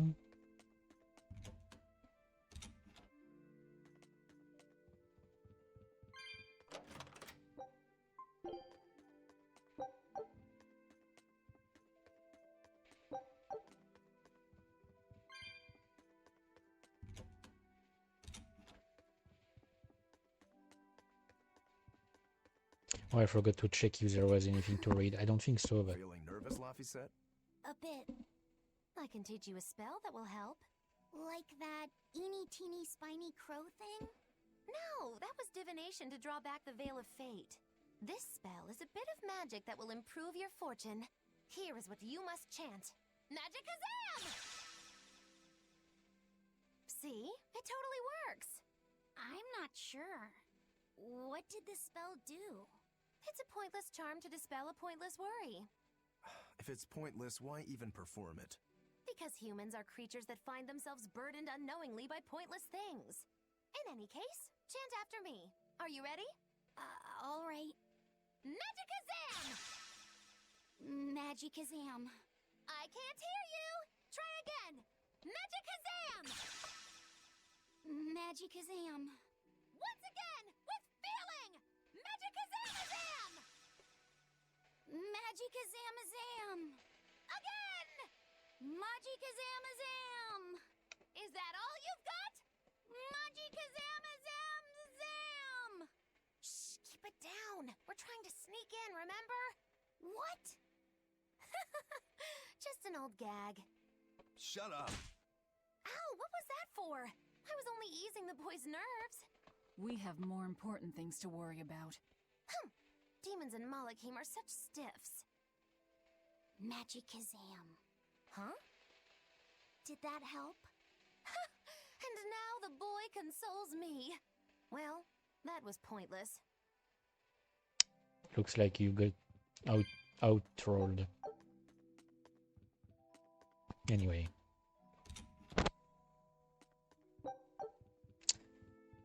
I'm trying to cool down with some ice pack, but it's not... Maybe I need to turn my fan back on.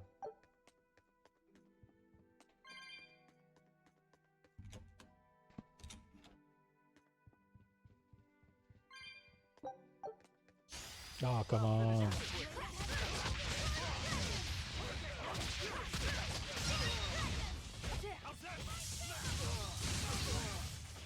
Not even worth my time.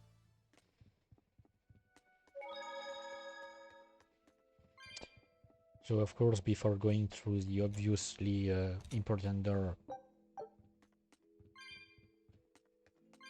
let's return steel. Okay, great. Okay.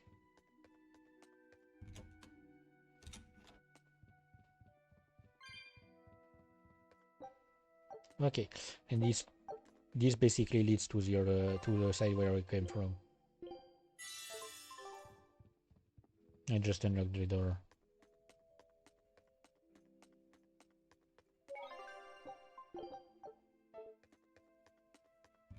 And now let's go and see a little high priest.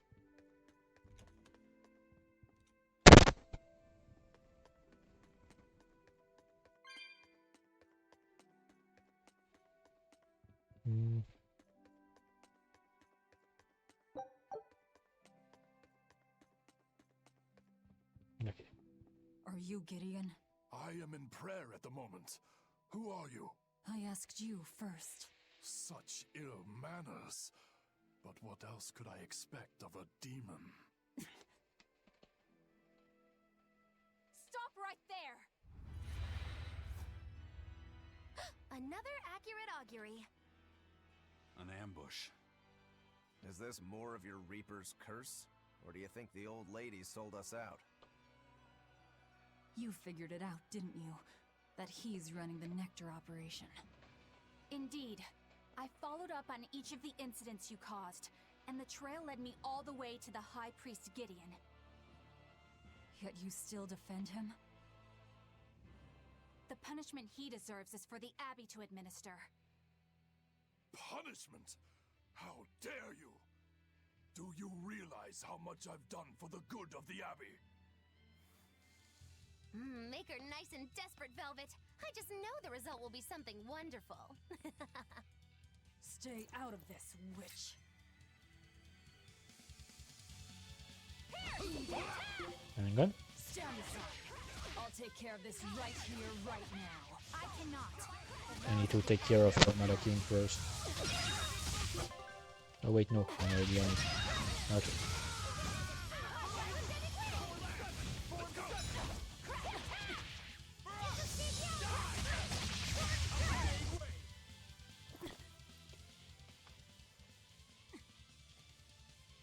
Madam Eleanor!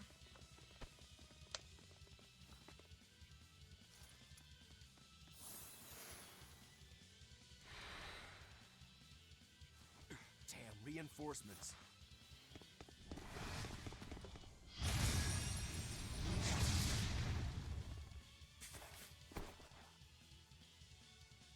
They have the advantage at range.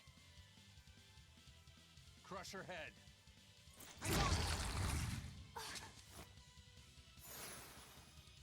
Madame Eleanor alone, you fiend!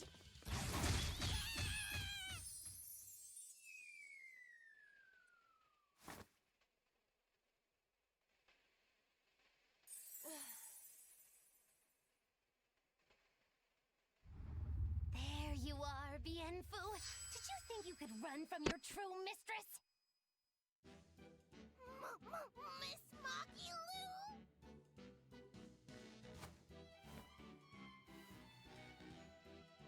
I'm putting you back where you belong.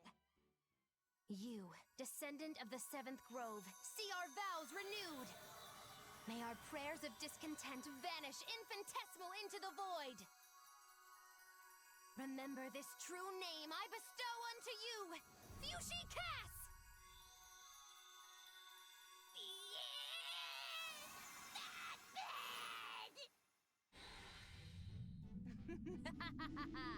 Oh, now it is on! That power. Are you an exorcist? Wrong. I am a witch, for whom the universe is a plaything, and the souls of men but motes.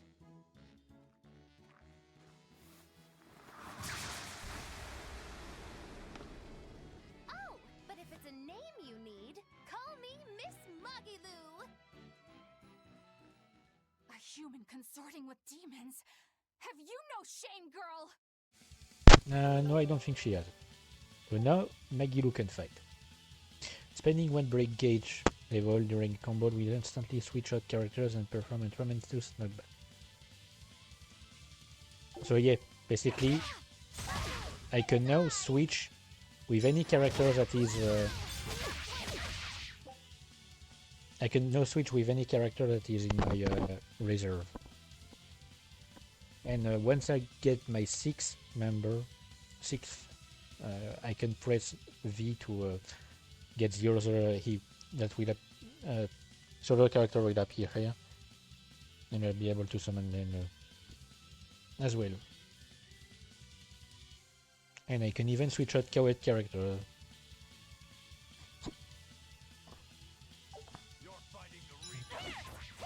Oh wait, oh I never. Okay, wait. I never knew that I don't actually have to switch with myself.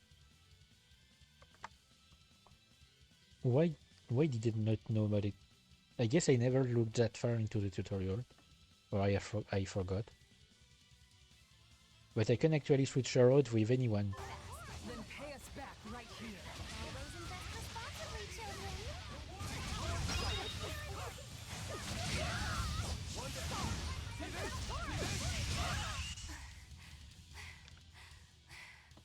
Stand aside. Never.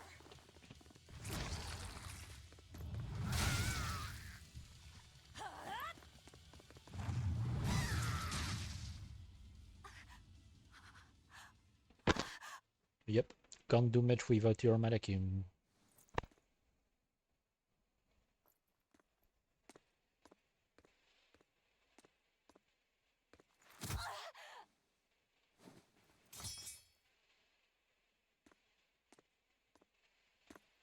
Wait!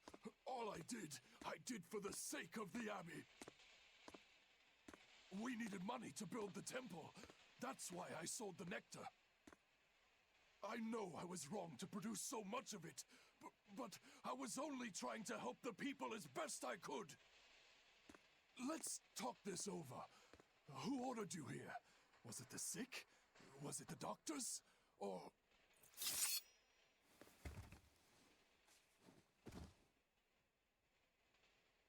No. Was it Artorius? I knew it! Damn his eyes! So he wants to wipe me out of existence, does he? That bastard! After all the work I did for him! No! Velvet? That false savior will pay!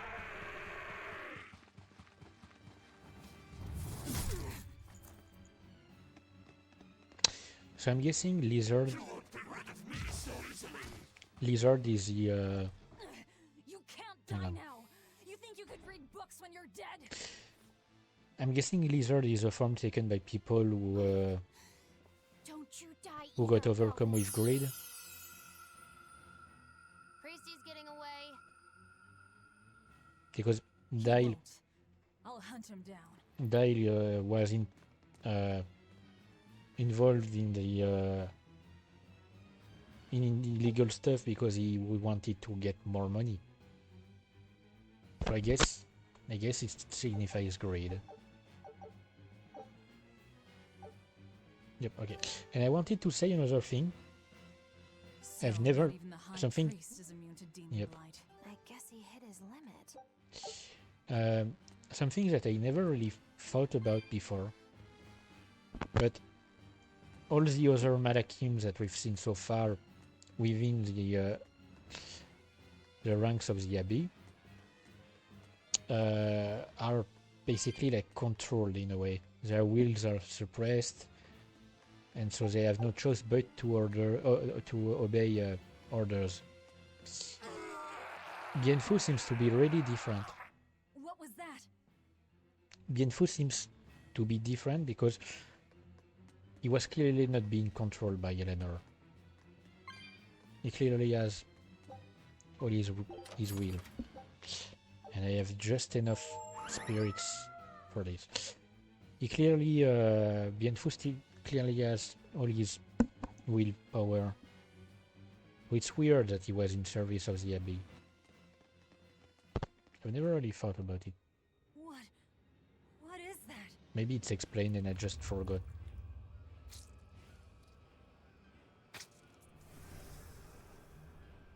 The demon returned to human form?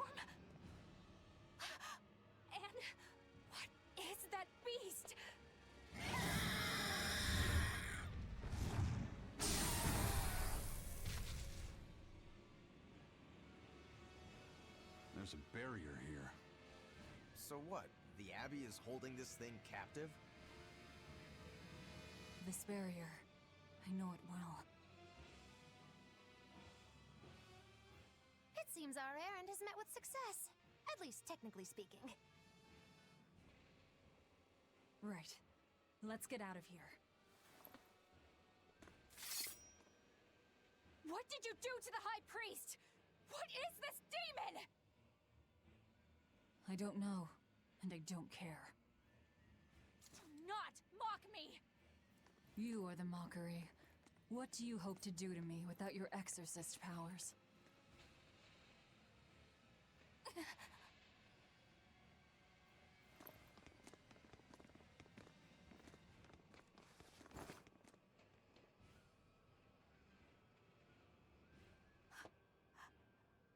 are you?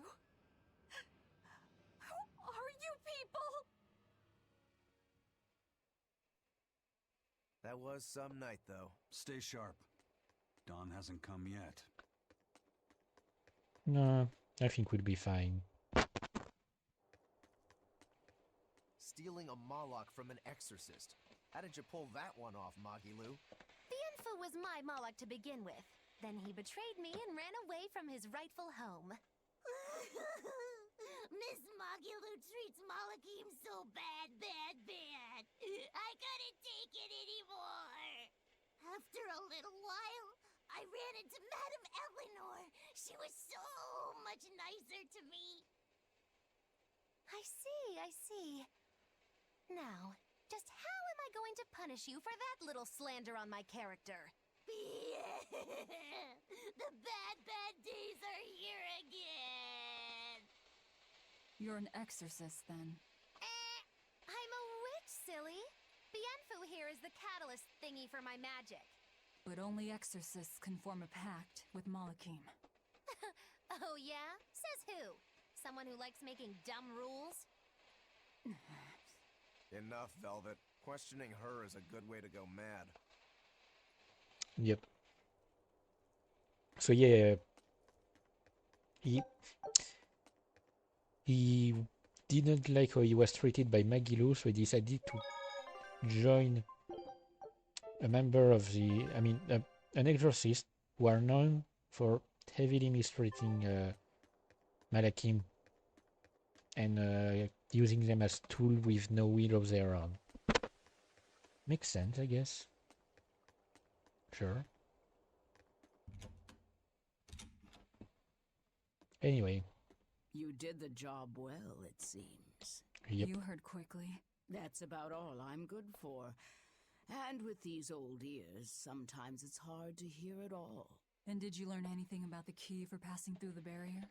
Yes. Only the high-ranking exorcists can enter through the barrier protecting Artorias and his temple. Exorcists are considered high-ranking if they are accompanied by at least 4 greater Malakim. So if we had 4 powerful Malakim with us, we could slip through. But Malakim outside the Abbey's control are rare. They thought this through. Well, I may not look it, but I'm a greater Moloch. Aizen, Laphicet, and Bienfu. So we just need one more. We'll have to steal it then. So I have to come too? Sounds like a pain. Then stay. We don't need you. We'll keep Bienfu, though. You have no courtesy. How about, it would be an honor, Madame Magilu? More like that. Would you come if we asked? To attack the shepherd? Depends on how you ask. A battle between shepherd and demon sounds like a real fine spectacle. I'm afraid this is just how Miss Magilu is. I just... Miss Magilu. Hang on.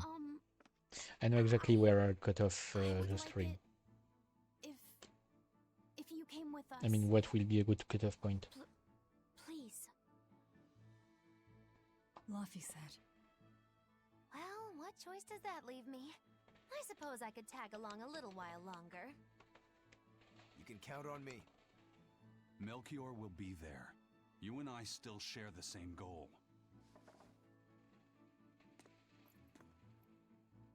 Our business is done. You can have this back. Keep it, dear. As long as you have that, we will count you as an ally worthy of aid. Allies of the ones trying to kill the Savior? You might regret that. Oh, I forgot to talk to the Bloodwing. Such a considerate young lady. Listen, dear, all of us live on the fringes of their so-called reason, do we not? Don't say I didn't warn you. Velvet, wait.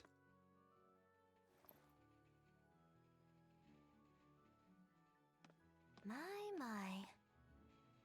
I can't blame him. It's been a long night. True. Some aid for your allies? Of course. Right away.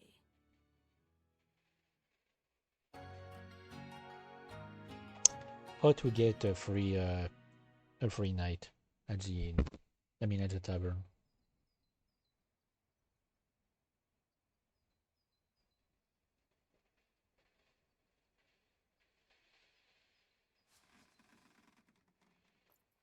You're finally up. I'm sorry.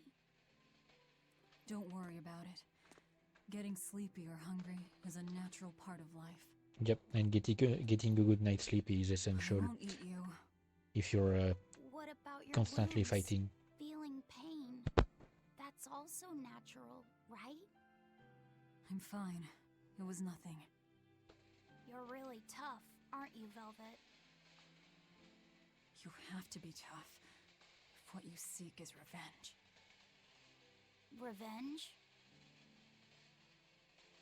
We're leaving.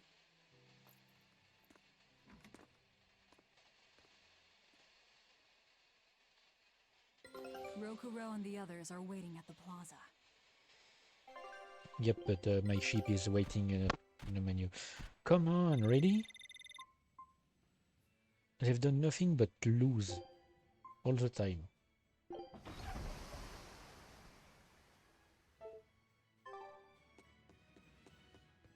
Like, there's nothing that influences that. It's pure RNG. There is a skill that I'll unlock at some point, allowing me to Morning, especially after a long night of meting punishment on my heartless betrayer. to change the fate of a battle. You better not kill our key. You're one to talk. Better not eat the boy. He's your precious key now. I know. Oh? You're facing the Shepherd and an Empyrean. Old Shepsy's one thing, but Empyreans are, you know, just gods who created the world. You think you can win just by smacking it around a bit? That's no Empyrean. It's a phony. Artorias is just using a legend to control the people. Wouldn't a true god be able to do something about the demon blight? You don't believe in Innominat? I believe there exists something people call Innominat. But it's just a Moloch that used a special art to bring the other Molochim into our world. You sound confident. I witnessed it 3 years ago. Well, if it's not actually a god we're against, we just might stand a chance. Of course we do. And ultimately, our target is Artorias. I don't care about anything else. Revenge against Artorias. For her brother. All right, Laphicet. Which way is the Empyrean's throne? It was north of Logris. In the mountains up the Danan Highway. If exorcists are keeping up their inspections, they might provide us a chance to steal another Moloch. I sent my men a Sylph-J with orders to scout out the inspectors. With their information, we'll be able to plan the attack. We can meet up at Port Zexen. That's the plan. Yep. I forgot one thing I wanted to say. So wait. We talked about... I don't remember. I wanted to say something, I forgot. Anyway. jays are handy little birds, aren't they?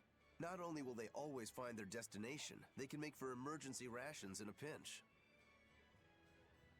I hear grilled sylph-jay goes rather well with a nice glass of the hard stuff. It's because of the work those birds do for us that we're able to stay one step ahead of the Abbey. Those birds are indispensable to us pirates, and we consider them a part of our crew. Don't even joke about eating them. All right. Still, I wonder how they actually do their thing. I know that carrier pigeons rely on their homing instincts, but sylph-jays can locate a person wherever they are, right? They're really smart birds. I read in a book that rather than memorizing locations, they can pick up on people's wavelengths. When you send out a sylph-jay, the bird can sense the change in your thoughts and will seek out the recipient you have in mind. I hardly ever see them in the wild. Are they a kind of Moloch or something? No, they're not Malachim. They're just an incredibly rare species native to an island in the north. It's a funny story. A chance storm sent us docking at that island, and a mother sylph-jay got blown onto our ship, eggs, nest, and all. Sadly, the mother bird died almost immediately. But Benwick stepped in and kept her eggs safe and warm. So that's why they're so attached to him. Usually, they're really hard to train as messenger birds, too. That's Benwick for you. He's always had a knack for things that would give other people trouble. Maybe when they hatched, they took one look at his wild hair and mistook him for their mother. You know what? They are comfortable enough with him to use his head for their nest. So you might have a point. Now that you mention it, he did ask me not to hit him on the head, because one of the sylph-jays just laid her eggs. Well, if more birds are on the way, we could just eat one to see how it tastes. No! Don't even think about it! It was worth a try. So that explains the bird on his head, I guess. Hello again! I'm Bienfu Amalek. Nice to meet you all. Just so you know, I'm a greater Moloch. You're a greater Moloch too, Laphicet. I'm sure we'll get along great. I'm classified as a greater Moloch? That should be no surprise. You've got a lot of power, despite your appearance. You're a greater Moloch too, aren't you, Eisen? So I've been told, but I can't say I care for measures made by folks who tether my kind. I didn't know that's what it was. I'm sorry. No, don't worry about it. Just promise me you won't judge your own value from a label given to you by others. I won't. I promise. What if that's all that gives me self-worth? They're pirates and demons. Pay them no heed. To me, you are the greatest of all. The greatest? Do you really mean it? Oh, Miss Magulu, you're so kind! You've changed so much since I left. But you haven't changed at all. You are eternally my greatest servant. Oh, I don't want to be the greatest then! Oh, this is bad. And our roster of the oblivious grows longer. Yep. Sorry, I really don't have much to say about these interactions. Mostly because my brain is trying to zone out, and it's annoying.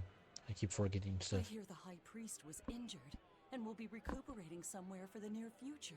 The church is saying he was cleaning his villa when something fell off a shelf and hit him. But there's also rumors that thieves snuck into the palace and attacked him. If that's true, who could have done it? He's always been there for the people, and everyone looks up to him. What a terrible rumor. Indeed. I want to believe it's just that, a rumor, but it's got the children all frightened. I'm not scared at all! Liar! Sis saw you crying! I'm the one who's not scared at all! If any bad guys show up, I'll handle them! Ooh, scary. I'm sure bad guys won't come near you. Something fell off a shelf? Nice. They're doing a really good job of covering this up. If it got out that the High Priest was murdered, and in the castle of all places, the people would lose faith in the government. Yep. Also, the mother was voiced by Wendy Lee, and it's weird to hear her in a lower pitched voice. I mean, I can recognize still her voice, but especially because she has specific inflections when she speaks. I remember you. I'd never forget someone dressed as weird as you guys. You're those traveling misfits. The ones who did that dove act in Logris.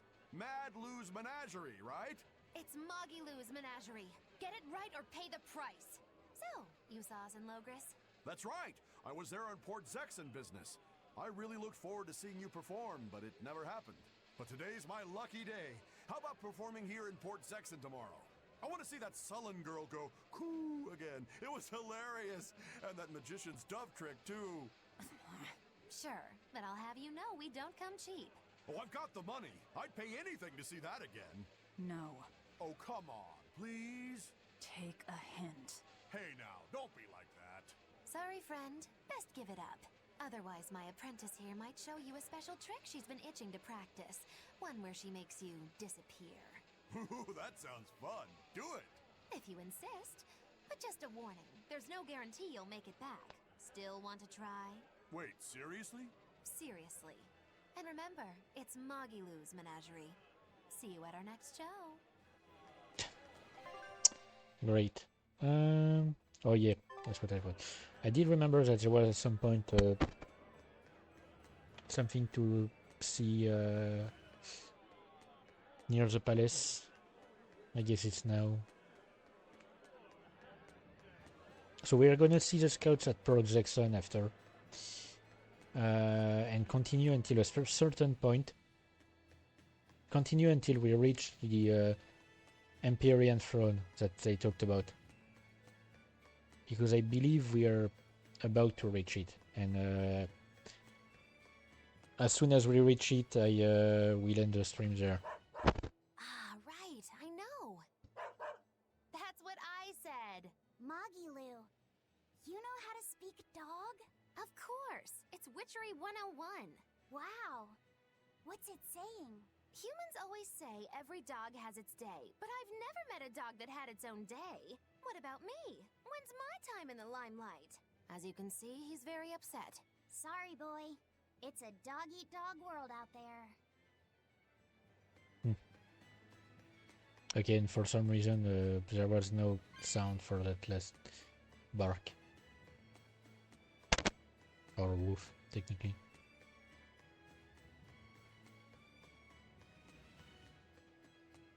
I guess you could say he is barking up the wrong tree.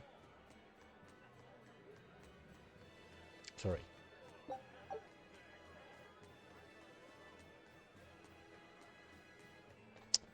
Maybe I should take a look at the merchant just to sell. I'm not going to buy. Ooh. Oh, I did not realize. Oh, nice. Maybe I will buy, actually. And since it's linked to the money you spend, but also the money you receive, I gain a lot of experience. Provides the ability to trigger a random skill that reduces item cooldown time when using an item. And that's on any difficulty. So yeah, I might actually just look around now that I have a...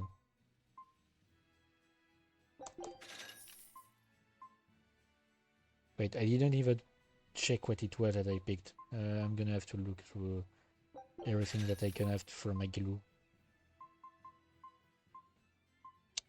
How much is it? No. You know what? No, I'm fully ready for the meal. Hang on. Don't care. I could buy a few. Okay, it was just for that. Warrior's Ventite allows the use of martial art derivatives under certain conditions. Derivatives. Anyway. Equipment Magilu. What did I get for her? So I guess the first one was this. Yep.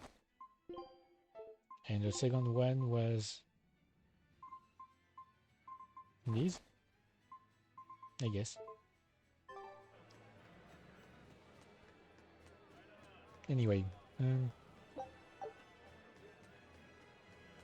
But yeah, I did not realize that gemstones were this valuable. I know, come on. What's this dog saying? Humans always say, let sleeping dogs lie. But do you ever let me nap? No. Stop all the petting and let me sleep. I mean, come on. Practice what you preach. That's what I always say. You humans are all bark and no bite. As you can see, she has a lot of criticism for the systematic injustices practiced by a hypocritical and tyrannical human society. That is one astute doggy. Mm-hmm. Oh, nice. I think it's the priest. I have another discussion, conversation. That's it. Another conversation to have with the priest. So yeah, you can see the icon on the minimap. I could go back to the waterway and technically to the villa, but there's literally no point.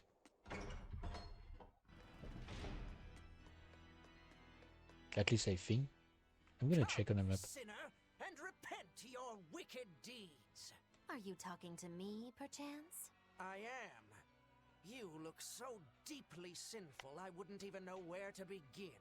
Now confess! Oh, how long have I waited to bare my soul to someone? But I've always lacked the courage. Praise be to the Empyreans who have bestowed upon me this chance today! Ah, your devotion to the Empyreans is most... No! It is you who has captured my devotion, my darling! There's no one else I want but you! What? Me? But my life is in service to the Empyreans. Hush! I want you to look at me the way I look at you. Hold me, darling! Smother me in your embrace! I don't... Those were the kind of lines I read in a romance novel. It wasn't even that exciting a book. I wasted so many hours with that piece of trash. Please, forgive me for not putting myself to better use. Ah! Lying! To a priest! How could you? Oh no, I meant to confess my sins, but instead my confession was another sin! Forgive me, Father, I've transgressed once more. I don't want to forgive you! I mean, technically it's not your job to forgive. If you go by religious beliefs, it's not the priest's job to forgive.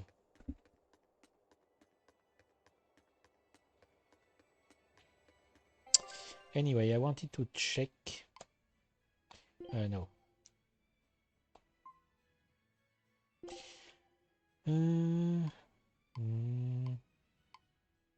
Nothing here. Oh wait, no, I can't go back to the villa. Okay, yeah. I mean, I guess it makes sense. I can go towards the villa. I will be able to go back to the villa later in the game. But for now, since technically there's the question of what I did to the priest, to the high priest. Anyway.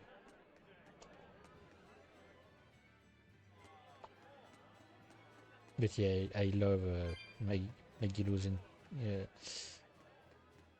interaction with the priest. Oh, that statement could shake the very foundation of man's relationship with his self-professed best friend! Huh? What did he just say? Humans call us man's best friend, but they consort with the foul felines. The hound may be faithful, but not the man, he quietly stated, a look of betrayal in his eyes. That's a shock. I didn't know dogs felt that way about us. You jealous dog, you. Mm-hmm. I mean, I've seen plenty of people who have the two. They have dogs and cats, and they go with, and they sometimes they appreciate each other. I'm sure everyone else in town feels the same way. Actually, it would be problematic if they don't. Why would you have a problem with that? One word, lady. Business. The ceremony to move the great Empyrean Anominat is going on now, right? After a speech as moving as that, anyone would want to offer a prayer to the new Empyrean. Which is why I'm selling commemorative chalices. They've just come in from Port Zexon.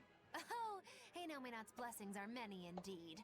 Are you decorating the chalices with anything? I'm just about to deliver them to the craftsman to get them engraved.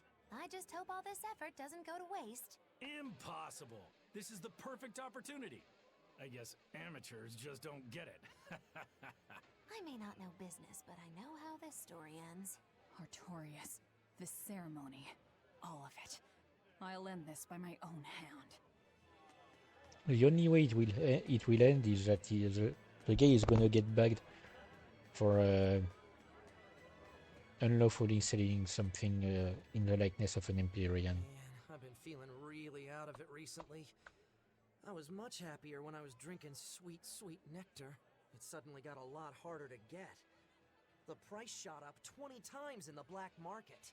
I came to the capital hoping it'd be easier to find, but no one's got any. Give it up. It's got vermilion ore in it.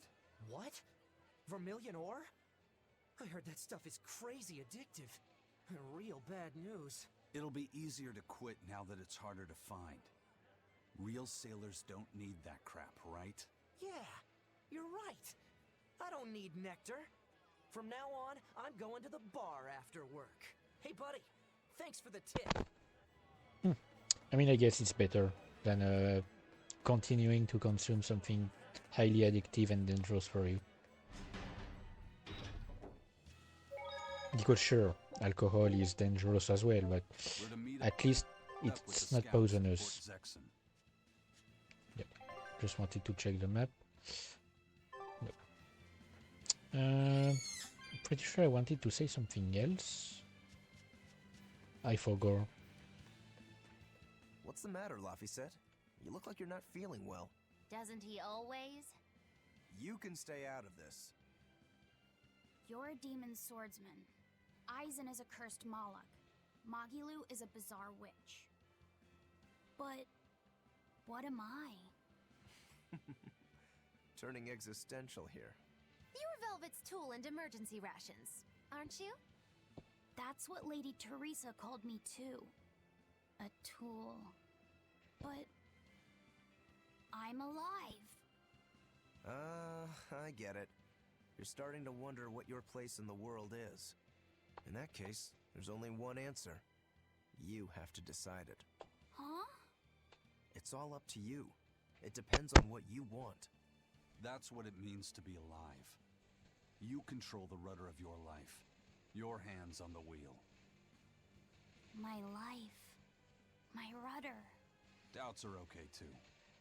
They're just further proof you're alive. I'll protect you until you find your answer. Your arts have helped me often enough. All right. I don't really understand. But thank you. Pretty words and all. But take care who you listen to, kid. Demons and reapers, remember? I hear there's a wicked witch about too. Get going or get left behind. Ah! We risk the wrath of the revenging reprobate! For now, let our rudders take us forward!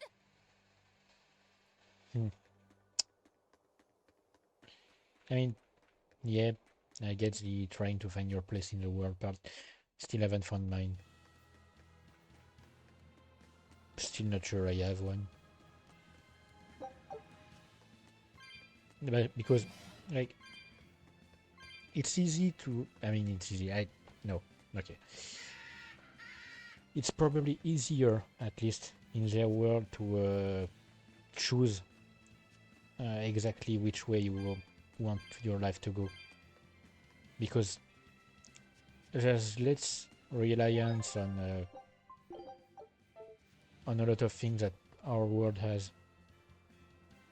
Like in that world, you can like be an adventurer on the road, only sleep at inns, make your money while you travel and stuff. In our world, it's not something you can do. It's not really like you can't just go from a hotel to hotel just as easily. At least if you don't have a beginning like I mean an initial push, an initial initial phones and stuff like that. If you don't start with something already in your life, you can't decide what to do with it. you don't really have much of a choice. So you end up stuck with a life that you don't actually like.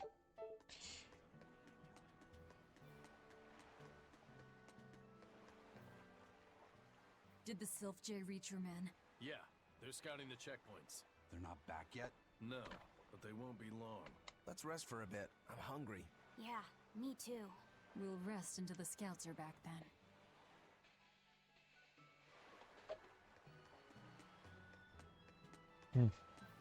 No way. You managed to get some? Shh, idiot. Not so loud. Behold, the finest drink there is. Ileana Red. If Benwick and the others find out we have it, they'll drink the whole thing. Wait, you didn't tell them about it? Of course not. Those guys couldn't care less what they stuff down their gullets, as long as it gets the job done.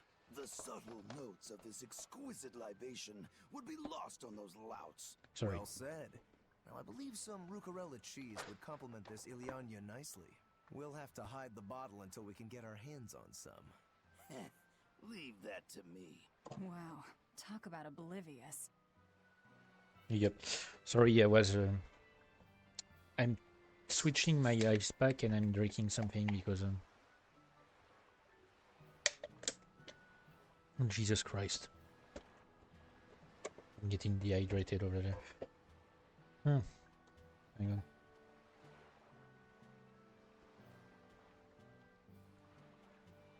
My fridge was not going.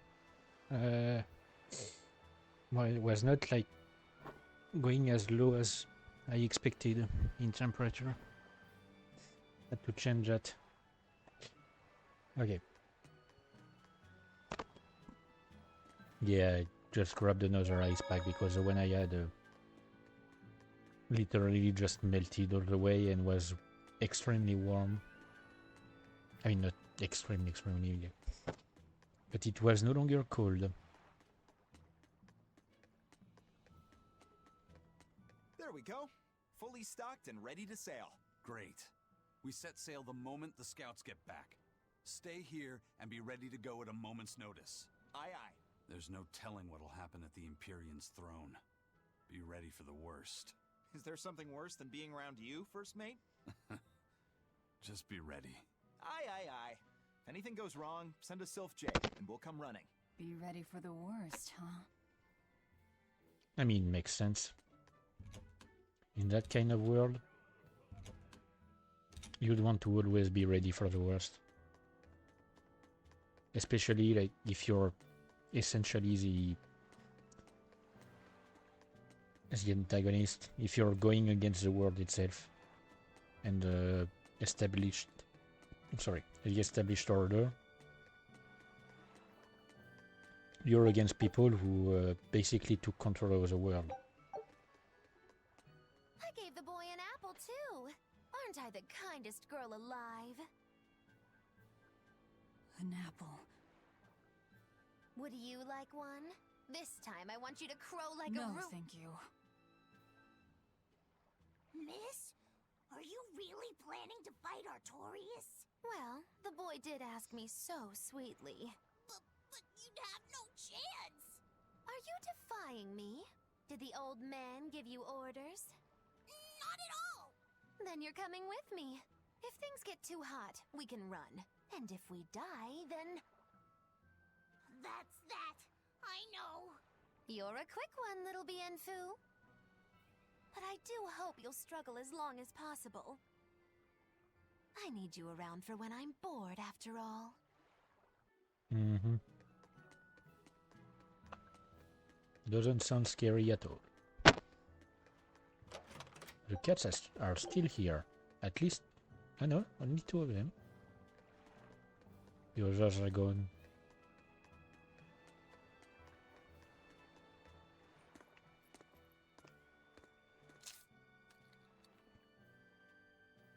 Is it good? Man, these are some big apples. It's tart, and yet sweet. Makes me realize that I haven't No, thanks. eaten an actual fruit in a long while. Taste it anyway.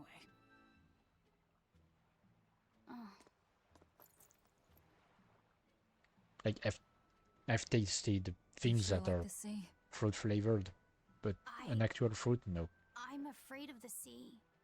The waves, sharks, all this strange fish. But at the same time, it's huge and full of wonder. When I let myself think about what might be over the horizon, it's exciting. My brother, he loved the sea too. Your brother? Really? He'd sit on the cape, just staring at it. I told him he'd catch cold in that ocean wind, but he never listened to a word I said. Your way of looking at the world is so much like his. I wish I bought him that compass. I wish we could have traveled together like he wanted.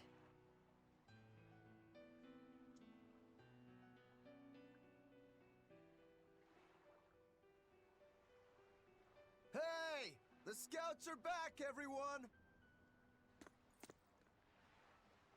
Lafayette, you know you don't have to do this if you don't want to.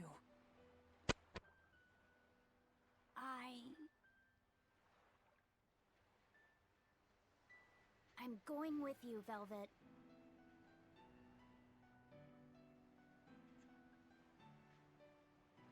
I see.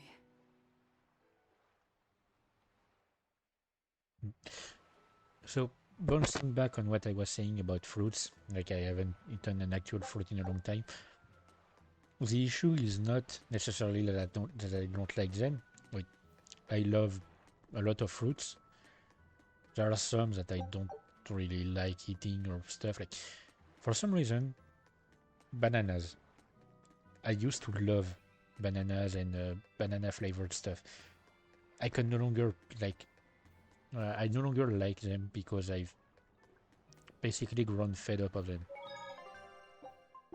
It's a weird thing. But it's not that I don't like fruits anymore.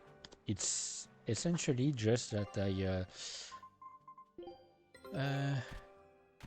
I would forget to eat them. Ooh, nice. Pirate flag, storm crew, and twin sharks. Okay. So yeah, it's essentially that I would forget to eat my fruits, and they would just rot away. Like half a year ago, maybe, probably even earlier than that, I bought myself some grapes. I ate like maybe 1/3 of them, and the rest just rotted away because I forgot to eat them. Because I don't eat much. Like when I might have already said that once before, but when I do a break during these streams to go grab a bite, to like make myself some food and stuff, usually it's literally the only thing I eat during the day. It's one meal, and it's not even a full meal. It's like I prepare myself something simple. Like that other time I had like 2 beef bake, but they were relatively small, and that's all I had eaten all day. That's how I work. I don't eat much. I don't eat full meals. I only eat one meal in the day, and I'm not even thin. Like I guess I'm of an average weight. You say he was using a pendulum? Aye, sir. And he blasted all the inspectors. I think he'd be a match for even the captain. Thank you. I'll look into this for myself. Hold it. What's going on? The Exorcist inspection team was attacked by a pendulum-wielding Moloch. The same type of weapon was found at the place the captain vanished from. And so you think the attacker is the one who took the captain? I don't know, but this can't be coincidence. Ifrid is in the custody of exorcists. Why would they attack their own? What will you do? One of your keys is running off. I'm going after him. If they're already in disarray, Causing more confusion will only benefit us. Pandemonium! My favorite!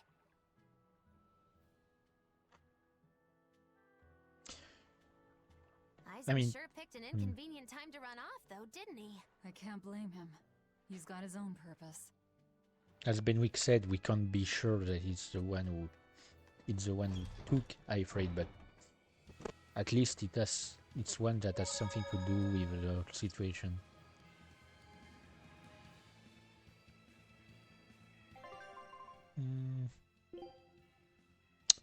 Okay, what do you have for me, Turtles? I'm pretty sure it's stuff that was sold at the other shops. Yep. So it's not anything interesting. But what do I have for it?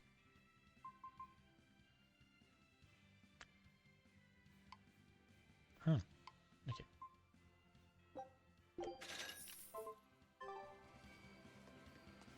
Anyway, I mean, I don't have much of a choice to trigger the next encounter, so you'll see exactly why I want to stop around here, because up there is the Imperial Throne. Down here, it leads back to the map next to Logress, and it's the place up above that we couldn't reach when we were on our way to the flooded area, to the Geddes Road. So yeah, you're gonna see exactly why I want to stop right after that. Right after the next like encounter.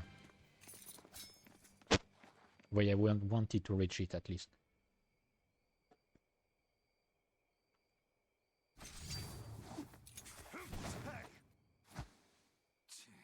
Wow, you're good, whoever you are. That's I'm my boy. Eisen, the Reaper, and Ifrid's first mate. A buddy of Ifrid's? Oh, this'll be too good. So you are the one who took Captain Ifrid from us. Oh yeah, that's the spirit, pal. Eisen, calm yourself. That's my boy. He's a Moloch and he's against the Abbey. If we work together, we can pass the barrier. Don't give me your peacemaking crap. I'm settling this my way. Right here, right now. Stay out of this! I see. Well, two can play at that game. I'll handle this in my way. I'll beat you both until you're helpless. Then open that barrier. And they brought back his music. I love it. Why does it have to be like this? Be quiet and help Velvet. Otherwise, she'll bite our heads off. True.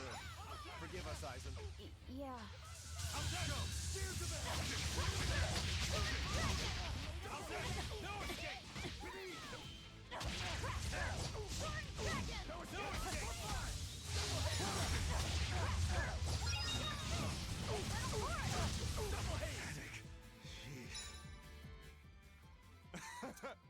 You're a treat, you know that? So, what's your plan after you punch through this barrier? Kill the shepherd. Damn, that's a new one. She's dead serious. All right. You won the fight. What do you want me to do? Are you ready, my merry little Malachim? Now, line up before the barrier.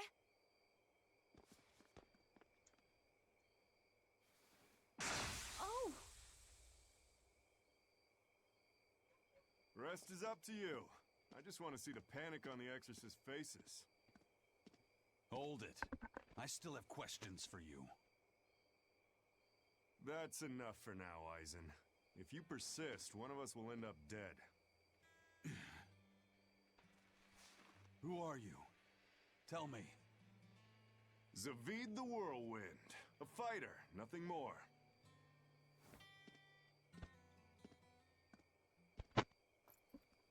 The barrier's gone. I won't stop you from going after him. No, I walk with you.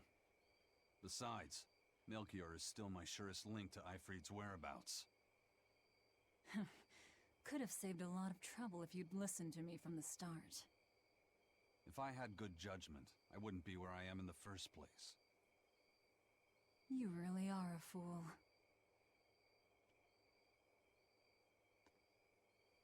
So yep, I did say when we were playing Zestiria, when I was playing Zestiria, that David was quite old, and that's the reason why. Because I knew he,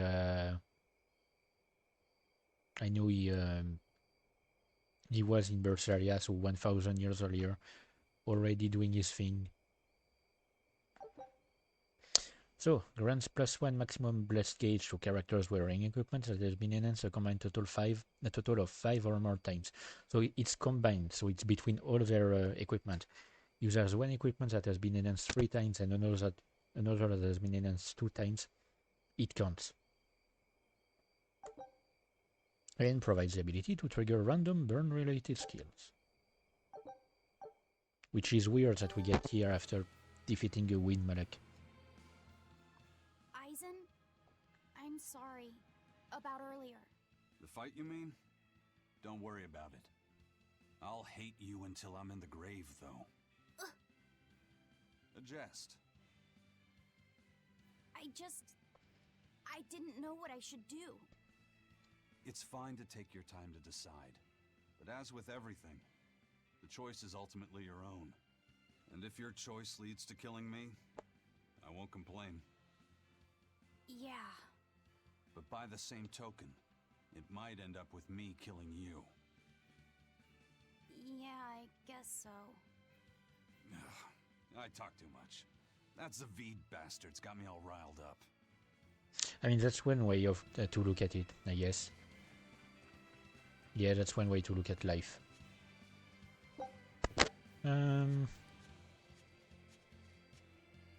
Yeah, no, I don't really have to look around the place. I'll reach the Empyrean throne and end here, but I want to reach it for another reason. The guards are all Malakim. They really do keep humans away from here. But why build a new temple out here? The Shepherd could build in the capital just as easily. This place. You feel it too? There's powerful energy flowing underground. Right. This is a focal point of the Earth Pulse, the natural energy of the land. The perfect spot to worship Enominat. Or to attack him.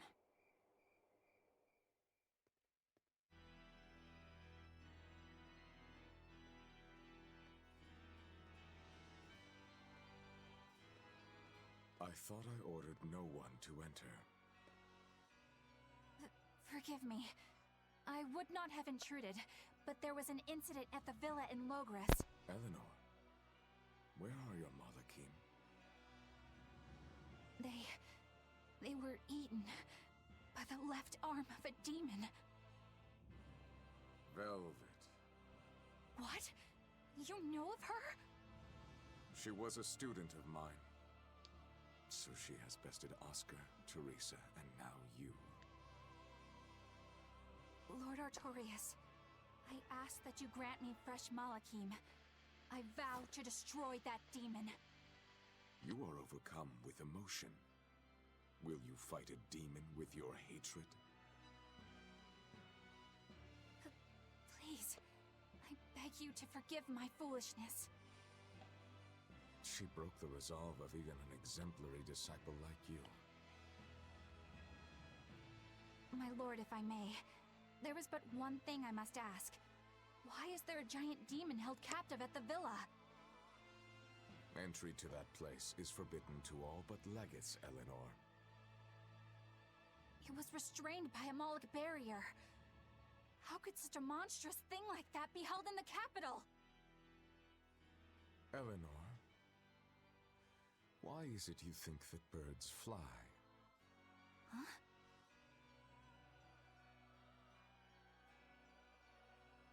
It's so they can hunt and catch prey, is it not? You are dismissed. That knowledge is not for you.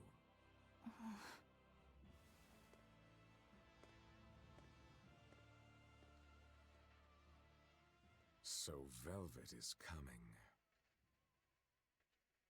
The ties that bind us must at last be severed.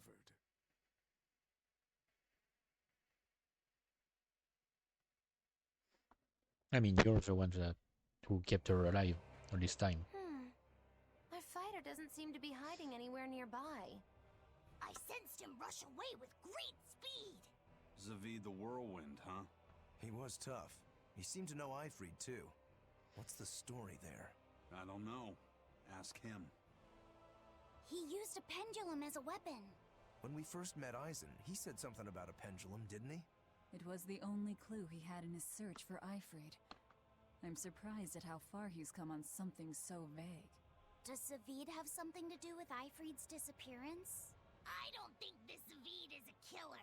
I didn't feel it in him at all. I have a feeling we might cross paths again. He is tangled with the Abbey somehow. He is though. Didn't seem that bad to me. Yeah, he seems like a guy who would be hard to hate. Hate him or not, if he gets in our way, he's in for a beating. Now that's what a killer looks like. I mean, he is in a way a killer, since his way to take care of demons, or I mean aliens in Berseria, was to essentially kill them. And hang on, I'm removing this. Removing this barrier. The save point is behind. But I just want to make sure that... What was that? Oh, come on. Some sort That of I show something. using Moloch arts. Probably part of their security system, I'd say. Obviously. We should keep our eyes open for any more surprises. And so, yep. This place is basically the exact place where Zestiria ended. Although the land around it is a bit different. I mean, this in Zestiria, this was a path leading to Camlan, and we arrived and I mean, the entire place was like broken up in multiple pieces, and things were floating or something, and there were more buildings around. They don't exist yet at this time period. I'm gonna grab a few things and then save and end the stream here.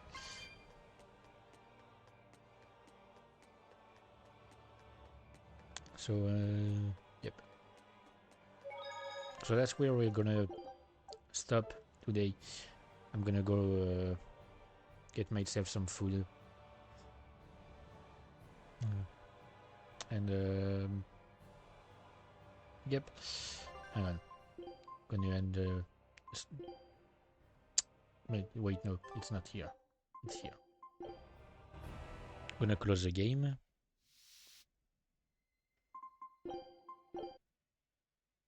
So next stream will be on Sunday, which will be even hotter than today. So great.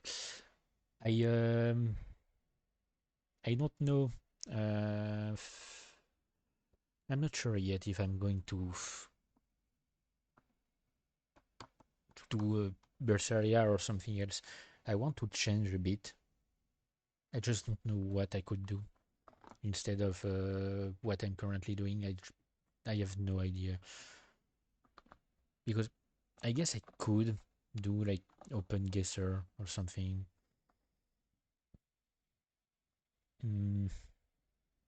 But I'm afraid that I might like it might bring in some people who are only interested in open guesser, and after that stream they'll just go and never return. Because I don't want to become a channel dedicated to that sort of content. I really want to stay like, I mean, I want to become rather versatile channel who does a lot of different things. For now, I only play games simply because I don't have much of an audience, so there's no point in trying to do anything else. But with enough time and a larger following, I could start doing different things. I just don't know what. So I guess maybe I'll continue Tales of Berseria, or maybe I could technically start Scarlet Nexus and play. I mean, I don't want it to end like it did for Nier Automata, which I had started to play on stream at the same time as Code Vein, and I ended up ditching Nier Automata entirely because nobody was watching anyway during these streams. So I don't want to end up like giving up one game for the other.